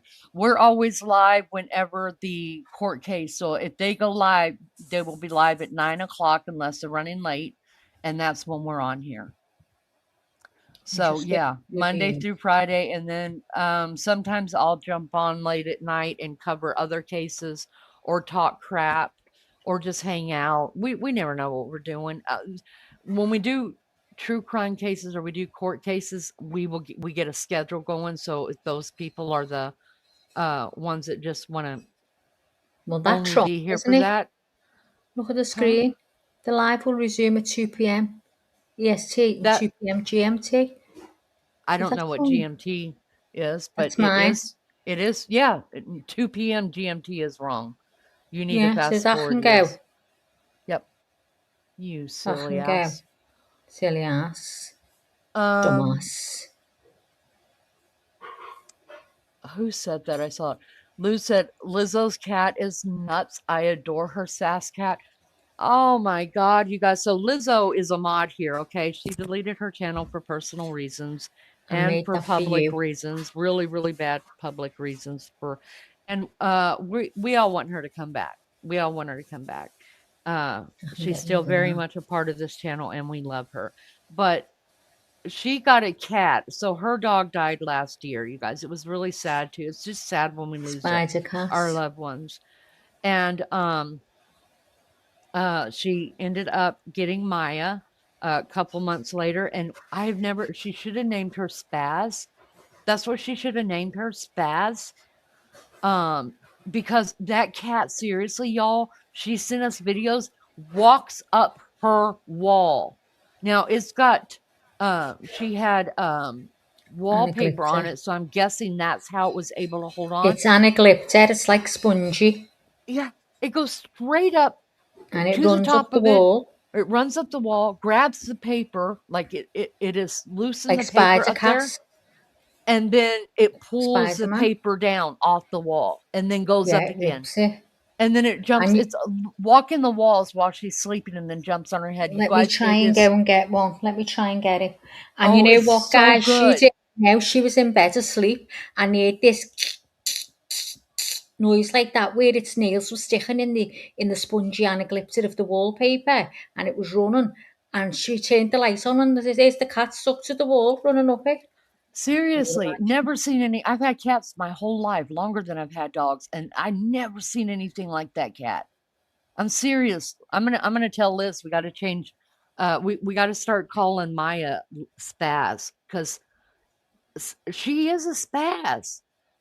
And Lizzo, you better come back. Y'all, if you know Lizzo, bugger. If you got her contact info, bugger to I'm come back, looking because I now miss at my all Lizzo. all the photos, and it's usually all crochet. Oh, Jessie, thank you so much. I'm sorry, Maggie. It's okay. Were you talking to chat? No, I'm just saying. I'm looking at all our pictures. Between me and Lizzo, it's mostly crochet or the Of cat. course. So I'm just waiting for it. I have got one of the cat, but it's not where she's climbing up the wall, and I don't understand that. It's probably in the Discord somewhere where she sent it. It was a video of the cat walking the wall. Well, if it's in Discord, I won't be able to find it. Do you know where to go to find stuff like that? Girl, no, I don't know nothing about that I Discord. haven't You got know a clue me. with Discord. Let me go and have a look. Jessie said I've subbed, so I'll set notifications to all, so it'll let me know. Thank you, Lulu. Now I can get back here. Jessie, we appreciate you, honey. Thank you so much. She says she'll keep an eye out. Thank you so much. We appreciate you. We appreciate all I'm going to of phone you. Liz and tell her. I'm going to phone her. The only way to do it, I'm going to phone her. Yes, that's it, MJ. Does yours climb the wall? Because MJ's got a cat too, and she said it must be the small black cats that climb the wall. Hello? Thank you so Hello, much. Dear. Listen. There's Lizzo. Oh my God! Can you send Spider Cat video to me so I can upload it to show people? Go on. Thank you. Speak to you in a minute. Bye bye. Okay. Bye, Lizzo. Love you. Come back. She's gonna send it to me now. Oh. Sad we ate a brief bit of Lizzo, didn't we? Oh. We miss our Liz. Can you send us one then, Mary Jane, of your cat climbing up your tapestries? Climbs my cat. Oh, I would be so nervous if my cat did that, you guys. I have watched videos where this man, he has two cats, and he made all over his wall he put wood pieces on his wall. That's like a jungle gym So just for his jump cat. On, yeah. Yeah, all around the living room. It is amazing. Yeah. And then hanging from the ceiling, there's like little swings and stuff that they could jump on. Oh, well, my cousin, who's got the Sphinx cats, obviously they don't go out as well. So she was like, felt dead sorry for them because they kept sitting looking out of the window, people going past, and everyone was made up with them. So what she did, she got a man, and it's like only a few slats of wood. He got a few slats of wood and some wire mesh, and he made going over a kitchen window like a run. They can come out and play outside. And they've got all these little shells they can jump on, and hammocks, that's brilliant. And a padded floor, and their beds. So in summer they can go out there whenever they want. She just leaves the window open, and they run in and out. And it was so cheap for her to do, just literal like pieces of wood, and the mesh. Just put. I love that.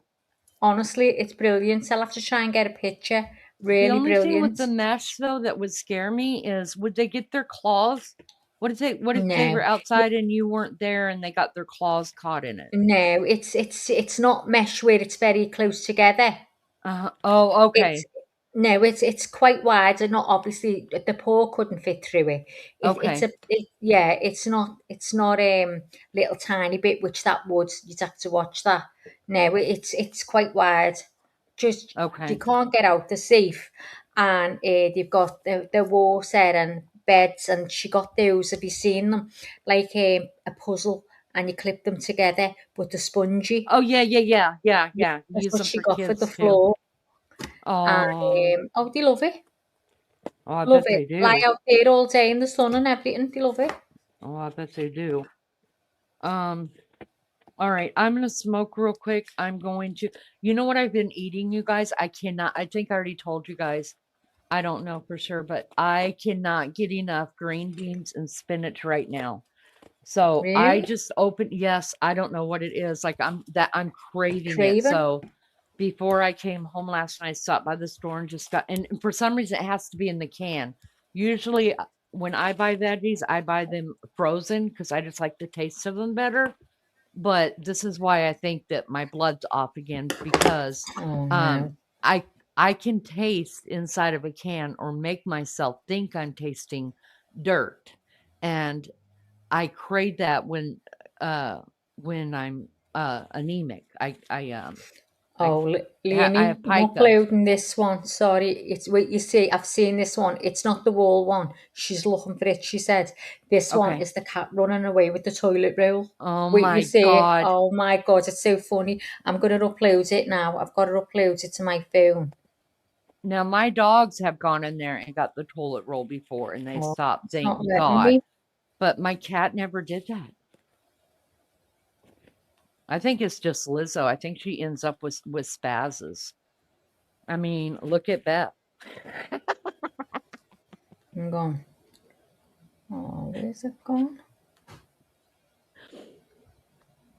I am wrapping whatnot while I'm talking to you right now. Why is it not letting me?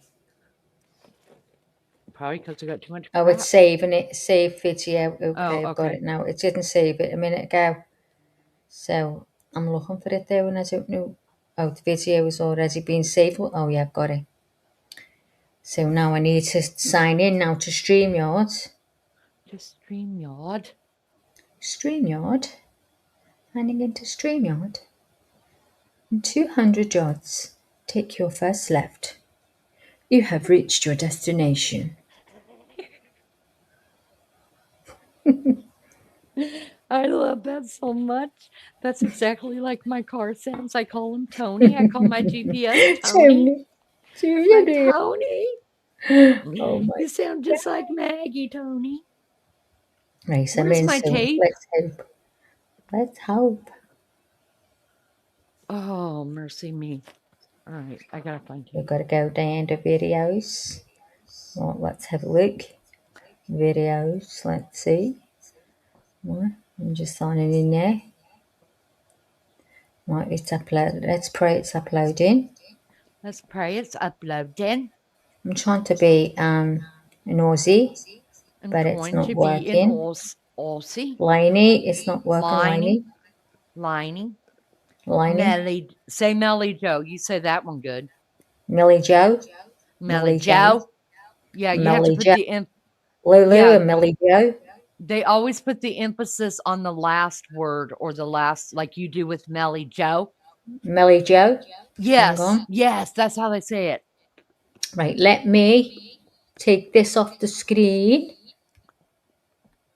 And take that off the screen, Lee. MJG's. Okay. Tell me if you see it, guys. Okay. Yep. Take that thing off the screen. Yes, ma'am. Okay, dear. Watch the toilet This roll. cat Here it cracks comes. me Here up. it comes. Look. The bottle of milk it runs away with. Not the toilet. I think I seen the toilet one. Okay, that cat is a dog too. It's just took the milk upstairs. It just look. Can't get stuck in the door. I'm going to messages from the cat. It's talking. Oh my God. Oh, just watch again, guys. Watch again. He'll go back. I was watching it one day and it ran away with the toilet roll. Here we go. Look the way he's picking it up. Oh my God. That is a dog. That is a freaking dog, and then it gets Maya. Stuck in the door. Look, it's getting it out the door. I can't get over it. Poor Lizzo Poor Lizzo. She raises her kids, you guys, and now she has to clean up after a kitten. That's just like me with the dogs too. I call Maggie. I'm like, Maggie, Oh my God, I know. look at the It living room. looks like a bomb's just gone off in the living Yeah. room. I swear, guys, I've never seen anything like it. And the next time she's on, it's sparkling, not a thing out of place. She just gives them empty boxes and Yeah. they rip it to shreds. They knock the cushions off the sofa and everything. Yes. Yes. It gets me the way it's trying to get it through the door, and it knows. I know. I know. That cat is I'm gonna start calling her Spaz. I love Maya that. and Wednesday are dogs. They are. I call her Spider Cat, Spider Man. Oh, I can't get over it. Look, there's the toy going off. See it moving by the bilk. But it just So wants that cute. one. So cute. Somebody, oh, it was my daughter. She just had, because she had gotten a new puppy a couple months ago, and he just got fixed and had to wear the I'm cone of going. shame for 2 days. And then she got one of, actually, she got Oh, I've Lindsay's got it. dad Spider fixed. Cat. Do I just pour this out now? What, right? Do I just pour this out now? Yeah, just wash it now while it's hot. There's water in the sink, so. It doesn't matter. If you want, yeah, whatever. Right, so I'm putting Spider Cat on now. Okay. I'll probably have to delete this one. So let me delete this. I'm surprised Lizzo has not sent us any pictures, like when it used to jump on her head and stuff and it wouldn't go to sleep, like with her face all scratched up. Oh God, that would have been so good. Nice.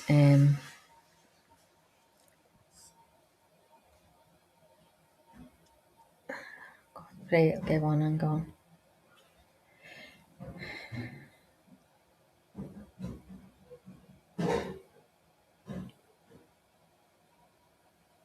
Almost there. It's going round. Let's hope. Get ready for this cat up the wall. Seriously, up the wall. Right, here we go. Here we go. Oh, Oh, that's yeah. Put the wrong one. Where have I put it? That's another trial we're going to be covering. I think this is it. Hang on.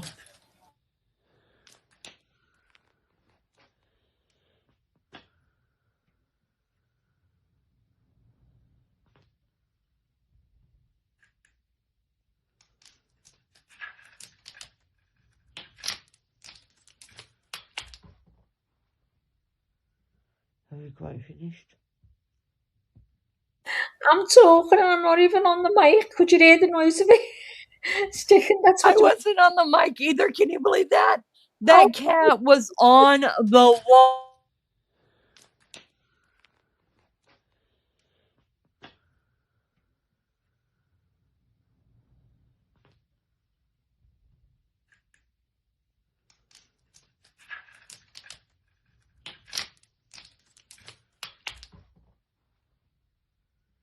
Have you quite finished? Oh, I've just been off the mic again. Oh, you know what? It turns when it plays. You have to return yourself back on because when it starts playing, it automatically turns us off. Could you imagine waking up at nighttime to your cat climbing the wall like this and you're like, what? Never seen a cat do that before. Have you finished?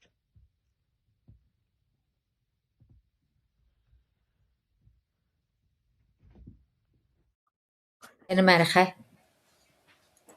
Oh God, see the neighbours wants me. Oh no, don't answer the door. Just doesn't want to put out Reincarnated rain. cat. That cat is crazy. That cat is crazy.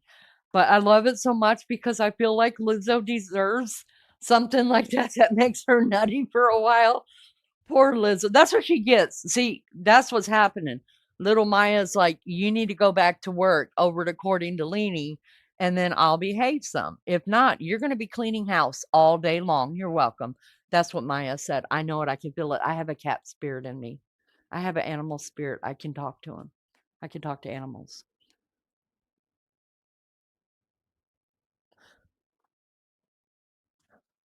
So Lizzo, now that you know we're on, you might have already known we were on. Get back to work, and Maya will behave herself.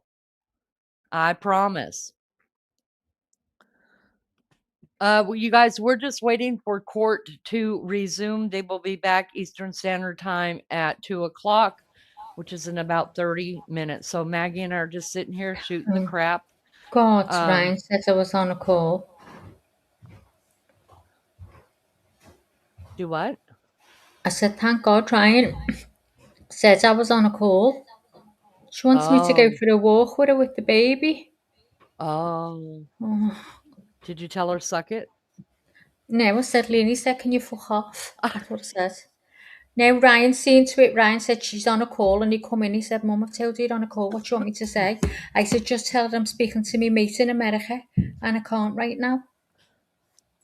Did you get to get your walk today? Yeah. I Okay, went good. out. I got myself out. I've been managing to get myself out before the live, so I've been made up. Good And on then I you, seen one of girl. my neighbours. I said, how are you? Oh, Okay? God, She I'm went, yeah. surprised we got you back if you saw a neighbor. And well, I'm surprised I got away because then she told me that her and her fella that broke up. And she said she couldn't cope being with him 16 years. And now Holy they're over. cow. They split 16 up years after and they're 16 over? years. They're over. She's got someone else now. Oh, well, there's the problem. Well, she's adamant he only come along after. She said, I swear that. Tell her she don't have to lie about that. No judgment here. If you're trying to He's get going your to thing. Dubai. He's Listen, going to everybody. Dubai and everywhere with him. He's got a few bobs. She didn't know that. Oh, yeah. She said The as other soon as dude was. the ex-fella found out, he picked a phone up and said, you were carrying on. So she said, no, I wasn't. Read it properly. You'll see. When I mess him out. And he's took her all over the world up to now. Since listen to this. So the ex-fella came in and emptied the house out, took everything off her. Well, he figured the new fellas got all kind of money. They're going to Dubai and Well, all. he doesn't know nothing about him. Well, he was He jaded. just thought, you're not fucking having. So he took the shoes off of the coats, the rings, the watches, everything, because she's into all this name stuff. If I could have took anything off me, it's been a pair of Rick knickers, an bra that had gone grey. I wouldn't have took much off me. I never had much. I've only got shite. He feels jaded. I mean, that's no different That's than what what I we said women to her. do. His hair, she said it just showed me another side of him. He bought me stuff and he took it back off me. Well, I mean, if She you're said, cheating on him, and I he's got think you're cheating on no. him. She was adamant. I said, no, was you, Lola? It happens. And she went, no, I wasn't. She said, I really wasn't. So, what can you do? Still I ain't believed her buying it. face, though, Lee. Maggie, you're easy, I know though. I'm fucking stupid. I know. But I did believe her face. I'd be side-eyeing her going, it's all right, girl. We've I all been in know. the slums before. I No just said, worries. listen, if it happens, it happens. It's nothing to do with me. I said, but she went, no, honestly, I really didn't. She said, I met him after. Because I said to her, oh, have you met someone else? She went, I have, but not before. I went, oh.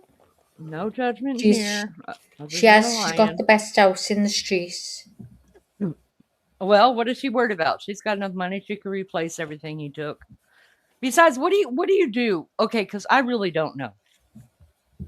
What does one do when they get a divorce and there is like nice jewelry or you know what I mean? Things like that was given in a marital or in a relationship, right? So I wouldn't take it. You wouldn't, but what would you, but you as the receiver, what would you do with it? As the receiver, do you mean taking it off Alec? Yeah, so like Alec gave it to take you, the lot. right? Yeah. So what would you do with it if the relationship was over?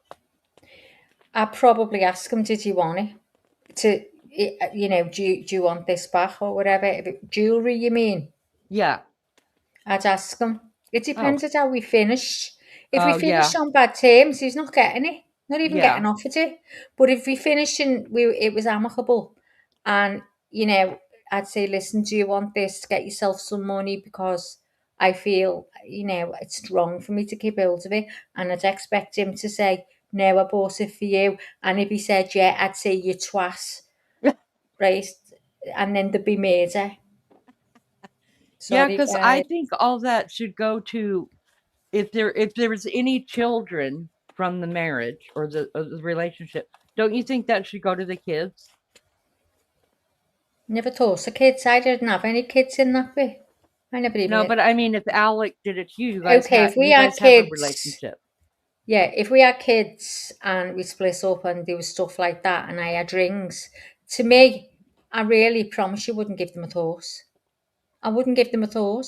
At that point, all I know, whatever I've got when I'm gone, goes to my son Yeah, anyway. yeah. So, That's what I mean. I mean, wouldn't you just hold on to it? Because some women, yeah, and maybe men too, we get vicious, when we've been done wrong, go and and we're pawn it. pawning it and doing all kind of stuff, No, and I'd never you know what I do mean? that. But like when I got my divorce, I That's what you do. I Read as a still puff had my about it. wedding.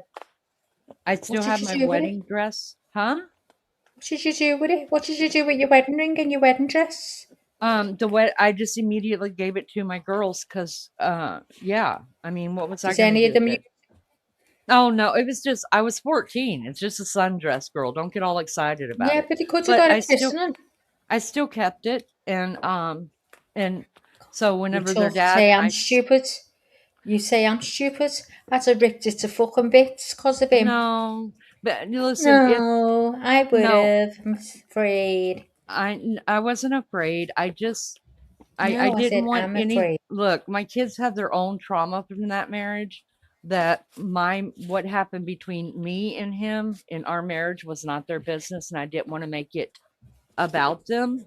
And so, like, when I was packing up all my stuff to leave, I just handed my daughter all of the wedding photos and the wedding album. Not that there Oh, was that's different. Yeah, on if they want yeah. them. And then the wedding ring I gave to my oldest daughter too. And then no, I gave that to my son. And then it was just a little band, probably cost like $50. Not that that matters, but I'm just saying it wasn't nothing big. Yeah. My wedding dress was a sundress that got from Kmart that cost like Look at you. $10.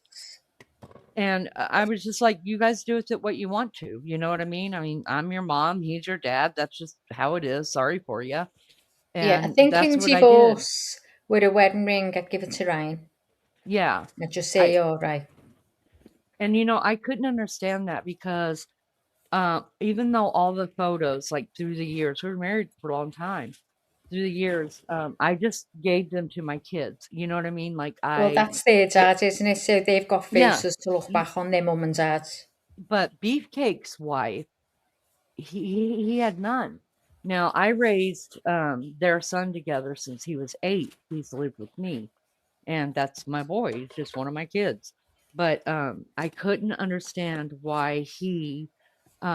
I asked Beefcake one time after we got married. I was like, "Where's the pictures of you and your ex-wife?" He's like, "I don't know. Nobody cares about stuff like that." I was like, "I care, and your son cares, and your grandchildren are going to care." And he's like, "We didn't think about it like that. We just got rid of everything." And I Yeah, was like, "You guys are fucking idiots." I mean, no wonder you couldn't make it. I was just pissed, but not for them, but I was mad the for kids. Colton because I mean, Mm. he's the only child from that marriage. And he had nothing. He didn't have a picture of his parents or them together with him. You know what I mean? Like, what Oh, did well, you do? that's sad, isn't it? Yeah, Yeah, you broke up the whole family, not just each other. And I don't like that. I don't like that at all. So I didn't do that to mine. I was just like, you guys, you're welcome to do with it what you want to because they belong to you. But I didn't like all the videos. We had one of those big ass video cameras that came out in the us 80s too. or 90s. And so we had VHSs of the family. Y'all, I didn't throw none Yeah, of that stuff away.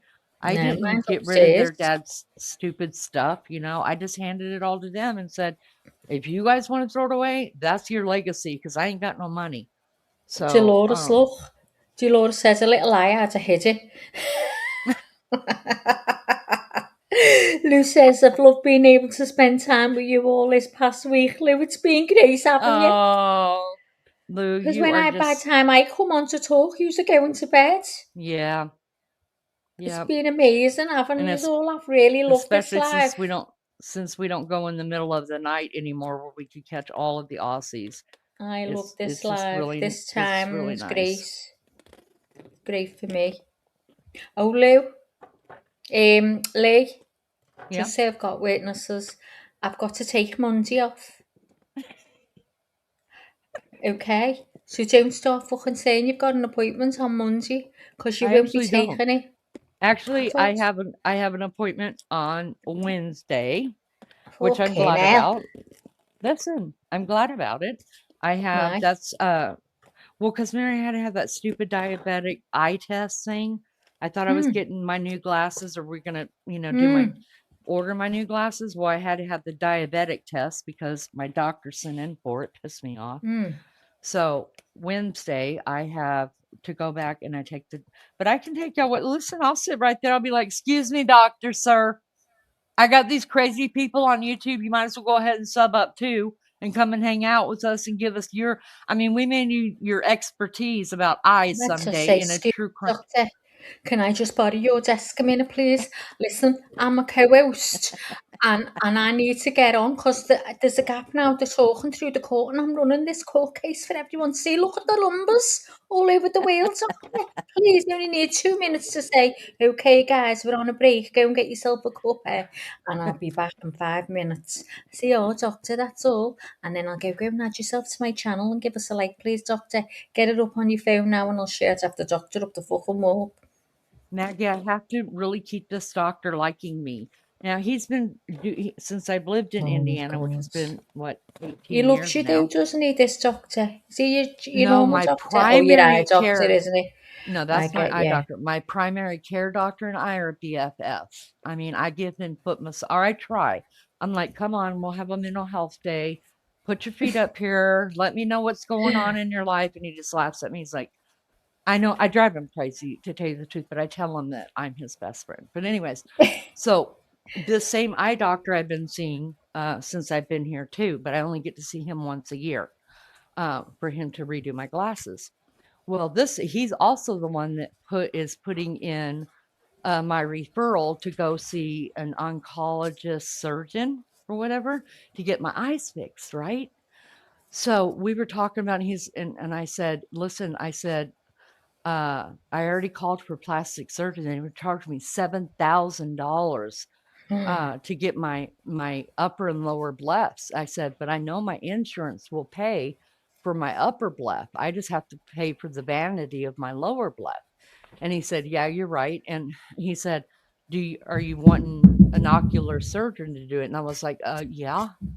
And so he's referring me out, Maggie. Why?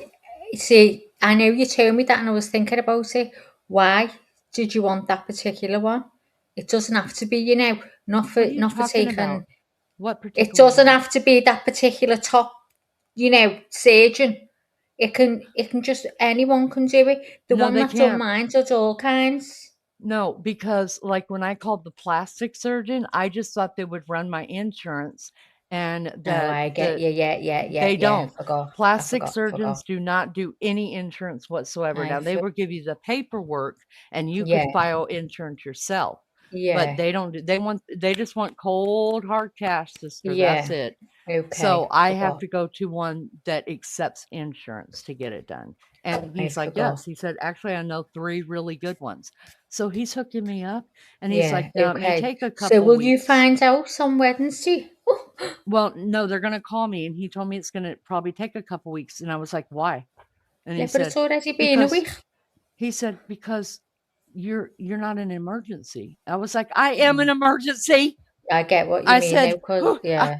I mean, I said, can you look at me? I said, I'm fixing to have a See, birthday and I that look would like be this. said to us, but if you're paying, oh, you go right on top of the list. Yeah. Well, so is I'm sure everybody else. He's like, But well, people have you know, cancer of the eyes. I got to send them in there and they've yeah. got to do surgery immediately. I was like, I could go in right after them. And he was just laughing at me. He said, Share the no, Winnie, best with him. that's something we. That's not how it works. And I said, well, I feel like I'm having an emergency because I look older than what I Wait, should. says how long? Prayers for JB, yeah. Oh, Thank you for God, putting yeah, that our there. little Thank JB you. isn't good at the moment, so No, she's we not. need all the prayers in the world for her. Newt, what did Mary you eat, Jane buddy? Doe said, just go to Turkey like everyone else. Even MJG's on it. I I'm not no, I going never to went to Turkey Turkey. for my eyes. Where does I go? Where does I go for my eyes? Amsterdam. Well, I don't understand why you're going anywhere. You have your own country. Put your money in your country. Because it's too effing dear in my country, Lee. I got Listen, it done for €467 in Amsterdam. Here, they want 3,500. obviously you get what you pay for. Although I have Well, seen the work I'm that you happy had with done. mine. I'm happy with mine. That's what I was going to say. I have seen the work you had done, and you look magnificent. Newt, go get some water, buddy. What did you eat? And then I went to Turkey to get my teeth done, didn't I? Newt, No, come but get I some wanted water, that buddy. too in here. I had to go and get a fucking mortgage. Yeah, I understand that Turkey is a lot less expensive, but I'm scared. Well, you know what, Lee? Everyone's going, and I swear down, everyone is going. It's been going on for years. I would never say to you, go and get your teeth done in Turkey if I thought you were going to do a bum job. The waiting room was full of people from all over the world. I was talking to a guy from America. Me and him were chatting. He's been back twice. He got all implants all the way around his mouth. And then they put them in. He had, what is it, what you get? You know, when your gums are receding, what's it called? The bone in your gum. What is the it bone called? graft. He had bone graft, and so did my cousin. And do you know what that was? A little tiny bit. It looks like a beigey. Imagine sand's like very fine like that, and they put it in, and that is the bone graft. She had all that done. He said it's not what you think, and it was £50 for a bone graft. That's Well, how I much didn't that need all was. that, Maggie. But I'm just telling you. So he got a full mouth of them, and then went back, and he said he was over the moon. He could never afford it in America. I didn't even ask him where about in America he was from. Newt, what was did wrong you with me? eat, buddy? Come here, I'll make you throw up. Come here. I wonder how much it costs to fly to Turkey from the USA. Look it up. Look it up, Lunchy. Seriously. If I had someone to go to America with me to get a facelift and a neck lift, not America, Turkey with me, I'd be there. I'd be booking the flights now.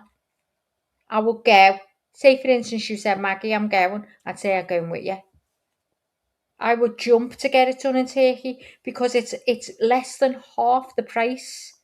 I have seen some work. Oh my God, unbelievable. No, what And did it's you off do? people I know. People I know. I'm going to send you a picture right now, Lee. I won't put it on here. I'll send you the picture right now, before and after. Please, God, I haven't deleted it because I looked at it before and thought some ice. So hang on. Well, the people in the U.S., they don't go to Turkey. They're going to Mexico.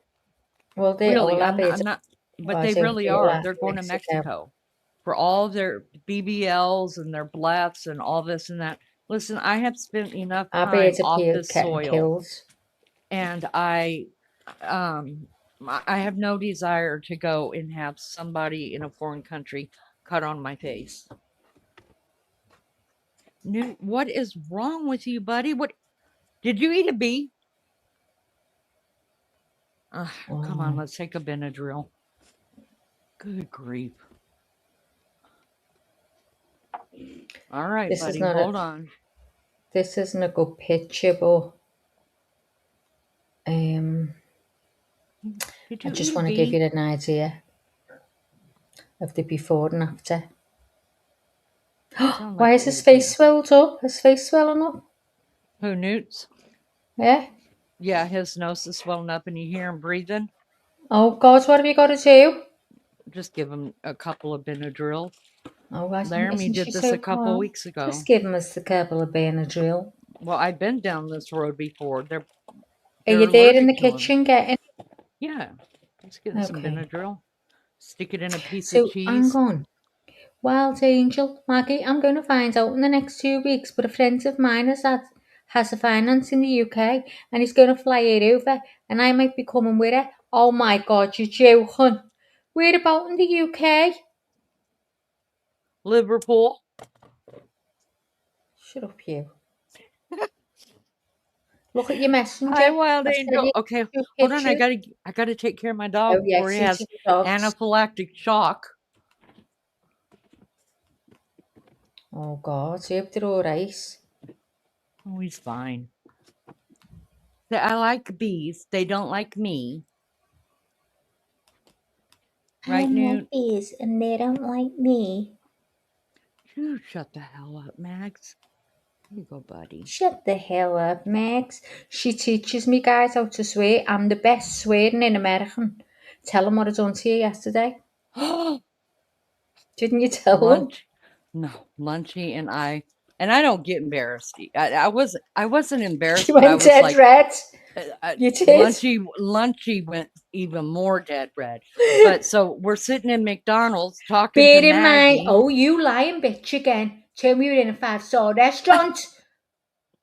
They told me they were in a 5-star restaurant, and I went, oh my God, to myself, I've really just done that in a 5-star restaurant. I've been fucking worried about that. I was joking with you because Well, we were I in didn't know McDonald's. Dickhead. Oh my God. I told Anyway, her, go on, tell them what you did. So I'm taking video of these Amish people for Maggie because she's never seen any up close, right? And Maggie's just talking like Maggie talks, you know. And Lunchy and I are laughing. Well, she just keeps getting louder and louder, and people around us are hearing her. And she's all hood, right? She's Scouser hood, and she's like, fucking A and fucking B and fucking C, D and E and F, G and la la la. And she's just going on. I was like, Mags, we're in a 5-star restaurant and you're talking like that? Shame on you. You sound just like you're from the hood. Nothing but white trash coming out of Liverpool. That's why people don't like you. And then she started laughing. She's like, oh my God, a 5-star restaurant. I didn't know she believed me. Have I ever been to a 5-star restaurant? Could you imagine trying to get me in a 3-star restaurant? You know, there are places I'm not allowed to go. So anyways, what I said?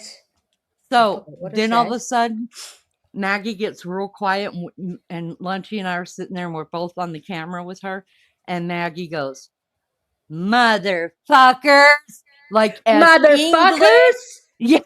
Yeah. Motherfuckers! And they both went, looked at each other, and sort of flicked their hair a little bit. You know, like pushed their hair out the way of their eyes that wasn't even in their eyes because they didn't know what to do. Lunchy went puce, like a dark shade of red, and Leanie went whiter than she is. And the two of them stood up, right? Stood up. And when we're going outside, Maggie, and I was laughing my head off. I thought, oh my God.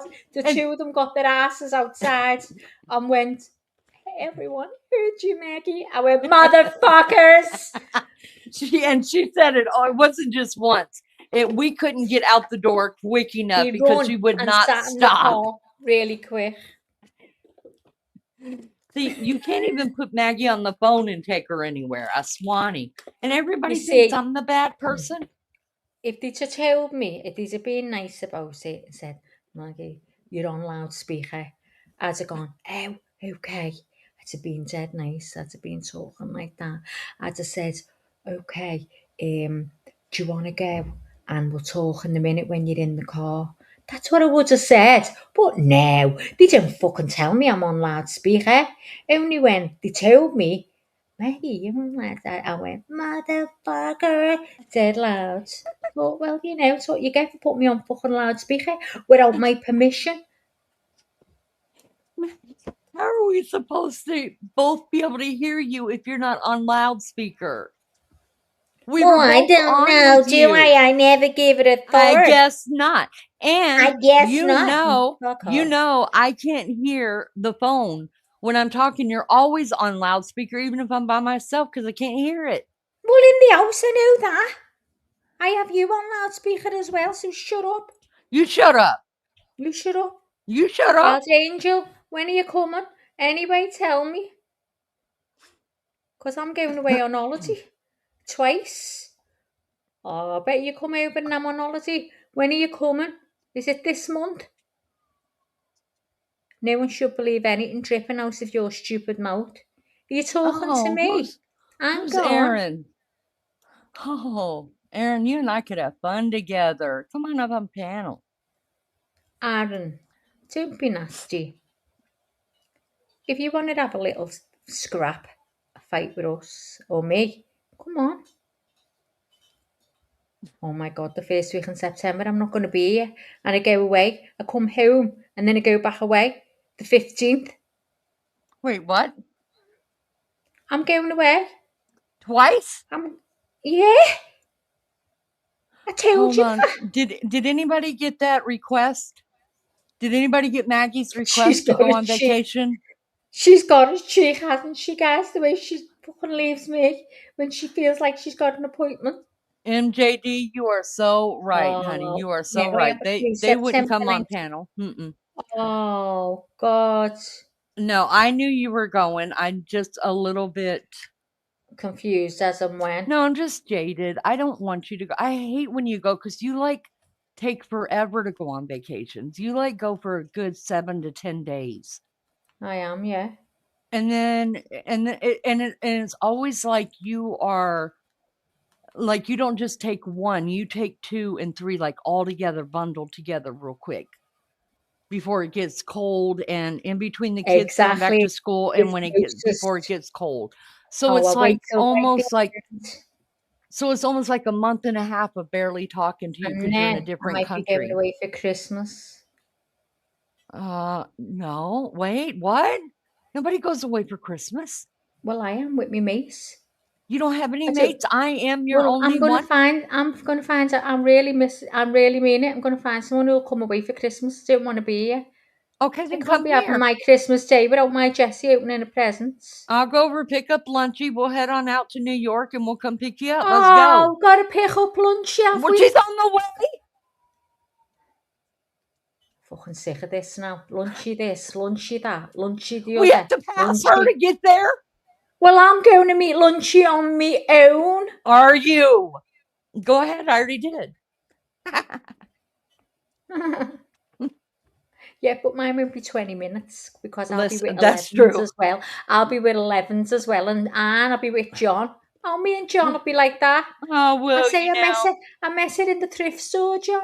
I won't say yeah. Mess it in the thrift store. I bought a quilt off her, and we ended up talking, and she told me all about your Polish sausage and that. And little 11s will know me because of my accent, because she hears me all the time. Look, John will be made up, she said. Oh, yeah. I could see it all And happening Lunchy's now. going to throw the blanket over me on the couch and I'm never going to go home. I'll say, Alec, I'm not coming. Shut up. It won't even have to be that big of a blanket. Me, I would just set her up on the mantle and she could just be there and anybody walks by, she could put act me like on a fucking statue. show for everyone. She put me on show for everyone. Well, guess what? Your neighbours will know me before you do because I'll be going round on that mobility scooter all around the streets. Oh, Mr. Joe would stand there and talk to you for hours, Maggie. Oh, I'd be made up with Mr. Joe. I'd take the dogs with me on a walk. You would love Mr. Joe. You would love Mr. Oh, Joe. I'd say, He's Mr. Joe, precious. do you want to get on and have a ride? Come on. I'd not like Leanie. I won't go through the bushes. Sorry. Oh, my God.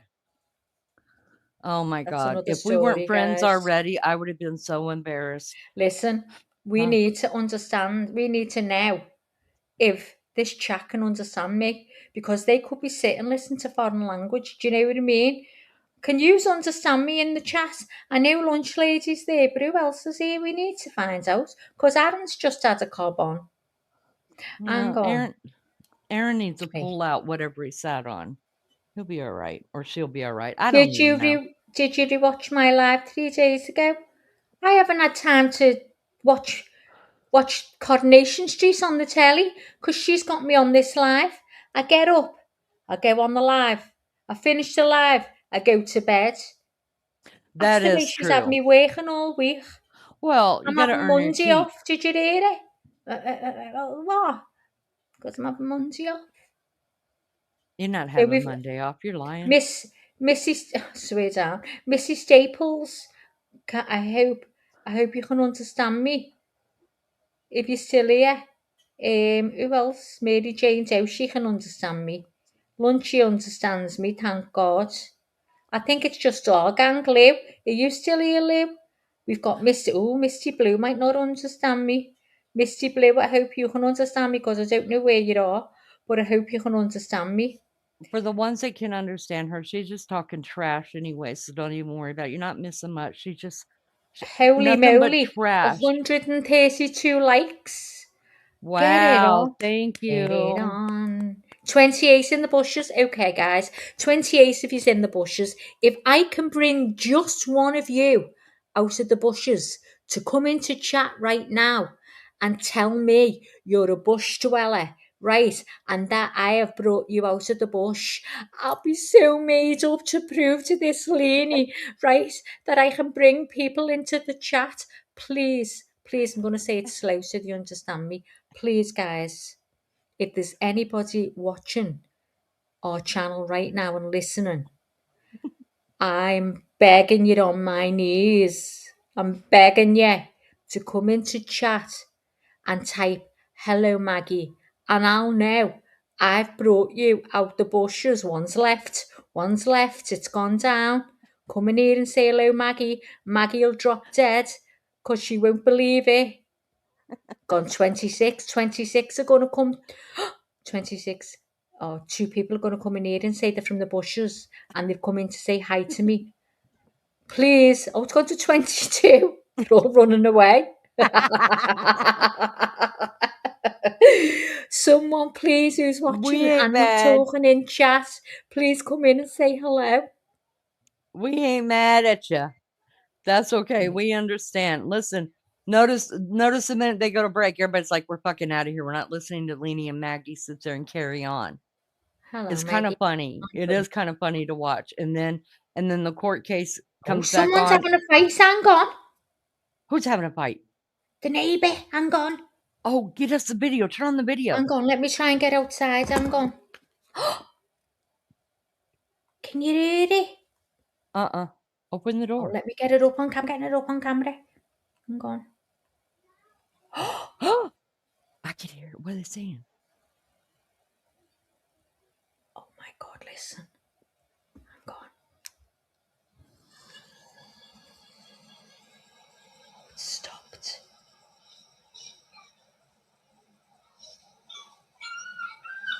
Oh, that's a seagull. That's a seagull. Oh, thought they were killing her. Okay. I was excited. True crime. I thought it was someone screaming a face. Keep listening. Oh, wait. Isn't it always the way? They've stopped. It's been going on for about 5 minutes. In the end, I couldn't stand it anymore. Yeah, it's starting again. Picked up the tire iron. Oh,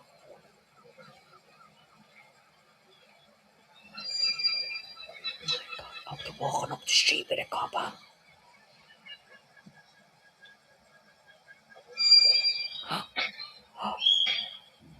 There it goes. Oh. Oh. Are we hearing murder? We're hearing the music. Let me look on the back camera. Oh, yeah. Whoa, Is someone singing? Come here, come here. Oh my God, it's Penelope next door. It's not muted at all. Oh, can't believe that. I thought it was Maisie. It's the kid next door. Oh, it was No. her the whole time? Oh, Yeah, damn. I think so. I thought we were going to get a true, real crime. Well, if there'd have been fighting there, I'd have got it on the camera and put it up. That's just like when my daughter called me and she's like, Mom, I have a real true crime thing for you or something going on. And I just thought, she had made a casserole wrong or something because they're always making fun of me. And I was like, what happened? And she's like, no, I'm serious with you. I'm serious. There's yellow tape across the street. Somebody got murdered. I was like, oh my God. Turn on the Nothing ever camera. like Turn on that the in my camera. street. We only had You guys, someone getting some other cases here. do you guys Suffocated. remember that? And they still haven't solved that murder. Oh no, I can't believe I'd be terrified living in And that they house. sold the house. Oh, Somebody no, else is could living never in live the in a murder Mesa house. house, and Laney could. Lunchy said, Yeah, I could. video them if they're Amish. I wouldn't have them people living here. I mean, not that I wouldn't. There's no people like that live here. We're not living in the sticks like you, Lunchy. She lives in the Fucking hell, straight up hood. You've just heard my next door neighbour, like she's in the living room. Can you hear that banging?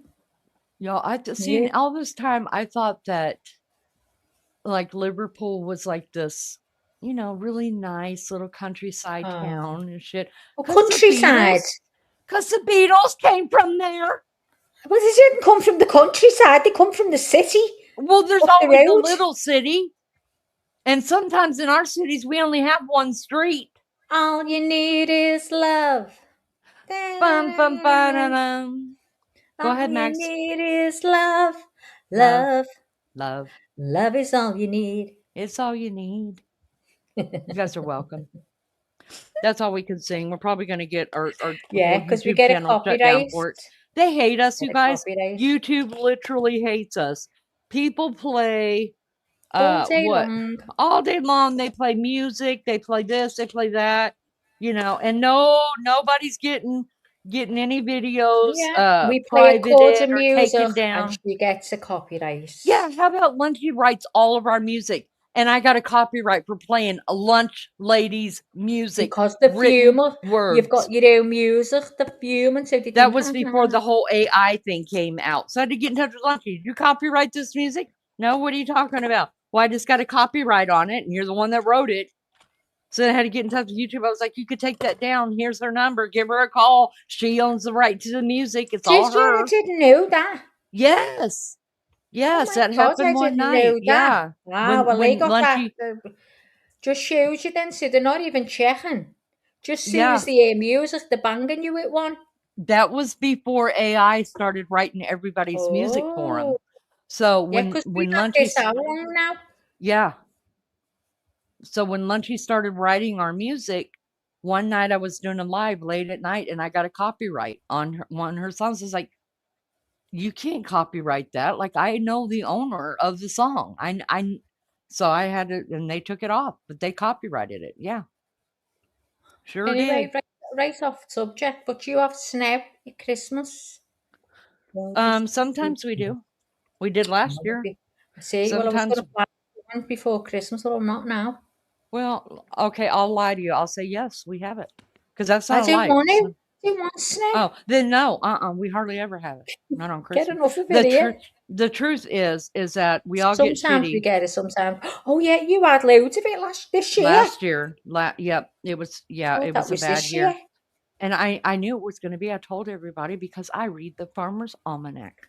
And I believe I need to know the nearest hotel. In my city? As close to you as possible. Okay, well, the closest one to me as possible is the little yellow room that I made back there. It happens to be. Oh no! It's Hotellini. No. Hotellini. I'm not staying in no yellow room, right? With listen to me straight. With no thrift blankets on it of people who've died and they've been donated. No, it's not happening. What if I've already told Alec that. I said, I'm not staying in her house. I said, she's got everyone's bedding from all over the states. I said, actually, I sell that. I sell it. Yeah. Yeah, I sell. Wait a minute. I take that back. I did get 2 quilts that I saved that are vintage quilts that are for and then what you're going to do as soon as I go home, you're going to go, you know that quilt that was on? Well, I may as well tell you now. We laid it out with that, and I'm going to cause murder with you, and I'll never speak to you again. Look at that lunch lady and Mary Jane's out screaming. I'm terrified of stuff like that, guys. Oh, I would love it. Oh, she would.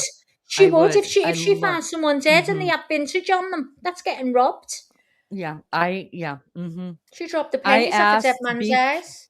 Because last year we were supposed to go to the New England states for the fall, and I wanted to stay at the Lizzie Borden house because it is a bed and breakfast.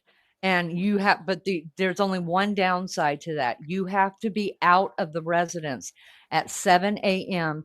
And even if you're staying like 2 nights, you have Well, to I'd like have to pack stay up. up the room and like put your stuff under the bed because they still run, what do you call them? It's a museum too. So people still come and visit during the day, pay Well, to I'd just visit. stay awake. I'd go one night Oh, and stay awake. I'd love to no, do it, but I wouldn't go to sleep. I wouldn't be staying in no bed. Not I having don't that. think I'd be able to go to sleep because I'd be just so excited. But I Oh, asked I'd just sit BK, with you, videoing you. yeah, I asked BK in Baby Town. They're like, why would you do that? We'll stay down the street. You go ahead and stay with Lizzie Borden all you want. I don't understand that thinking. Like, it don't bother me. What are they going to do? Come and what is I Lizzie going to don't do? care. Come It's and just kill a me? terrifying. I'd be Oh no, terrified. it's not. I'd go, but I It's wouldn't sleep history. there. Ah, Oh my I God, she'd love it. pour fake blood all over her and lay there while the tour comes in. I'd lay there, imagine me, done as a doll in the corner. Done as a doll. And I'd have rosy cheeks, big round rosy cheeks, and long eyelashes, right? And little tiny red lips. And then as soon as they come by me, I'd just move me foot or something because I'd have a pair of doll shoes on. And it just moved me foot. Oh, I'd love to do that. I wanted to work in the do you know when they do it for Halloween? And you go Uh-huh. to all listen, I could do that, not a problem. Well, I wonder if they'll take me on at Lizzie Borden's. oh, they would love you, Maggie. Why They would can't I love go you. to yours and you can put me on your porch? I'll put you on. So Have come you here and got I'll a just put rocking you on the. chair? Have you got a rocking chair on your Yes. porch? No, I not want on to the sit front on the porch. rocking chair Okay, with a quilt damn. over me. But it's got to be lunchies. I'm not having a dead person's quilt. All right, I'll Fuck off. give you Hang the on a quilt minute. Lunchy Hang made. on a minute. Lunchy, where did you get your bits of material? Oh, you can't be trusted either. You're fucking wasting it. No, I won't. I'll bring my own. I'll bring my own and I'll sit with it over my knees and I'll go, come over, guys. Happy Halloween. How are you? Would you like some cookies? Would you? Why don't you come and try and take them, you little bitch? That's what I say. You guys don't do trick or treating over there, though, right? Oh, the kids do, only a bit, yeah. It's not like it is. I mean, it's still, we've said for years now, oh, it's going very Americanized, do it with all this Halloween. Because it wasn't something we ever did. We go to like little places that have a Halloween things going on, but now they decorate all the houses now outside. Nice. So, oh, fuck off. I love it. I'm glad Ryan's old. I haven't got to do it.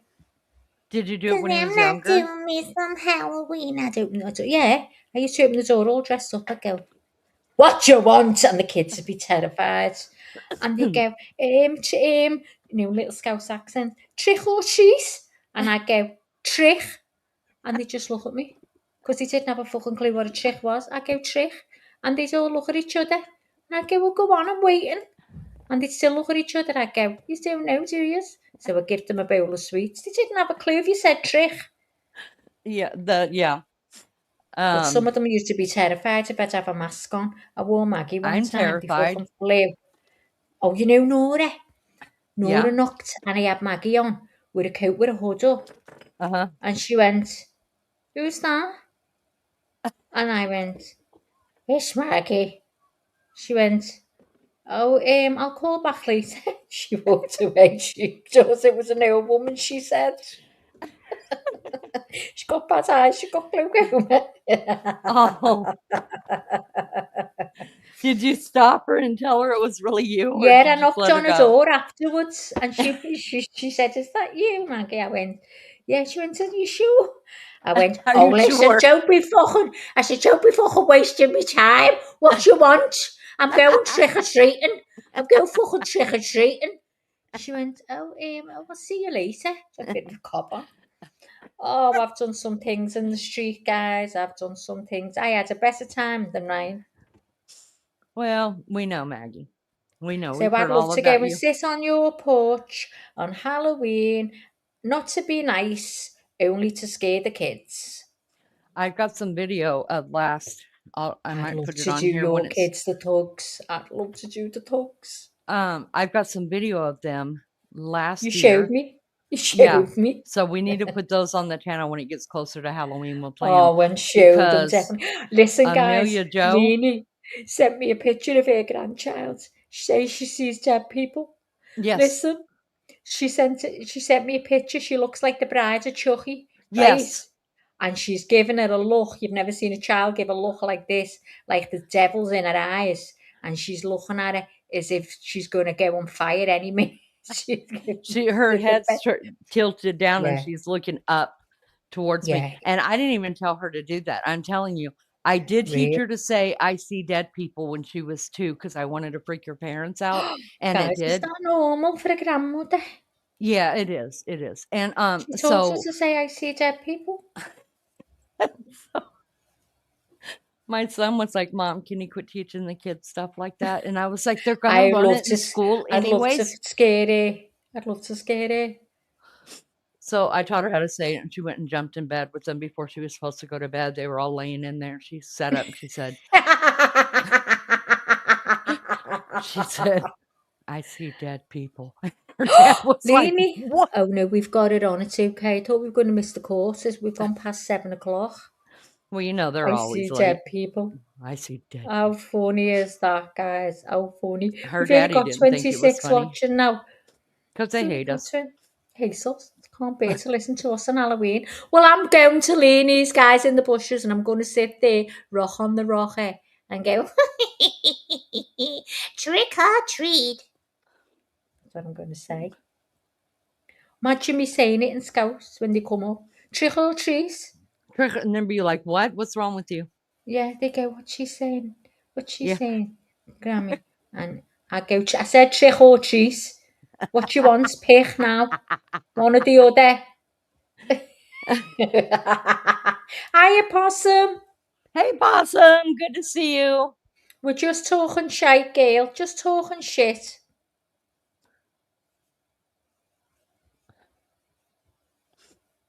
And then, so are you really taking Monday off?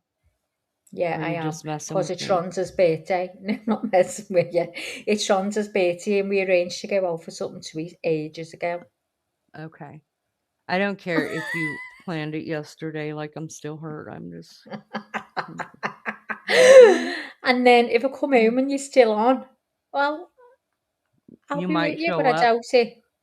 I doubt it. Because when I go to her house after the meal, we get talking.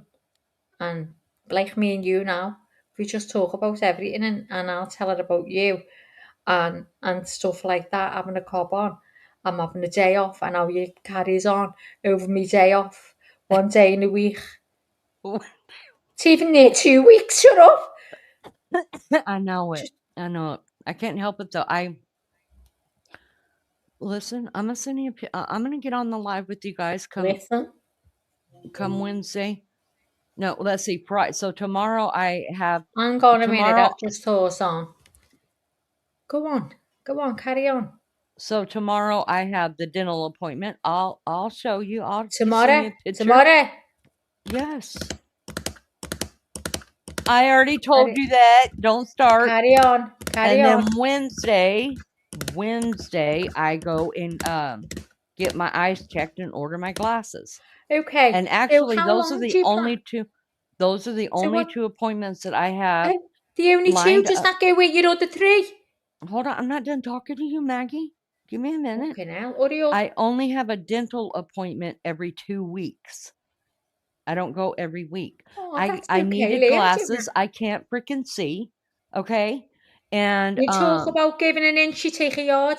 I said, yard. Oh, it's all right, Lee. I'll source it for you. She's been off 5 days. Oh, now hang on. So tomorrow, right, what time are you going? I don't even know. Oh, how convenient. Go and look at your... It should be in my phone. Hold on, I'm smoking right now. It should be in my phone what time it is. Okay. Tomorrow's the 7th, right? I don't know. Hang on. Yes, Have a it's my look. sister's birthday tomorrow. Okay, so it's the 7th, right? So, And I so try you're to do it going. for the afternoons because So you where are know you me, I'm going not good in the morning. tomorrow? Tomorrow, I'm just staying here in town and I'm going to the dentist. Okay, you're going to the dentist. So you'll only be in the dentist how long? Not long. They usher me in And out then you'll be unless, back in work. So you're and only I'll be taking back an in work. hour. Yeah, not even that long, I don't think. Okay, because listen to me now. You know little Lisa, whose son died, you know? Remember I've told you he was only 10, got killed by the car. Well, she's going to be 50 and Rhonda's seeing her. So I've got to go to Rhonda's tomorrow to pass a card in so she can give it to Lisa when she sees her on Saturday morning. Okay?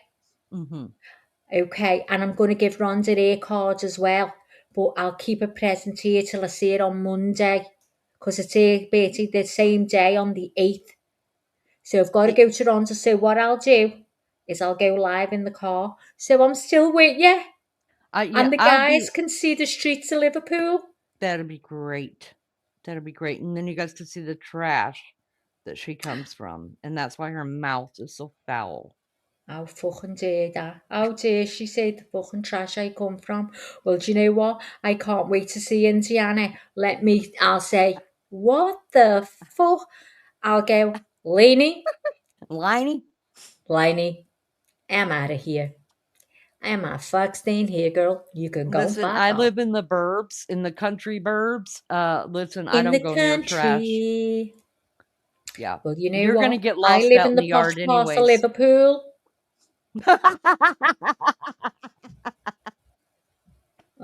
Oh, she's getting it.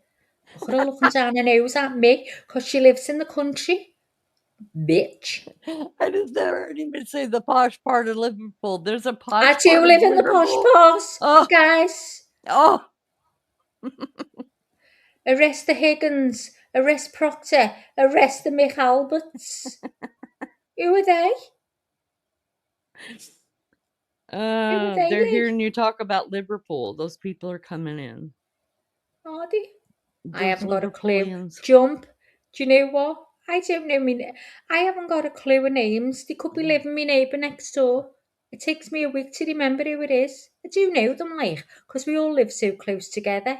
But this Laney, who does she think she is? Saying that I come from the dregs, come from the ghetto. I come from the posh parts of Liverpool. And you will see tomorrow. And then when she shows you this shitty Indiana, right, you'll all come on and go, oh my God, Lena, you got a fucking cheek. Exactly. Not Cilla Black. I couldn't stand Cilla though, John. Still me head in. You got a lot of love. I'm just only kind of joking. No, she's not. She's showing you what kind of bitch she is. Trust me. She says it all to me. On the camera. She goes, fucking hell, Maggie. You say so where you live. I go, stop it, Lee. Stop it. And she goes, I'm only being truthful with you. You come and live in America. I go, fuck off. I'm not going to live there. They're all serial killers. They're all serial killers in America. I'm telling you what, I'd be terrified living there. I wouldn't have my window open. I'd have them curtains drawn, all the blinds. Oh, Lord, that's a terrible way to live. That's a terrible way Shut up. to live. You had someone looking through yours. That's true. I can't believe you weren't terrified. Tell them about it. I've had that happen to me a couple of times. I don't remember which one I was telling you about. They're all psychopaths. But it was in different states. A murder in your daughter's street, looking through right your across window. the street. Yeah, oh, I'm obsessed with that house. Still a typo. Sorry, it's okay, John. I'll forgive you. I'm obsessed with the looking murder down house. Looking down her nose at my Liverpool. You should have bought not. that house, and we could have done seances. Is there anybody there? They wasted no time selling the damn house. What was her name? Her name was what was it? Hold on. I did a live on it. I didn't do a live. I did a short and maybe but we wanted you to walk up the street, stand outside with your phone, just pretend to talk. No, I didn't. Oh no, I didn't do it like that. I don't think you did. No, my daughter wouldn't let me do that. Pretend She'd be like, Well, do it when you're minding the dogs for it, don't tell her. Her Just neighbors will be like, "We saw your mother, okay? switch. Yeah, just say I We was on the know." phone and I was swearing and I didn't want the dogs today. Is that all right? Yeah, yeah. So I don't. I talked to her about it because have you? I Well, I'm live not in even gonna. Massachusetts. Don't believe the news. It's very peaceful here in Massachusetts. Oh, I don't know, jump. I don't know. I'm Coburger. terrified. I'm being honest with you. That I America mean, scares the shit out of me. I mean, I'm watching all these cases and they're all in America. I don't know they're all one in in England. Massachusetts. I don't know one person being murdered here. I'm not saying they haven't been murdered. Of course they have. But I don't want to know. But I want to know Oh, who's I been want to murdered know. in America. Oh, I I want to want to know. know. I do. No, Coburger's We from don't get to know Massachusetts. anything. Was he? He wasn't. No, he's from Pennsylvania. Sorry. See? Same place, but See? see, all that runs together for me Why is because Pennsylvania and Massachusetts together? I don't know where anything I is. I'm saying all the colonial states kind of run together to me. Like I look at them as being like one big area instead of states because um every time I tell my husband, I'm like, It's look, not the same. Mary Jane Joe said, so shut up. you shut up. That's Both what of she you said. shut up. She's Both just of said it's you. not the same, so shut up. Both of Okay. you shut up. Well, you know what? When we were talking to MJ on Discord one day and she was walking us around the yard, I was blown away because I did think all New York looks like New York City. I did. Oh my God, was that in Yeah. New York? That's where she's from. That was I think thought was it her was mom's all house. buildings. Yeah, but that was No, yeah. I thought it was all big skyscrapers. me too.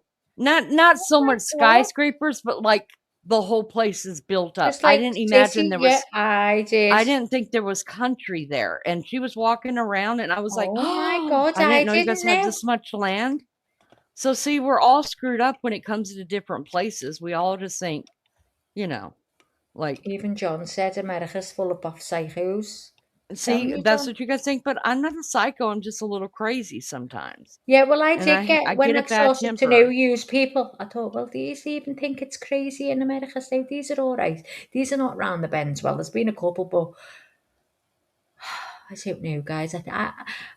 Look, if You know what it is? I'm going to I tell couldn't you the even truth. sleep in Leanie's because everything she's got from dead people. Yes. But I'm going to be honest with you guys. All right, let's look at our countries, okay? Us over here are so worried about offending people, right? Like we're Same changing here. laws. Same here. We're changing laws. We're changing the names of our military bases. Yes, I yes. mean, you can't even say a sentence without No. someone getting their Oh, feelings you're hurt. We're offending the someone. softest. I know. We have turned into the biggest twats ever, Same here. okay? But most of y'all's countries are like, look, I don't give a damn. Like I we don't give don't a shit what you say to me. right. We used to be those badass Americans. Now everybody's freaking offended and we're raising kids that are offended and it's I never know. gonna get any better. Oh, the kids are I worse than mean, ever. it's just terrible. So I think Yeah. that's what it has to do with a lot of the times. Like when you talk about America and then different countries, it's because we're so soft now. We're we're I mean, you guys used to say that the Americans were rude and brash and all that. Not anymore. All except me. God. I mean, everybody. MJD, in the city, that's what it's like. But if you go to the countryside, then obviously it's the countryside. It's the cities that are built up that are all concrete. Like New York. New York. Carry on, Gail. Just had to get that out there. Sorry, Lee. But no, you guys know it's true. I mean, like Dolores said, everyone is offended, even if you say hi. Oh, it's It's terrible. ridiculous. It really is. And then I've never No one heard so says that much. anymore. That's what he says to me, my son. Mum, no one says that anymore. We don't say it here that much anymore either. It's said more. The South is still very much more uh nice, or you know what I mean, like in each other's business, or just never meet a stranger than the North is. It's been that way for a long time. Yeah. But the north is even more changed, because I remember when I first moved to Indiana, and this is as far north as I've ever lived, and I walked up to get my groceries checked out, and I was like, "Hi," and she just kind of looked at me, and she looked back at her register and kept going, and I was like, I'm sure I don't All even know right. what my face had to have said something to her. I know it said something. And then I Fuck was like, you. "All right, you have a nice day." And she just looked at me and looked back at the register. I was like, I "What was the like, I hell can't is wrong believe with that you. people in the north?" But Now even I on know, even YouTube, here now, no one would do that. They'd all go, "Ah, yeah, you're okay." I know that for a fact. Here, people are welcoming. Okay, just getting it out there. yeah, Carry on. I mean, and you guys know I travel a lot. I get in that car and I just take off. And Oh, I know. I Yeah, mean, 2 hours to but go and see someone. Yeah. really, I think it's the distrust of people. Really, people are so distrusting Do now of you ever people. really think of serial killers, though, Lee? Seriously, now, No, no, serious. You no, never like. no, See, no. I Only think one now I've time. just said that now, and I'm thinking, I wonder if any piece of furniture you've got, or quilt or item of one of them, anything, ducks or anything, belong to a serial killer or Oh, I someone who's don't even murdered care. someone. Oh God! Oh, I you don't don't even care. care. I'm No, terrified don't at the thought. care. I couldn't sleep with all that in the house. Oh no, No, have I to be in wouldn't the even outside care shed. about that. I don't ever think about that kind of stuff. But Oh there was right, well, only it's the first one thing. time, and I think it was when we were doing the Kohberger trial. I was going through a drive-through to get me a Diet Coke, and it was like 3 o'clock in the morning. And I don't know, but first and only time in my life that I actually freaked myself out like that. I had my window down. I was sitting in the drive-through. I started looking around. Everything was dark. And there was just that McDonald's open, and they have the best Diet Coke. If you know, you know. And I freaked myself out. I was like, anybody could walk up behind me and jump in this car. And I rolled up my window really fast, and I locked my doors. And God. that's But isn't one and that only time sensible that's to do happened. anyway, Lee? Well, probably, but I mean, I just don't think like that. Like, I wait until Oh, it's you would, dark yeah. outside and I know all the neighbors are in for the night, because mainly it's elderly people So that live she on this goes out. street. And I take Right. my dogs out because I don't put them on leashes. They listen to me. And do you do that And because you don't want to speak to people? no, I do it because I don't have to have my dogs on the leash. They can run. I Oh, take right, them out. okay. I take them out for walks on And leashes there's too, no but that's roads during there the that day. that No, cars can come? no, Oh, I'd love that. nope. So, I know all the neighbors are tucked in, they're either in bed or whatever, Yeah. and I just let the dogs run. I walk up and down the Oh, I'd street, love and that. I just let them run, and it wears them out, and then I come and go Oh, live somewhere. I want to That's what come I to do. yours and let the dogs out, but I'm not staying in your house. Oh my God, only Wentz lived in this I house and need to died in know here. where the nearest to. Yeah, listen, it's not happening, Lee. I'm not staying in that house with dead stuff. It's over. I know the truth. I've seen it. I've witnessed what you live in, what you're buying. You go, oh, Maggie, I've just seen this thing. It's like 300 years old. I'm going to get it. And I'm thinking, oh, fucking hell. I mean, it is lovely and all that, but I'm not having it in my house. It's been through how many deaths? Oh, it's been, if it's been here, it's been in funeral parlours. It's been in living rooms where coffins have been Stop. written. No, it's not. Honestly, I swear down on my life in a plane, it's not happening. I'll visit you, but I ain't fucking sleeping in that house. Okay, hold on. So you don't have any antiques in your house, not a jewelry No, not a box. single thing. I've got a bit of Wow, my mum's stuff, but that's fine. well, your mom's dead. So I you do know, have but dead people stuff in the house. What's the yeah, I difference? know, but it's different. But I'm not going to any other dead. I couldn't. Yeah, but you know what? There's a quilt upstairs belonged to my mother that I put over it in the hospital. She had it on her when she died. That's not fucking coming out of the box. I've never Oh touched my it since the goodness. day I put it over it. Oh no, it's not happening. Sorry, See, guys, if you think no, no, I don't no, even no, think no. that way. I've never even so Well, so I if you do. came I here, would you couldn't. even go like thrifting with me or in antique Yeah, stores? I will love Would you it. be Yeah, okay doing that? yeah, 100%. But you're just not going to bring it in your home. No, I have brought it in my own, but I remember I told you I got a duck and the duck was gorgeous, and it had like this lovely blue peacock bluey green on its tail. It was absolutely gorgeous. I got the full set, and it was on the top, and I don't know what it was, but it was looking at me at the sides of its eye, and I kept looking at it back, and I was thinking, I can't take to this duck. I just couldn't bear it in the room. So I kept side-eyeing the duck, and it was like it was side-eyeing me. So I phoned Julie. I went, Julie, can you take this duck? It's freaking me out. It's side-eyeing me. And she just knows what I'm like. And she went, yeah, okay, do you want me to come and get it now? I went, please. So she come over and took the fucking duck. I was terrified of it. No, I don't know. No, Stuff honest girl. brings me comfort. I don't know why. Well, It's that's like, good. If it brings you comfort, that's fine, but it wouldn't bring me. I mean, don't get me wrong. If you bought stuff from the thrift shop, and it was in your living room, and you had nothing like that in your bedroom, it was all like new stuff. Do you know what I'm saying? Oh, I'd be fine. But I'm but not because getting the in your bedroom bed. has, That's had 3 million people are dead, and the quilts all old, and like you've got them. I'm not having all that in the room, Lee. I'm fucking faces looking up at faces. No. Faces of fucking dead people and that, it's not happening. well, And your little suitcase and all, no. Grandma's suitcases have to go. Mind you, no, I think I'll be alright with Grandma's suits, because we know Grandma. So, I'll probably be alright with Grandma's, that one. yeah. She came over from the Bahamas But you with can those take them to put in suitcases. your bedroom, don't leave them in. I'm not going in the yellow room.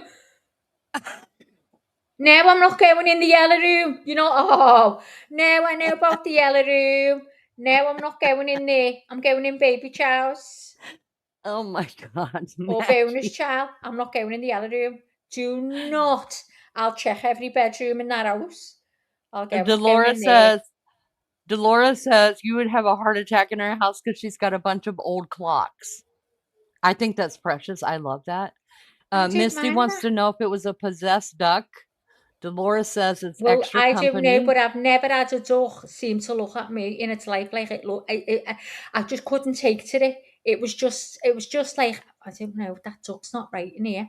And I was eyeing the duck, and I was like pretending to scratch the back of my head just so I could look at the duck, because I felt like the duck was looking at it. I felt like I was losing my mind. So I had to get it out the house. But it wouldn't bother me if you had 50,000, Dolores, 50,000 clocks in the living room, right? It's absolutely fine, but don't put any in the room I'm sleeping in, because once I lie down, things start playing in my brain. And if I heard that clock going, coo, coo, coo, coo, as I was in bed, I'd have to text you and say, Dolores, can you come in for a minute? And then once you get in there, I'd say, you're not getting out. Get in the bed with me. Terrified. Dolores says we need to take you to a cemetery. Now she'll go do cemetery visits I'll go for and us. do that. Would you go at nighttime? Yes. Oh, you as would? long as you Cool. were with That's me. awesome. But if you run away and left me, I wouldn't be a bit abused. Okay. Not one bit. I'd fall out with you, never to speak to you ever again on my life on a plane. I'd be terrified. Possum says, why that bear side eyeing you? I don't know what that means. Hang on, where's that? Right here. Why that bear side eyeing you? Why that bear side? I don't know what she means either. Does she mean why was the duck side? I don't know. It was just the way it was placed, and it was like it was looking at me. It has a bit of a blue eye. Her. It was a gorgeous duck. Oh, it was gorgeous. But you know what I found? It was, see what she told me, Lee. What she told they me. Shouldn't have told you. I know. They belonged to a man who was found dead in the chair in his house, and they were all around by him. He loved ducks. Well, I'm fucking not having that duck. That duck was already out of here before it was in. I went, oh, I'll have it, and then I felt it. I thought, what have I done? What have I done? I only had it an hour. Oh my gosh. I said to her, Julie, I don't know whether I'll be all right with this duck. She went, it's fine, you don't have to keep it. I said, but I like it. She went, we'll keep it and see how you go. Sorry. And I felt terrible. I thought he's probably a nice man. But it's just the thought of death. It terrifies the life out of me. I'm never going to change. Never. And the older I get, it's going worse. And even the viewing's going up. Because they're all in pissy. We're talking about death. Death terrifies the life out of me. And I'm not having blankets belonging to dead people over me. I'm not going in the yellow room. I've heard all about the fucking yellow room. It's full of dead people. I'm not going in there. She's told me. I know. Brittany says the only antiques that scare me are the dolls. I love the dolls. I really do. I'm not scared of them. They I don't don't freak me mind them, but I out. wouldn't have one sitting in a chair if I'm in that bedroom. Oh my Oh, God, I would no. love one sitting in the chair, I'll but go and even I'll go and stay with Baby Chow. Sauces. he Baby wouldn't Chow like can it come either. home. He wouldn't have that stuff either. Oh, see. Well, he could come home and stay with you in his old room, and I'll go and stay in his apartment. And I'll There promise you him go. I'll get lines in the carpet every single day. MJ says, just make it face on the wall like Leanie does. Oh, God, you gave me hell about that too. That's right, MJ. What was that? See, they remember the stuff. When you said my turkey or my duck was looking the Oh, wrong yeah. way.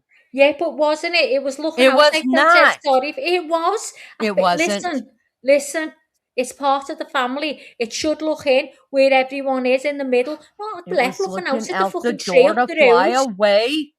Nah, ich am to a circle, Leanie. Anyways, I changed it for you, but I ended up having to put it back because it didn't look right. I think the duck should be facing the damn window. Where is it So, now? Because I haven't seen that tuck, Leanie. honey, it only comes out during the fall. You'll see it again. Calm it down. Well, it better be that way or me and you finish. And Mary Jane Joe says, that is just a part of life. That's right.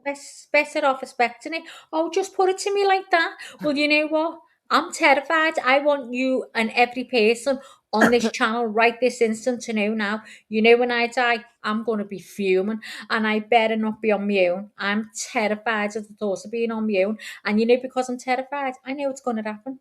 Because everything I fear in my life has come to me. Do you know that? Do you know that? If I sat and told you, you're just all unalive yourself feeling sorry for me because I'm telling you now, everything I feared has happened. Maggie, do me a favor. Squirrel, just a second. Check and make sure that we are live on this court case because it's like 30 minutes past. And This I've never fucking known judge them has to be got a this cheek. late. Did he mean 2 o'clock today or 2 o'clock tomorrow? No, he said today. We'll see you back at 2 o'clock today. Oh my God, Leanie, I haven't gone forward. I'm only kidding. I see it. Can you? Oh, now it's gone back. Okay. Yep. Rewind still, it. Right? No, Yeah, got to go rewind it. forwards, haven't I? Yeah, you got to rewind that, man, when they come back into court. They've been in court. No, rewind this is the end of the last one, isn't it? No. We had Are the you girl on joking? stand. No. Oh, no. See? Oh, guys, Keep I'm going, so keep sorry. Going, keep going. Okay, wait, stop there. Wait. Okay, so Go this is forwards. Yep, go forward some. Right. Back. We've had here before. Nope. Yep. Keep going. They're just talking about her testimony. Where am I going, back and forwards? Forward.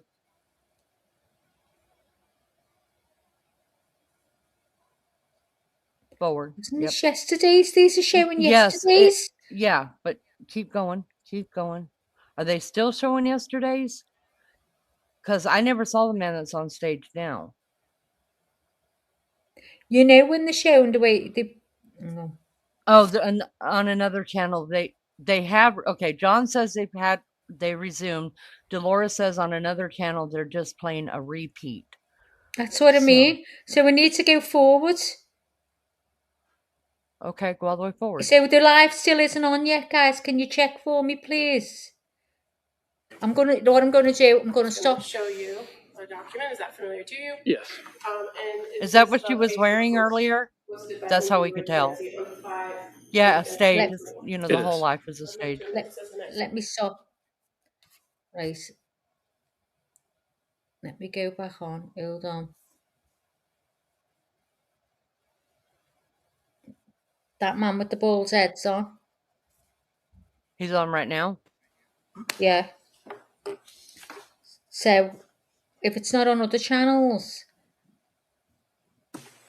So, but my question is. Oh, see, they're talking about, we haven't done this yet. Yes, go back. This is her, screen. Okay. Is that was seek search warrants to Guys, I'm so sorry about this. I'm talking about dead stuff in Leanie's lemon room. Okay, Oh. stop. Yeah, stop right there. Gotta go back there. Should I go back further? Well, the deal is we haven't even seen the jury come back in. That's what I'm looking for, to see when the judge comes on. So I want to see if they're still playing the same thing from yesterday over again. Oh.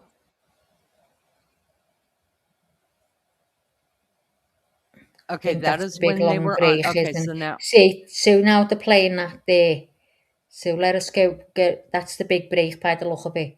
So let's go forward from there. Let's go to the. That's right. The father-in-law was on the stand. The last.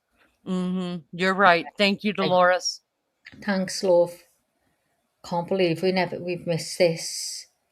Let me go forwards a little bit more. It doesn't seem to be that much more, so we don't want to move it too much.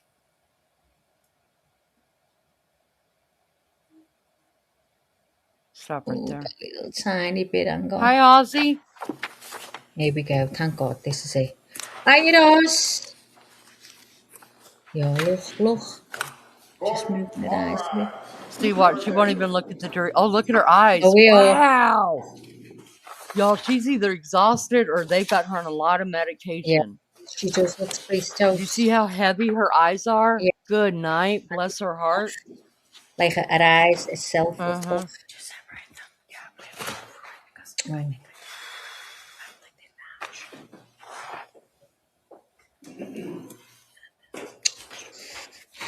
This court's now in session. Please be seated. Good afternoon, Your Honor. For the purpose of the record, we return back to the trial of Commonwealth versus Lindsay Clancy. All parties are present, including the defendant and including 18 jurors. And thank you. Members of the jury, good afternoon. We're going to return to the case. Attorney Sprague. Thank you, Your Honor. Commonwealth calls Kyle Carney.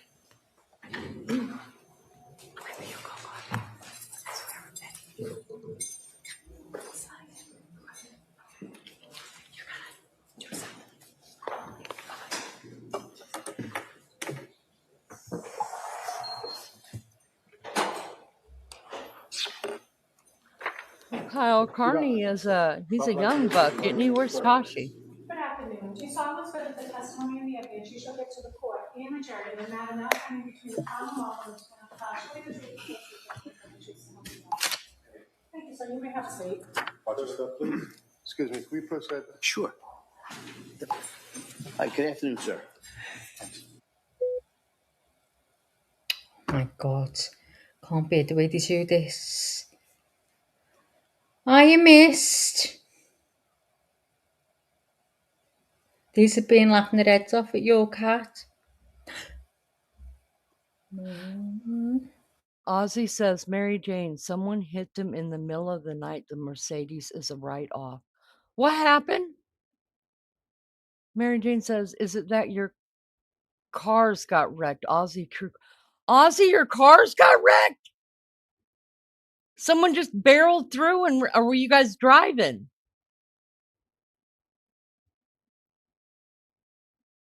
Oh, that's terrible. Nuh-uh. Wow, I'm sorry to hear that. Did you hear it? Did you wake up to it being done? If I may? Yes, counsel, go ahead. Thank you. Good afternoon. Can you please state and spell your name for the record?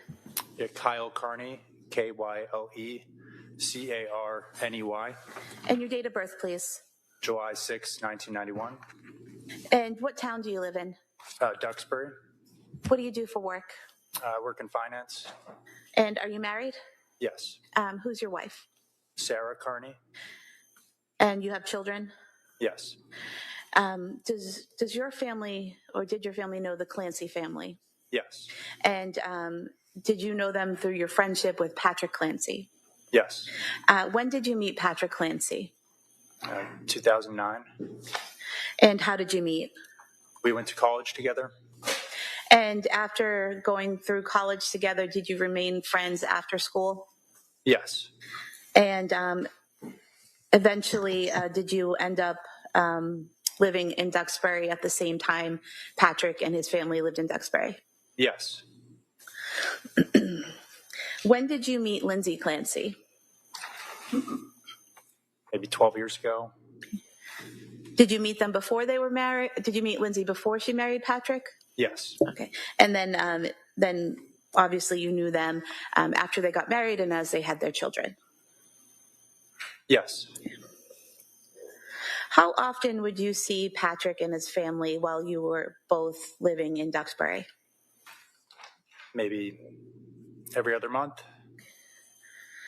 And would you interact with Lindsay Clancy during those gatherings? Yes. And what was her typical demeanor? Kind, caring. Did you ever see any changes, significant changes in her behavior or demeanor when you would interact with her? No. Did you notice any changes in Lindsay Clancy after the birth of Cora or Dawson? No. Directing your attention to after Callan Clancy was born, did you interact with the Clancy family that summer? Yes. And how so?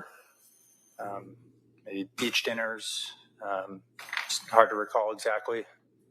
So you said beach dinners, is that what you said? Yes. So basically families gathering together at the beach, having dinner, interacting with each other, is that right? Sure. How often would you do that during the summer of 2022? I couldn't tell you exactly. More than once? Yeah, like at least monthly. Okay. Did you also go fishing with Patrick during that time? Yes. Over the summer of 2022, did you notice any differences in in Lindsay Clancy's demeanor or behavior? No. Throughout the fall of 2022 into the beginning of January 2023, would you see Patrick Clancy? Yes. How often did you see him? Again, maybe once a month, maybe. And directing your attention to Sunday, January 22nd, 2023, did you have a small gathering at your home? Yes, their family came over to my house. Okay. And when you say their family, are you talking about Patrick Clancy and Lindsay Clancy? And Cora and Dawson, too. Callan didn't join them? No. Was he home with Lindsay's parents? Yes.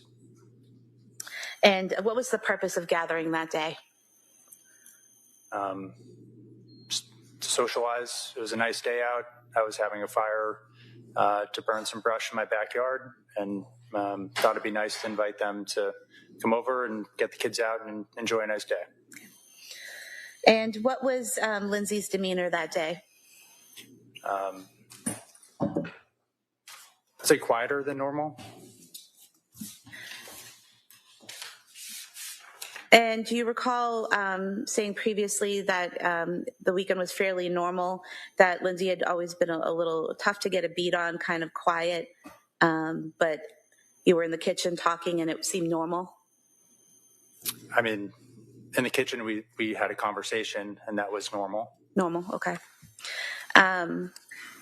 Do you recall describing the day previously as a perfectly normal afternoon, really nice? It was a nice day, yeah. Okay. And so there was nothing out of the normal that happened that day in terms of Lindsay's behavior or demeanor? Her behavior, demeanor appeared normal. Okay. Did you have any problems communicating with her when you had conversation in the kitchen? No. Okay. How long was the family there at your house that day? Maybe a few hours. And during that time, I believe you described it previously as a normal, great day. Would that be accurate? Yes. Okay. Thank you. Mr. Reddington? I have no questions. Thank you, sir. All right. Thank you, sir. You may step down. Thank you. Thanks. Watch your stuff, please.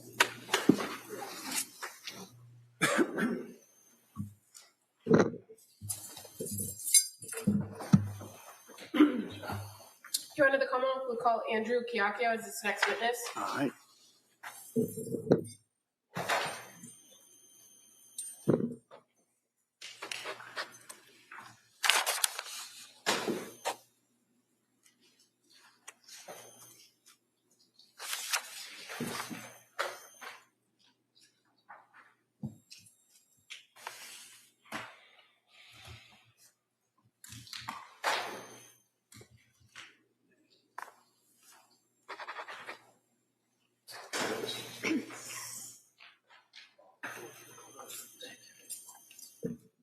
Good afternoon, sir.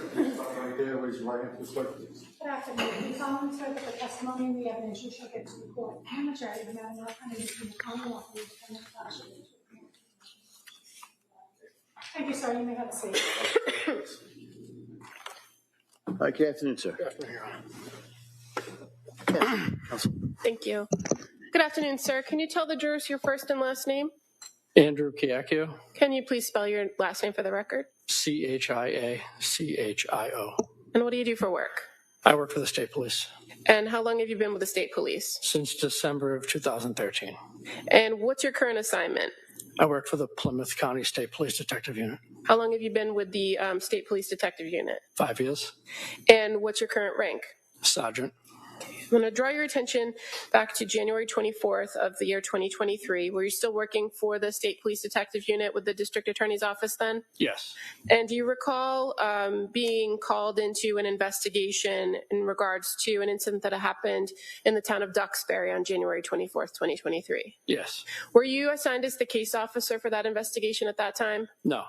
But you're aware that a number of the other troopers in your unit were all called out to do different parts of the investigation. Yes. Do you recall if you actually went first to 47 Summer Street? Yes, I did. Were you quickly assigned to go someplace else and do some follow-up investigation? Yes.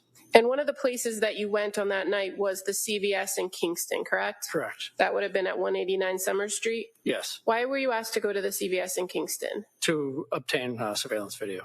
And had you learned information that one of the homeowners, the Patrick Clancy, might have visited that location earlier in the evening? Yes. And so when you got to the CVS, did you contact?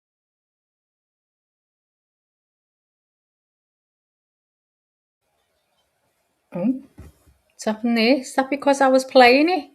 Let's have a look. Let me go out and go. I'm going to stop it for a minute, guys.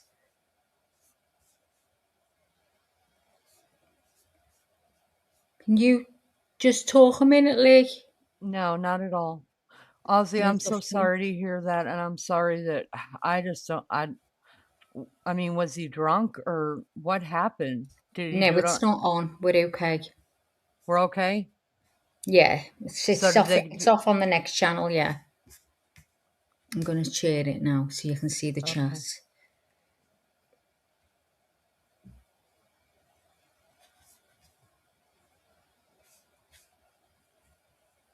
Okay. It's live. You can see them all chatting there. Once you come on, I'll take that off. Okay. I wonder what happened. Maybe they. I'm just looking now to see what if anything's weird. getting said. Hang on.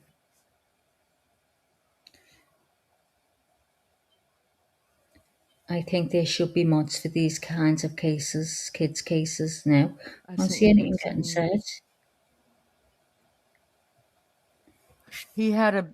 Shut up, Tashi. Trashy. Oh, Trashy in the house. Hang on, you. She said, "Morning, grannies." Twice.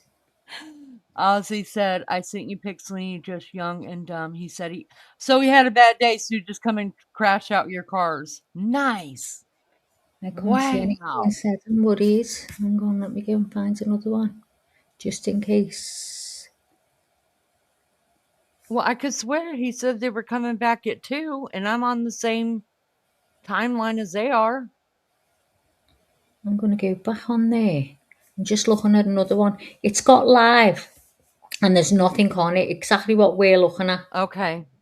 So it's still going, and they're not back. He's going to come back in a minute, and he's going to end it in half an hour's time because it's now. That's near 2 hours now. Yeah. Because it's 10 to 8 for me. What happened this time? Good grief. I don't know, but nothing's going on here. That is nutty. When it's not live, it won't let me make it big like this for some reason, but I can. So I know it's just pure live, see? So I don't know what's going on. It's nothing to do with me, guys. Not my mistake this time. This time. Oh, hang on a minute. Morning, grannies. Lenny, you know, yesterday I said to that girl, who went to the That girl. block, yeah. Remember when I lost Yeah. it the other day, which I feel ashamed. Anyway, but I lost it, right? Because I thought, oh no, she didn't say that at all. Can I block Toshi? I think Trashy wants us to block her. You want us to block you, Trashy? No, I think she's funny. I can't let Trash go because she gets me and she's funny and she's usually always on my side. Well, she's not now called you a granny, is she? I am a granny. I got 10 of them. I'm rather proud of that. I'm not offended. I don't get offended. I'm the wrong person to try to offend because I laugh about it. It's just fucking funny. Unless Well, you come listen, at me you've like got the best co-host in the world because I've even I do. our live for tomorrow. Oh, It's see, already on. listen, I know that. I already know that. I know I got the best co-host. So, you know, I don't need you to tell me no more. I'm just on it. Okay, well, you know. I'm running the show. I was gonna tell you guys something and I forgot. Of Said course. Toshi's dead funny. Toshi is dead funny, you know, fucking funny. Who's asked? Oh. Hello from Colorado. Hello, Colorado. Hello, Colorado. Baby. Thanks for coming back in. So good to see back into the Looney house. Oh, we don't know what's going on with court, but you know, we're here. We're here. The judge Many is would making want to us all block wait. me. I know we'd have to get on the list, wouldn't we? Eh? And I agree with them. Each and every one of them. You're a bitch. How about that? Don't care what Leanie says. I don't have to agree with Leanie. Spleeny.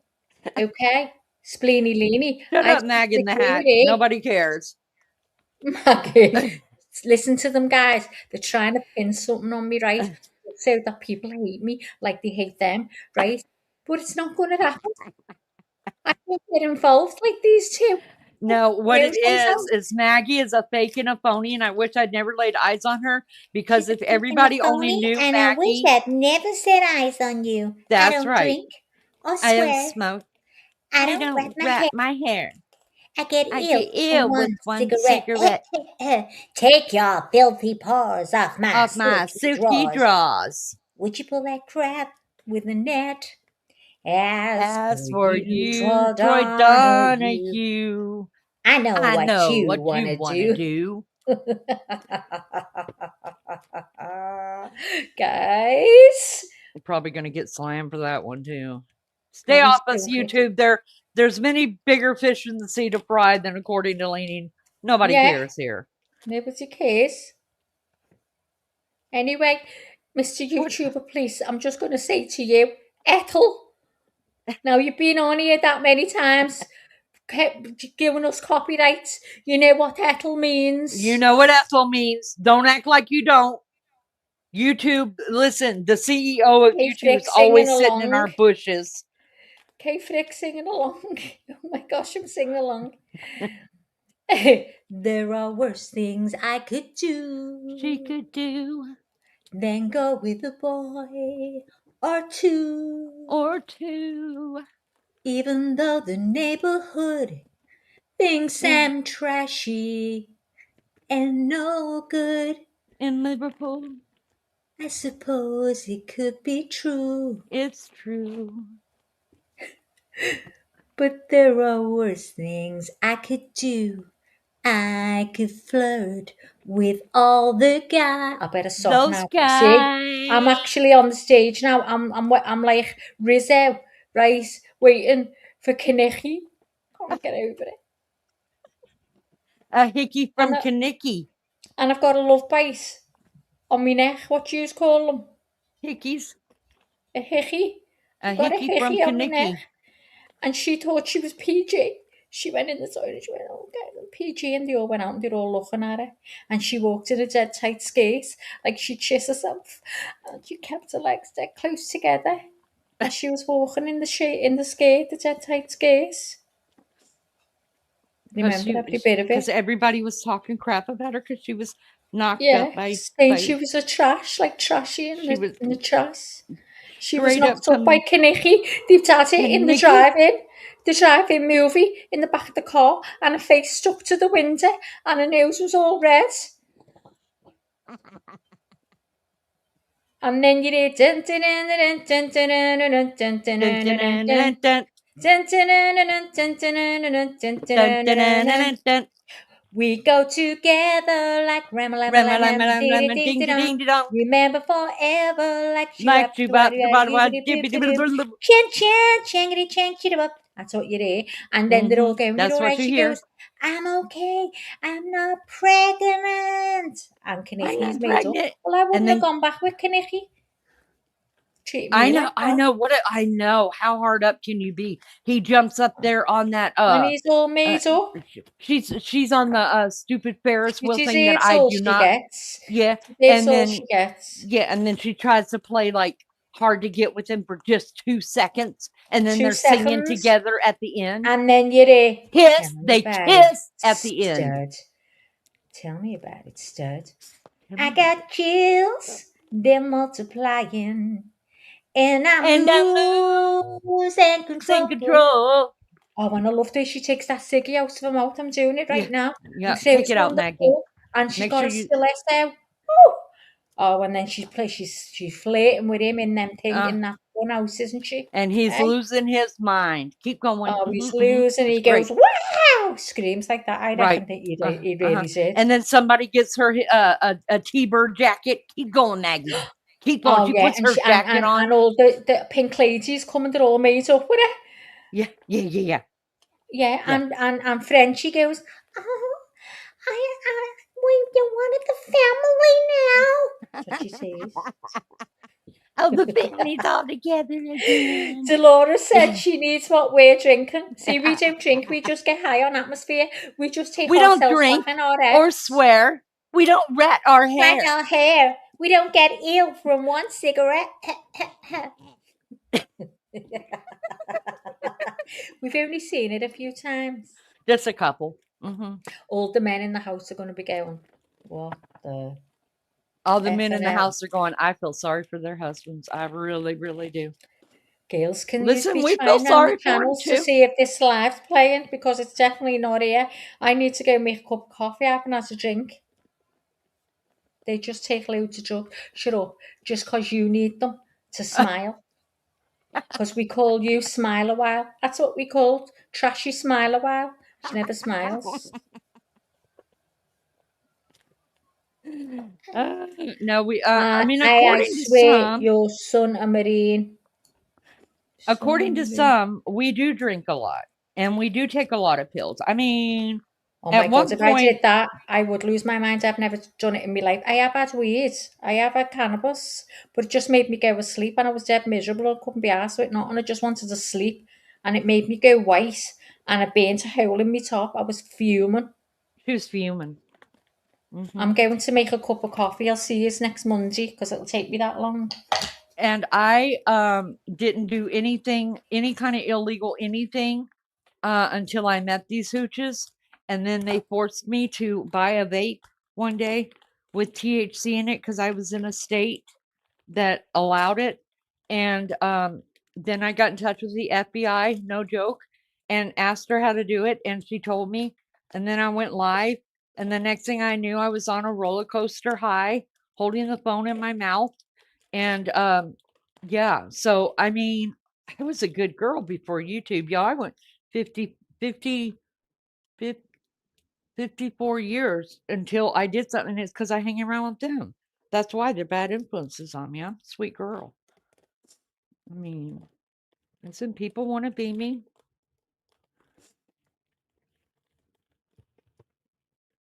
That's the truth.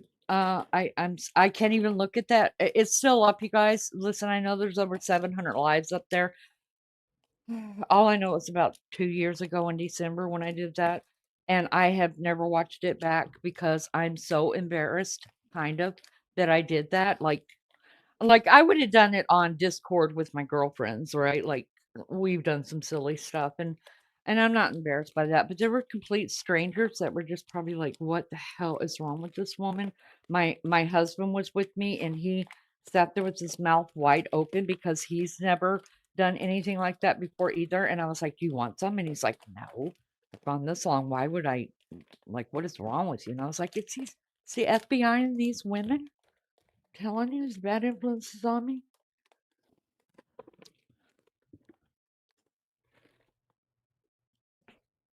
And then it just dropped off. Like it took a minute to kick in, and then the next thing I knew, like I could run a marathon, I felt like. But it took a minute to kick in. Obviously, I remember somebody saying, if you're not coughing, you're not getting enough into your lungs. So then I really started like smoking it like I smoke a cigarette, like hit it twice, you know? The next thing I know, I was like, woo, I was feeling good. I was dancing and doing all that. And then it just like stopped. It just stopped. I became leaning again. And then I was just like, I got to go to bed like right now. Now I'm going to bed. And that was my anniversary, y'all. And because of these bad influences, my poor husband didn't get anything on our anniversary. Not that he got anything on our wedding night either, but still, that's a different story. Listen, these people around here, they're the greatest people, but they're also like wicked. Wicked, wicked, wicked, wicked. I don't even know if I'm really on. Am I on? Because I'm walking around taping up whatnot boxes, and I didn't even check. I could be talking to myself. Hold on, let me look over here. Oh, I am on. Hi, everybody. Hi, hi, hi. What is going on with court? God, what is happening here? I'm dying. Wish I had been part of that chat. Oh, it was nuts. I don't remember the chat, to tell you the truth. I remember everything that happened. I just couldn't control. That's what happens when I used to drink too, especially tequila. I never passed out. I never didn't know what was happening. I just couldn't control what was happening. And that's why we'd get into a lot of fights, or I'd sleep with someone, or I'd get into a fight and then sleep with someone. I'm not lying to you guys. I'm a hot mess. So I had to become a real adult and stop it and you know, be responsible and shit. Because after my first divorce, you guys, for 6 months, I went kind of nutty. Oh, it was terrible. It was terrible. I'm glad I'm not that person anymore. But I walked the line. I always walked the line. I did exactly what I was told, when I was told, how I was told, at all times of my life. And then I hook up with these hooches, and they're just like me. Yeah, that's a great idea. Go ahead and go get you a vape. Go get you a vape. In fact, don't get you a vape. Just get you one of those marijuana cigarettes. Get one of them. But I was scared. I figured I could handle a vape before, because I've handled a nicotine vape before. And I was like, this ain't going to be that bad. But then when you start hitting it like a cigarette, you know, and at least I'm a professional smoker, in case you guys don't know, I can be done with the whole cigarette in about, what, 18 seconds? I'm not kidding you, because I double hit it if I need to be. So, but I always double hit it. I don't know why I do that, but that's just what I do. And so when they were like, no, you're not getting enough in you because you're not coughing it, that means it's not working. So I was like, okay. So then I started hitting it like I smoke a cigarette. Next thing I knew, I was like, oh, so that's what this feels like. Okay. Okay. Well, then I tried it again. I'll be honest with you. I was having a bad night. I was having some anxiety and talking to the girls, and they were like, Lenny, do you still have your vape? And I was like, yeah. And they're like, go ahead and take it again. You're going to be okay. So, I mean, you know, I went ahead and did it. And that time it didn't make me want to go ride a roller coaster. It just made me want to go to bed, and I did. And then after that, I was like, I hate the taste of this stuff. It's terrible. Now, you're probably asking yourself, why would you hate the taste of that? And you can tolerate a cigarette, which, I mean, to people that don't smoke, think that it is much worse. But I mean, I can't even stand the smell of weed. I can't stand it. So I don't know. I don't know. I just feel I feel misunderstood sometimes by the girls. They just want to see me do some, and then they won't take the blame that absolutely does belong to all of them. And so I get a bad name. That's how it goes. But I'm not the one around here on this panel with a mugshot. Let me just put it that way. Like, I've done something. That's probably the worst thing besides getting pregnant too early or too soon that I've ever done. Really. Really. It took me 54 years to do that. But somebody else who's on this panel, I'm not going to call her name. She's got a mugshot, y'all. And as soon as I can find it, I'm putting it out there, y'all. I'm not kidding you. Everybody's going to see that mugshot. I can't wait. Even if I have to go to freaking Liverpool to pull it up and talk to a copper or sleep with them or something, I'm getting her mugshot. There's nothing more funny than people's mugshots. Listen, when I found my own sisters, oh my God, I added it into a family photo. They were so pissed off at me. I'm not kidding you. I thought it was funny. They didn't. None of them. My mom thought I was just ridiculous. And my sister was like, that's not funny. Like, take my picture out of that picture. I just put it over, like I made it a small one. I got it printed out into like one of those schoolroom, remember your old class picture, your little school pictures that we would buy and get? Yeah, I made it like that. And then in one of our family photos at my other sister's house, I just slipped it over Debbie's face and put her mugshot there. They were not impressed with me. That happens a lot to me. I'm misunderstood. All parties are present, excluding the jury. All right. Well, what I wanted to do was hear the arguments in regards to the defendant's motion for permission to call witnesses. I know that this was filed this morning, but it's kind of hand in glove with issues that were raised a couple of weeks ago. At least mentioned the same witnesses. So I'm going to hear first from the defendant. They'll hear from the Commonwealth. I will probably take it under advisement and review some of the other documents, but I want to make this decision as soon as I can, so everybody kind of can plan on how they go based on the decision. So Mr. Reddington, let me hear you first on this. Thank you. Your Honor, obviously, I don't have to belabor the obvious. This is a murder trial, very serious business, and we've all been working very hard on the discovery, which, as you can tell, is voluminous. Hundreds and hundreds and hundreds of pages of state police interviews. And I mentioned, about with the government. They have cops. They have people going out and interviewing. They have videos. They have chemists. They have detectives. They have local cops. They want a cup of coffee. They can send 5 cops down the street to get one. I'm it, except for my son, Patrick, who helps me out getting coffee, all right? And the reason I sound frustrated is that they are objecting 2 weeks ago because they need time to review, to cross-examine doctors on very basic items of evidence that are their items of evidence. Not one of those witnesses is adding or bringing anything new to the discovery, if you will. And not by way of excuse, but, I am a sole practitioner. In the past, May, June, July, in the past 3 months, I've had a murder, a rape, and 2 back-to-back federal trials that ended 1 week before we impaneled on this case.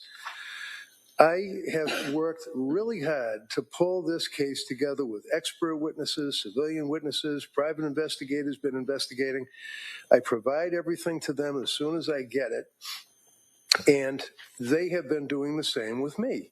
I haven't objected to one thing that they have offered. They put an AutoCAD, computer animated display disc on my desk last week. I didn't complain about it, run to you and try to exclude it. I said, fine, no problem, put it in my pile and move on. That's it. So to suggest that they need time to be able to cross-examine both, I've had trials with both of these prosecutors. They're both experienced. They're very, very familiar with the trial of major criminal cases. I feel that they're more than capable of being able to cross-examine, for example, number one, Dr. Volkovich, who is a board-certified emergency medicine physician. His report indicates that he has taken a look at South Shore Hospital. He's taken a look at the Brigham and Women's Hospital. He's taken a look at the photographs. That's their evidence. That's all he looked at. And all he's doing is basically what all of their South Shore doctors came in and testified to as to the nature of the injuries, in his opinion, the type of injury that she suffered, talking about the injuries to the right and left wrist as well as the neck. In his opinion, dealing with suicide attempts, that it's a legitimate suicide attempt. There's no secrets. There's nothing new that they have to prepare to cross-examine him on. Dr. Laposada is a doctor that is well known to most of us, and I've been using Dr. Laposada's fine services for the past decade or longer. I know that both of these attorneys are familiar with her. She's not bringing anything new to the table. She's bringing her opinion based upon their evidence as to the medical records, x-rays, all of the rest of the indicia of the injury that she suffered. Now, they're talking about Lindsay going out and hanging off of a window and then doing, like I said, the Spider-Man slide down the side of the house, apparently. Absolutely ridiculous. She dove out that window, she hit her head, and she suffered what Dr. Laposada refers to as a Jefferson fracture of the spine that is very, very, very typical for this type of an injury. When somebody dives into the shallow end of a pool, they get that injury, unfortunately. When somebody, kids are on a boat and they're drunk and one of them jumps off a mast into the shallow end of the water off of Cape Cod, they get that type of injury. Superman, when he gets thrown off the horse, 6 feet high, same injury. That's all. She's not bringing any esoteric theory to this case that they need time to prepare. Interestingly enough, the Brigham and Women's Hospital records do make reference to the Jefferson fracture right from jump. She also assists me, as she always does, on autopsy photographs, any indicia of injuries, and it's her opinion that if they try to say that there are bruises to these little babies that were inflicted by her, they're absolutely wrong, and Dr. Laposada would indicate that these are consistent with either EMT, God bless those first responders, but they were in a panic and they're trying to take care of these kids and pick them up and run them up to their trucks and vehicles. So, and other, obviously, the interosseous injection into the legs, the shins, the thighs, all of these bruises are from medical intervention, not Lindsay Clancy. That's what she would testify to. That's it. They don't need time to prepare to cross-examine for that. Finally, I have Dr. Condi. Dr. Condi signed even better than a report. He signed an affidavit. And again, it's based upon medical records that we all have. Way back when this case first started, the government presented the case to the grand jury. First thing I said to Lindsay was sign a release. Let the government get all the medical records. We'll all have access to them. This case is obviously going to be predicated upon the medical records, psychiatric records. We signed every release. They got every document and had them into the grand jury. I got copies. They have copies. Condi would testify to the horrific, in his opinion, failure to comply with the standard of care that would govern psychiatrists, psychologists, Dr. Tufts, who's going to be testifying tomorrow, nurse practitioner Gelada, the other individual from the McLean Hospital, all records that they've had for years.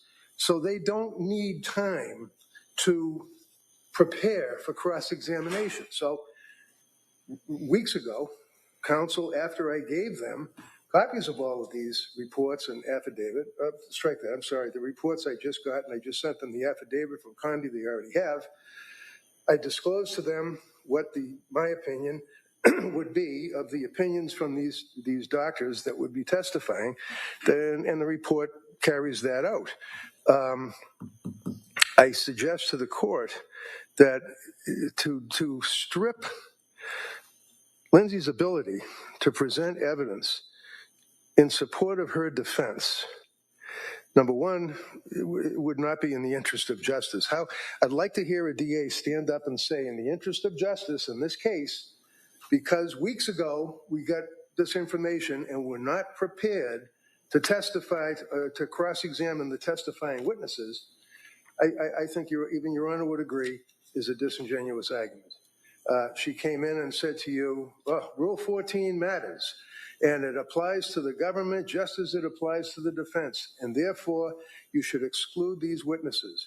Well, if I messed up, and it's my trial schedule that caused me to not be able to have written reports of the stuff that they've had for years to prepare to cross-examine these witnesses, then it's my fault, and it deprives her of effective assistance of counsel, because that would then deprive her of her defense. This is a pathologist, an emergency room doctor, and a doctor who would testify to the standards that would apply to these doctors that they're going to call as their witnesses, which is another interesting fillip, if you will, where they're calling Tufts, Gelada, the other individuals from McLean, all treating physicians of her that are all lined up to come in and testify against her on this case. Fine, bring it.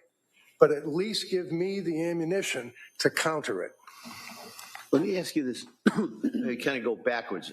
In regards to Dr. Condi, the affidavit really speaks more towards the standard of care. That's right. He's not giving an opinion of criminal responsibility. Right, but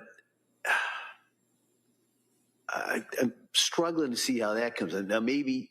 Well, he's the doctor that I'm using for toxicology. That's what I feel. But the reason I'm asking that is I'm not sure in this case is the standard of care necessarily as relevant as opposed to causation.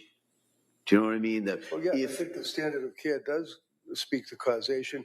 He doesn't have to use it as standard of care. He can use it as his opinion as to the first doctor that she spoke to, Dr. Tufts, when she presents with a bipolar 1 presentation, and then Tufts prescribes an SSRI to her, which flies in the face of any rational psychiatrist and what they would prescribe and do. He's more than qualified to testify. That's a different question, and that may be more admissible than someone saying, oh, I found what the standard of care, and I find that this violates it. If we have got an expert who says, listen, I am qualified, I looked at these records, I disagree with that treatment, I'd be more inclined to allow that than to get into the standard of care, which is obviously consistent more with the civil world. So with that, I can reach out to Dr. Condi and have him delete reference to standard of care in his report and address the actual treatment as to an opinion as to its appropriateness. But again, on the issue that they're raising, that they need time to prepare to cross-examine, I don't think that lies even if he revises his report by removing standard of care. Well, let me ask you this, because I haven't had an opportunity. This is probably what I'm going to have to look at tonight.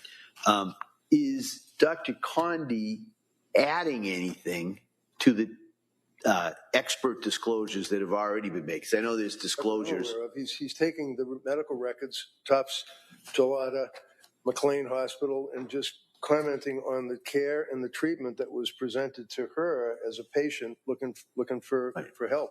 That's all he's doing. He's not adding anything. He's talking about the prescriptions that were provided to her, the SSRIs, the antipsychotics, the benzodiazepines, all of that. That's what his opinion is predicated upon, which is all of the prescriptions that the government has already introduced into evidence and is well aware of. Right, I understand, but I know that the parties have already exchanged reports months ago, and I know that everybody did that. And I haven't had a chance to review specifically the defendant's reports.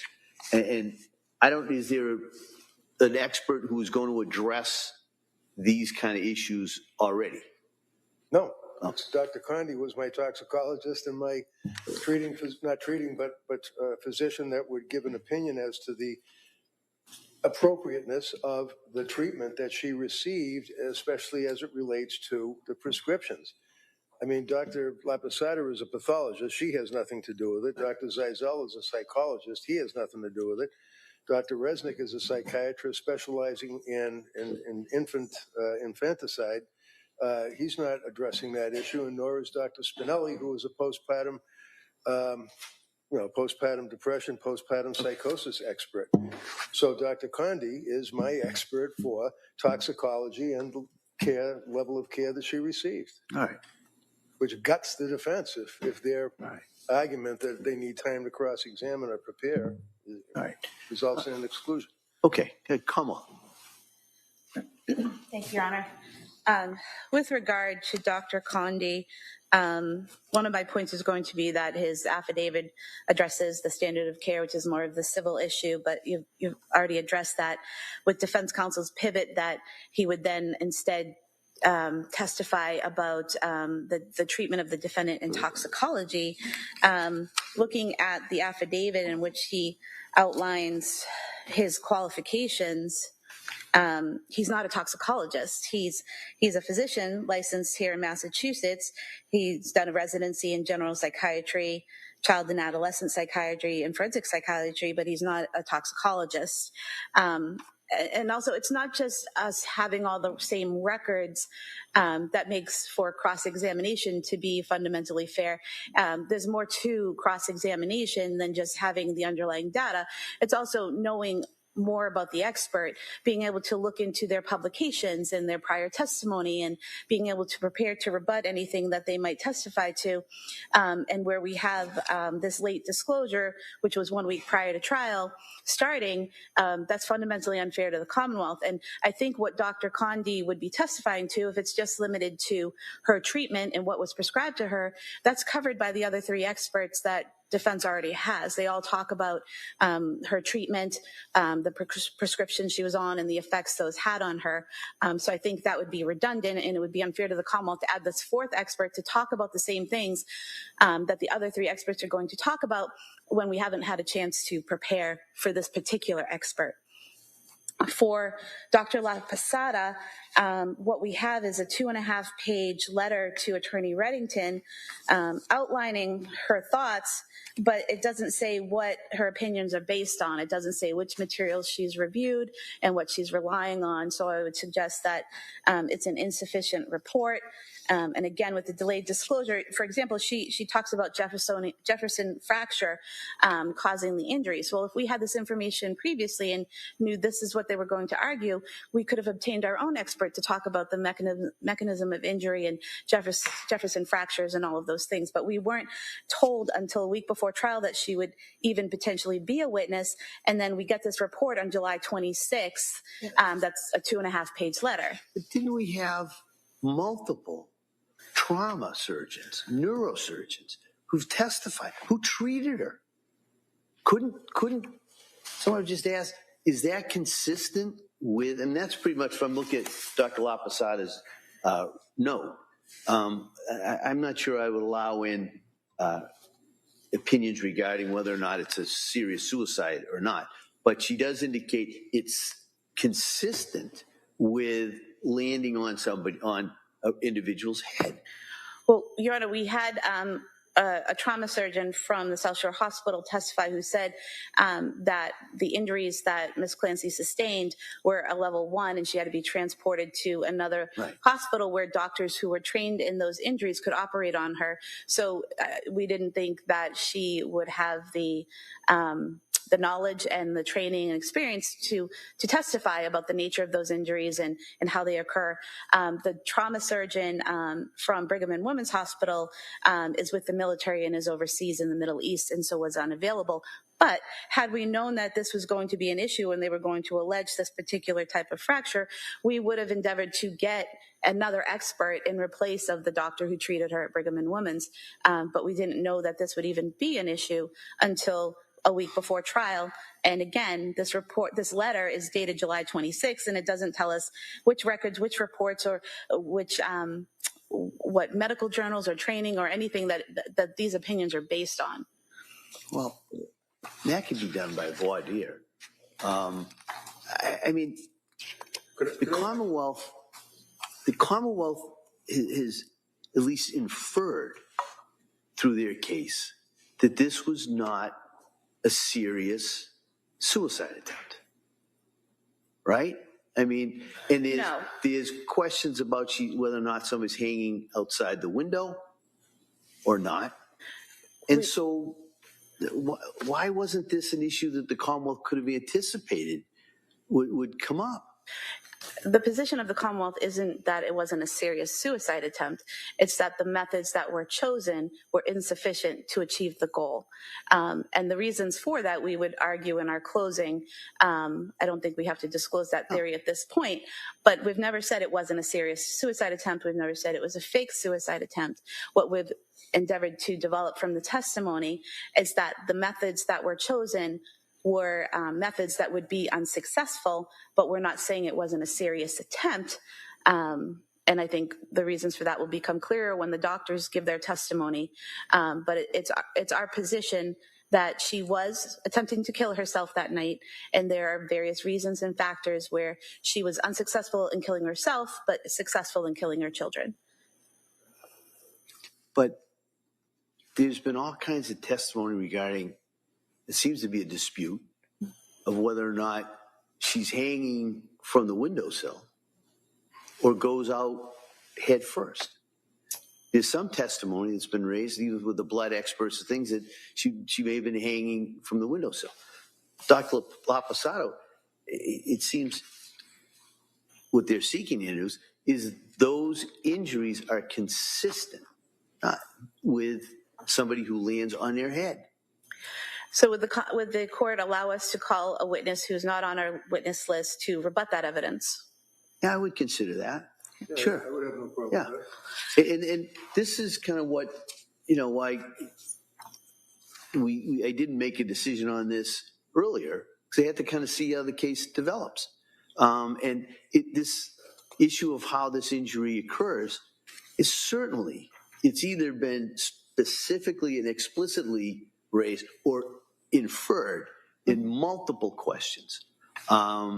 Even to the length to the part of, the cuts and things like that. It's been over and over and over. So if the Commonwealth seeks to get somebody to rebut that, I would strongly consider that. And in regards to Dr. Lapasada's opinion, we may need a voir dire in regards to, but I wouldn't imagine the voir dire would take that long. It would be, did you view, the x-rays? I mean, that kind of an injury is probably pretty clear on the x-rays or the MRIs. If we could get a list from defense counsel on what she's basing her opinion on, so we can have our witness review the same material.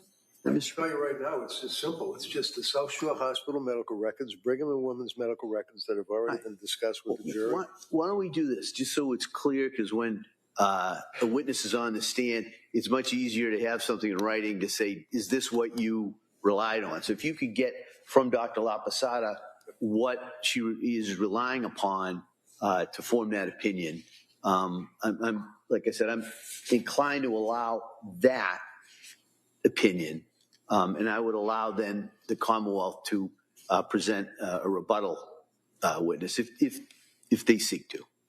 And just note our objection to that, but also the third expert, what we have here is a letter dated August 4th. That's a page and a half. That's not even signed by, I believe it's Dr. Volkovich. Yeah. I'm more concerned with that is whether or not the opinion is admissible. The opinion, as I see it, is he's reviewed the medical records, and it's his opinion these are injuries that commonly observed in the quote is serious suicide attempts. We could delete serious. Yeah, I mean, or even suicide attempts. That's an opinion. Their doctors waxed eloquently about suicide and whether or not it's. I mean, but delete serious. But I'm just concerned that how are we going to kind of parse out what he looked at? 100 other cases, and then we go through into all of those.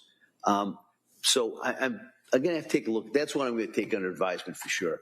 That doesn't mean he may have other opinions I'm going to have to look at. I think he talked about some of his observations as an emergency room doctor, I think, didn't he?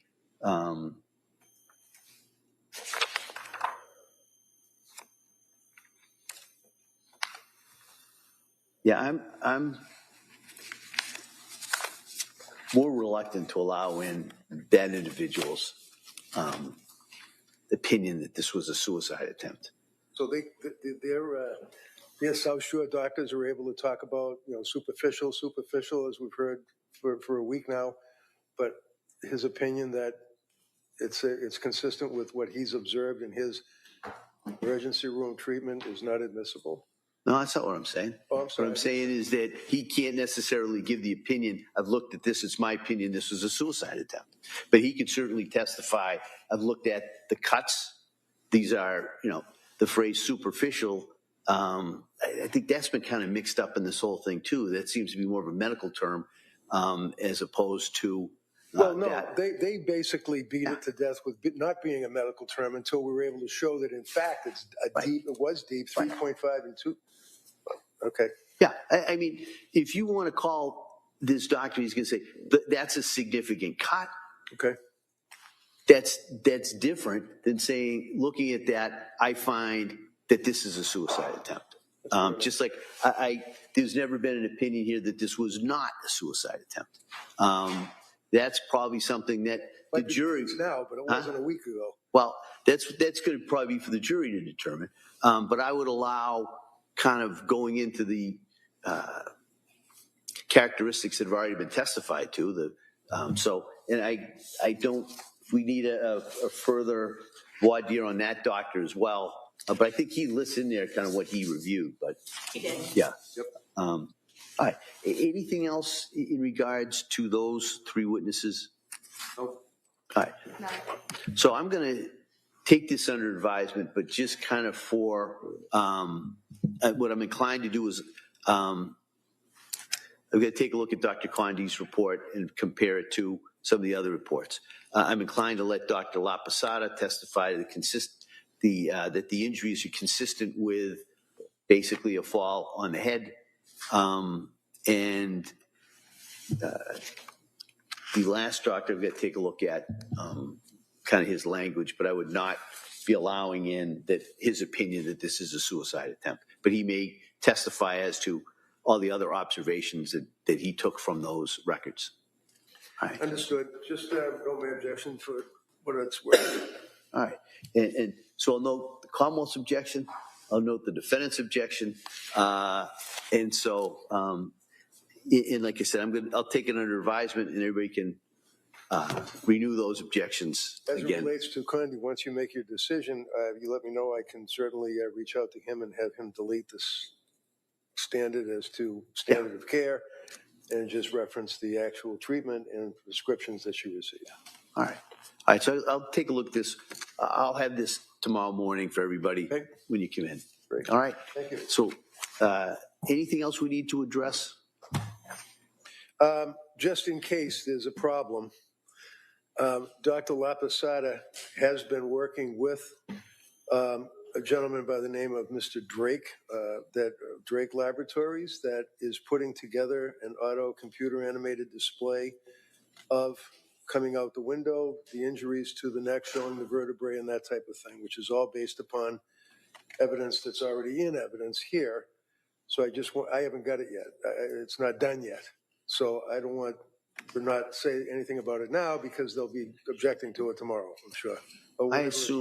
I assume we'll have to take a look at that and give the Commonwealth the opportunity to review it and hear the arguments in regards. It may be something nobody has objected to, or maybe, I don't know. All right. Would have an objection to it, and You don't know. You haven't seen it. Well, it goes back to the whole position that we have the right to, if we want to, obtain another expert, and then that expert could review that material and use it to form his opinion. This is different than the 3D diagram of the house that the Commonwealth gave. The defense was on notice that was coming, the basis of it, the measurements, what the house looked like itself, and so that was turned over. This is completely different. And I just note that, as I said, the medical records that the government has talks about Jefferson fracture. You might remember 2 weeks ago or 2.5 weeks ago when they first raised their objection, I told you that I can't know what they're going to argue until they argue it. So I didn't know whether or not they were going to say that it's a fake suicide or that she didn't jump out the window. I had to wait to see what their opening was.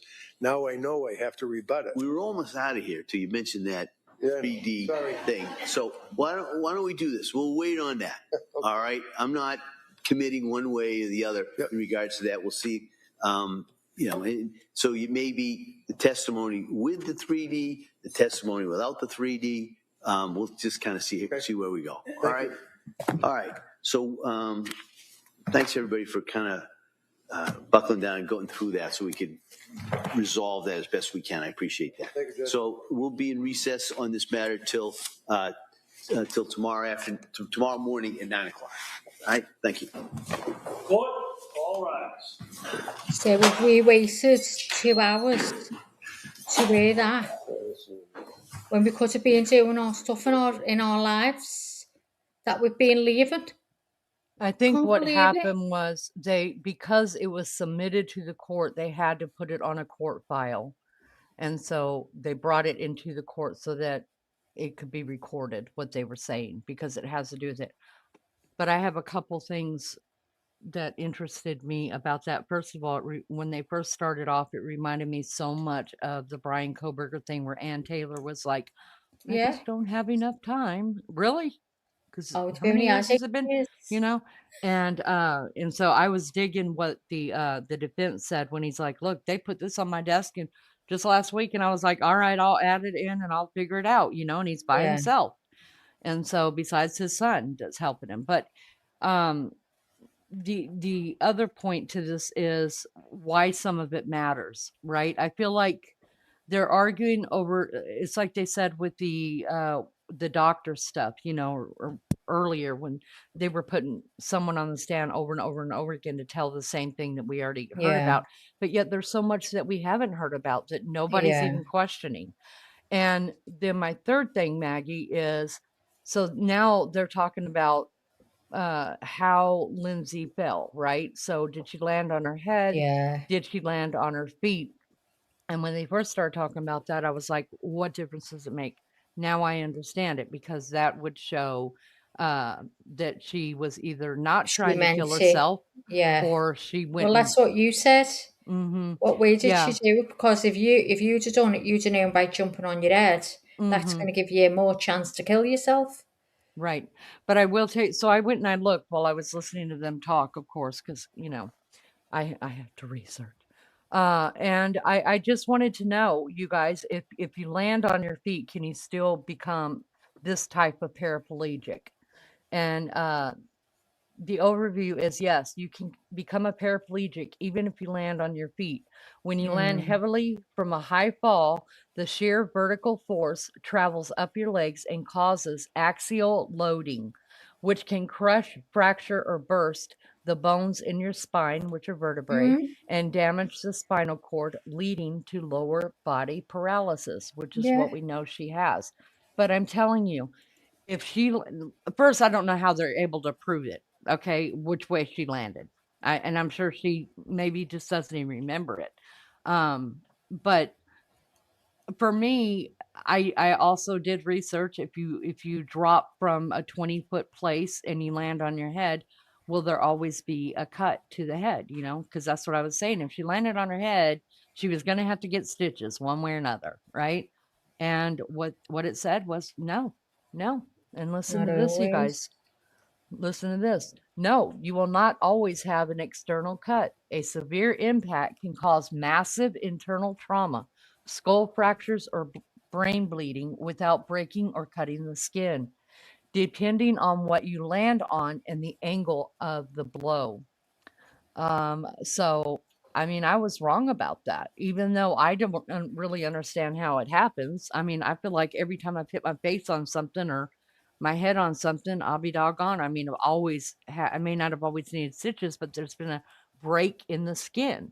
So I don't understand that at all. I don't.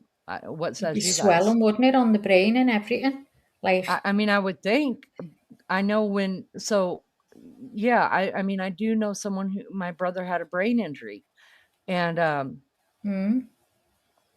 course there was a big old place on it that had to be stitched up, and he had brain swelling, wasn't supposed to live, and all that other stuff. But thank God he wasn't a paraplegic, because he did land on his head, but his shoulder took the brunt of it. But he still knocked his head, and he still needed stitches. But and I just don't understand, unless, I mean, even my brother, whose shoulder took the brunt of it, and he still had to have stitches on the side of his head. Now, I understand it's a totally different thing. My brother's fall was a lot, it wasn't as high up, but it was more high velocity, because he was sitting on a car, and yeah, so he got flipped up and then came down on a curb, and his shoulder hit the bottom of the curb and his head hit the top of it.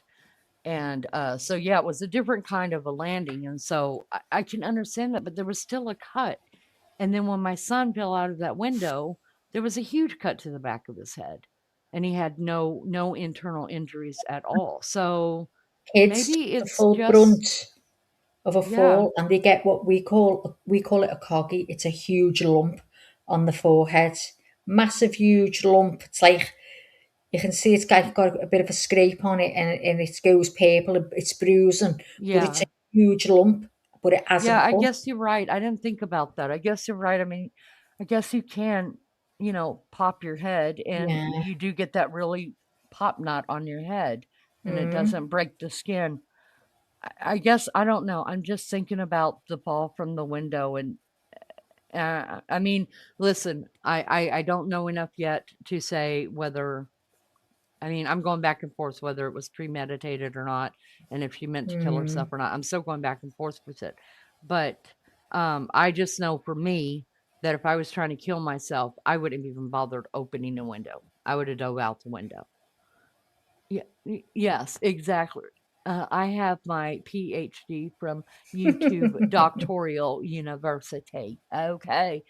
But I mean, that's just what how my brain sees it. So it's hard to unsee it like that, unless you could tell me, like the pop knot. I didn't think about those that don't leave any kind of opening to the skin too. So I don't know. I'm still like screwed up. I'm screwed up. But I feel like some of this should have been done way before court. It's not like this happened 3 weeks ago. This But he happened said 3 that other years one, he ago. hasn't even got it yet, has he? The way she fell, he's doing it. He's doing some type. What did he say he was doing to show? He's Probably putting some some kind of type of, they probably did some kind of what do you call it, probably like a demonstration with AI her. type thing of like Either that, or some they could type have of, done it. They could have done like a real dummy with her height yeah. and weight, and see how it landed. Mm, You know what I mean? Which maybe. I would think automatically you would flip to your head, but there may not have been enough time, because of how fast she was falling, for her to, Could have if even she landed on the side. What yeah, way she's gone as exactly. she's gone down. You just, You just let's don't find know. out tomorrow. Yeah. Time to know So, now. yeah. All right. Well, I am going to jump off here. Let Maggie close it up, unless you want me to close it up, Mags. I'm Does not not matter bothered to either me. way. I'm not bothered. I've got my cuppa here. I'm ready to drink my cuppa. I'll shut it down. I'm not. You can shut it down. I'm not bothered. Either way. Then I'm gonna let you do it, because I gotta run to the dollar store and grab some stuff to finish wrapping my my whatnot up with, and I'm not gonna get it today. Go Misty, on. I do want. Can you read what Misty says? I'll be listening Um, still. But I love you okay. guys. Thank you guys so much for being here. Thank you for the subscriptions. Thank you for the likes. Thank you just mainly for the support in the chat and hanging out with us. It means so much. We will see you guys early in the morning, Eastern Standard Time, 9 o'clock, and hopefully we get in more testimony rather than talking to the judge about stuff that I think should be talked about before we ever went to trial. That's just me. Bye, guys. Thanks. Be good or be good at it. We'll see you next time. Bye. Surely. So, Misty said the fracture she had is a Jefferson fracture, though which is a base fracture caused by a heavy force pushed down from top of the head. So she sounds like she has landed on her head then, doesn't it? It sounds like that. Hmm. Well, anyway, so hang on. She was saying 6 hours before, so if it's 9, where she is, Right. 9 a.m. 9, 10, 11, 12, 1, 2. It's 2 o'clock. We're only 5 hours. Because it's 2 o'clock here when the live comes on. 9 your time, 2 p.m. my time. So it is only 5 hours. I'm up the wall with all these times. 9 hours with the Aussies. I don't know what time I'm talking to anyone. I'm up the wall. Anyway, so thank you for everyone for being in again. So 9 a.m. in the morning, see you all there, or 2 a.m. wherever you are in the world, I don't know. And I give up what time it'll be for the Aussies. I can't work it out. They're 9 hours ahead. So hang on, 9, 10, 11, 12, 1, 2, 3, 4. So it's 6 p.m. for them, 6 p.m. for the Aussies, 9 a.m. for the Americans, and 2 p.m. for the Brits. There you go. Goose egg. She'll have more than a goose egg. So good night. I'm gonna drink my coffee. Then I want to go and get a shower and get into bed. I've got a bit of a headache, and I'm gonna have to pull this cardigan out again because I've done it. It's too big again. I got carried away. I've got to stop doing it when I'm talking. Oh, guys, it looks like it's gonna fit a 12-year-old, not a 5-year-old. I keep looking at it thinking, is it just because it's on my knee it looks big? Will I lie it over there and walk away and have a little look? Maybe I should. Okay, thanks everyone for being here, and I'll see you all in the morning. Bye-bye.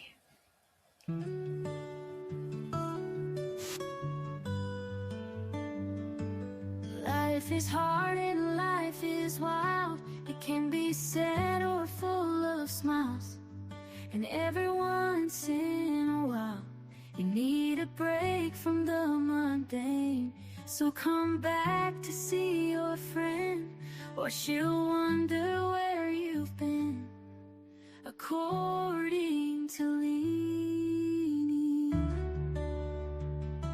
she appreciates you and all that you do. You need her, but she needs you, and that's the beauty of according to Leanie.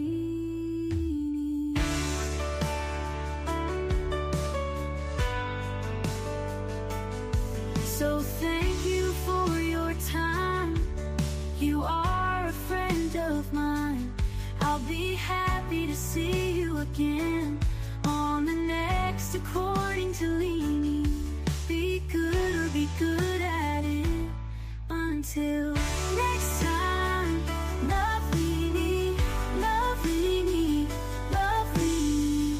Next time, love Leanie, love Leanie. Life is hard and life is wild. It can be sad or full of smiles.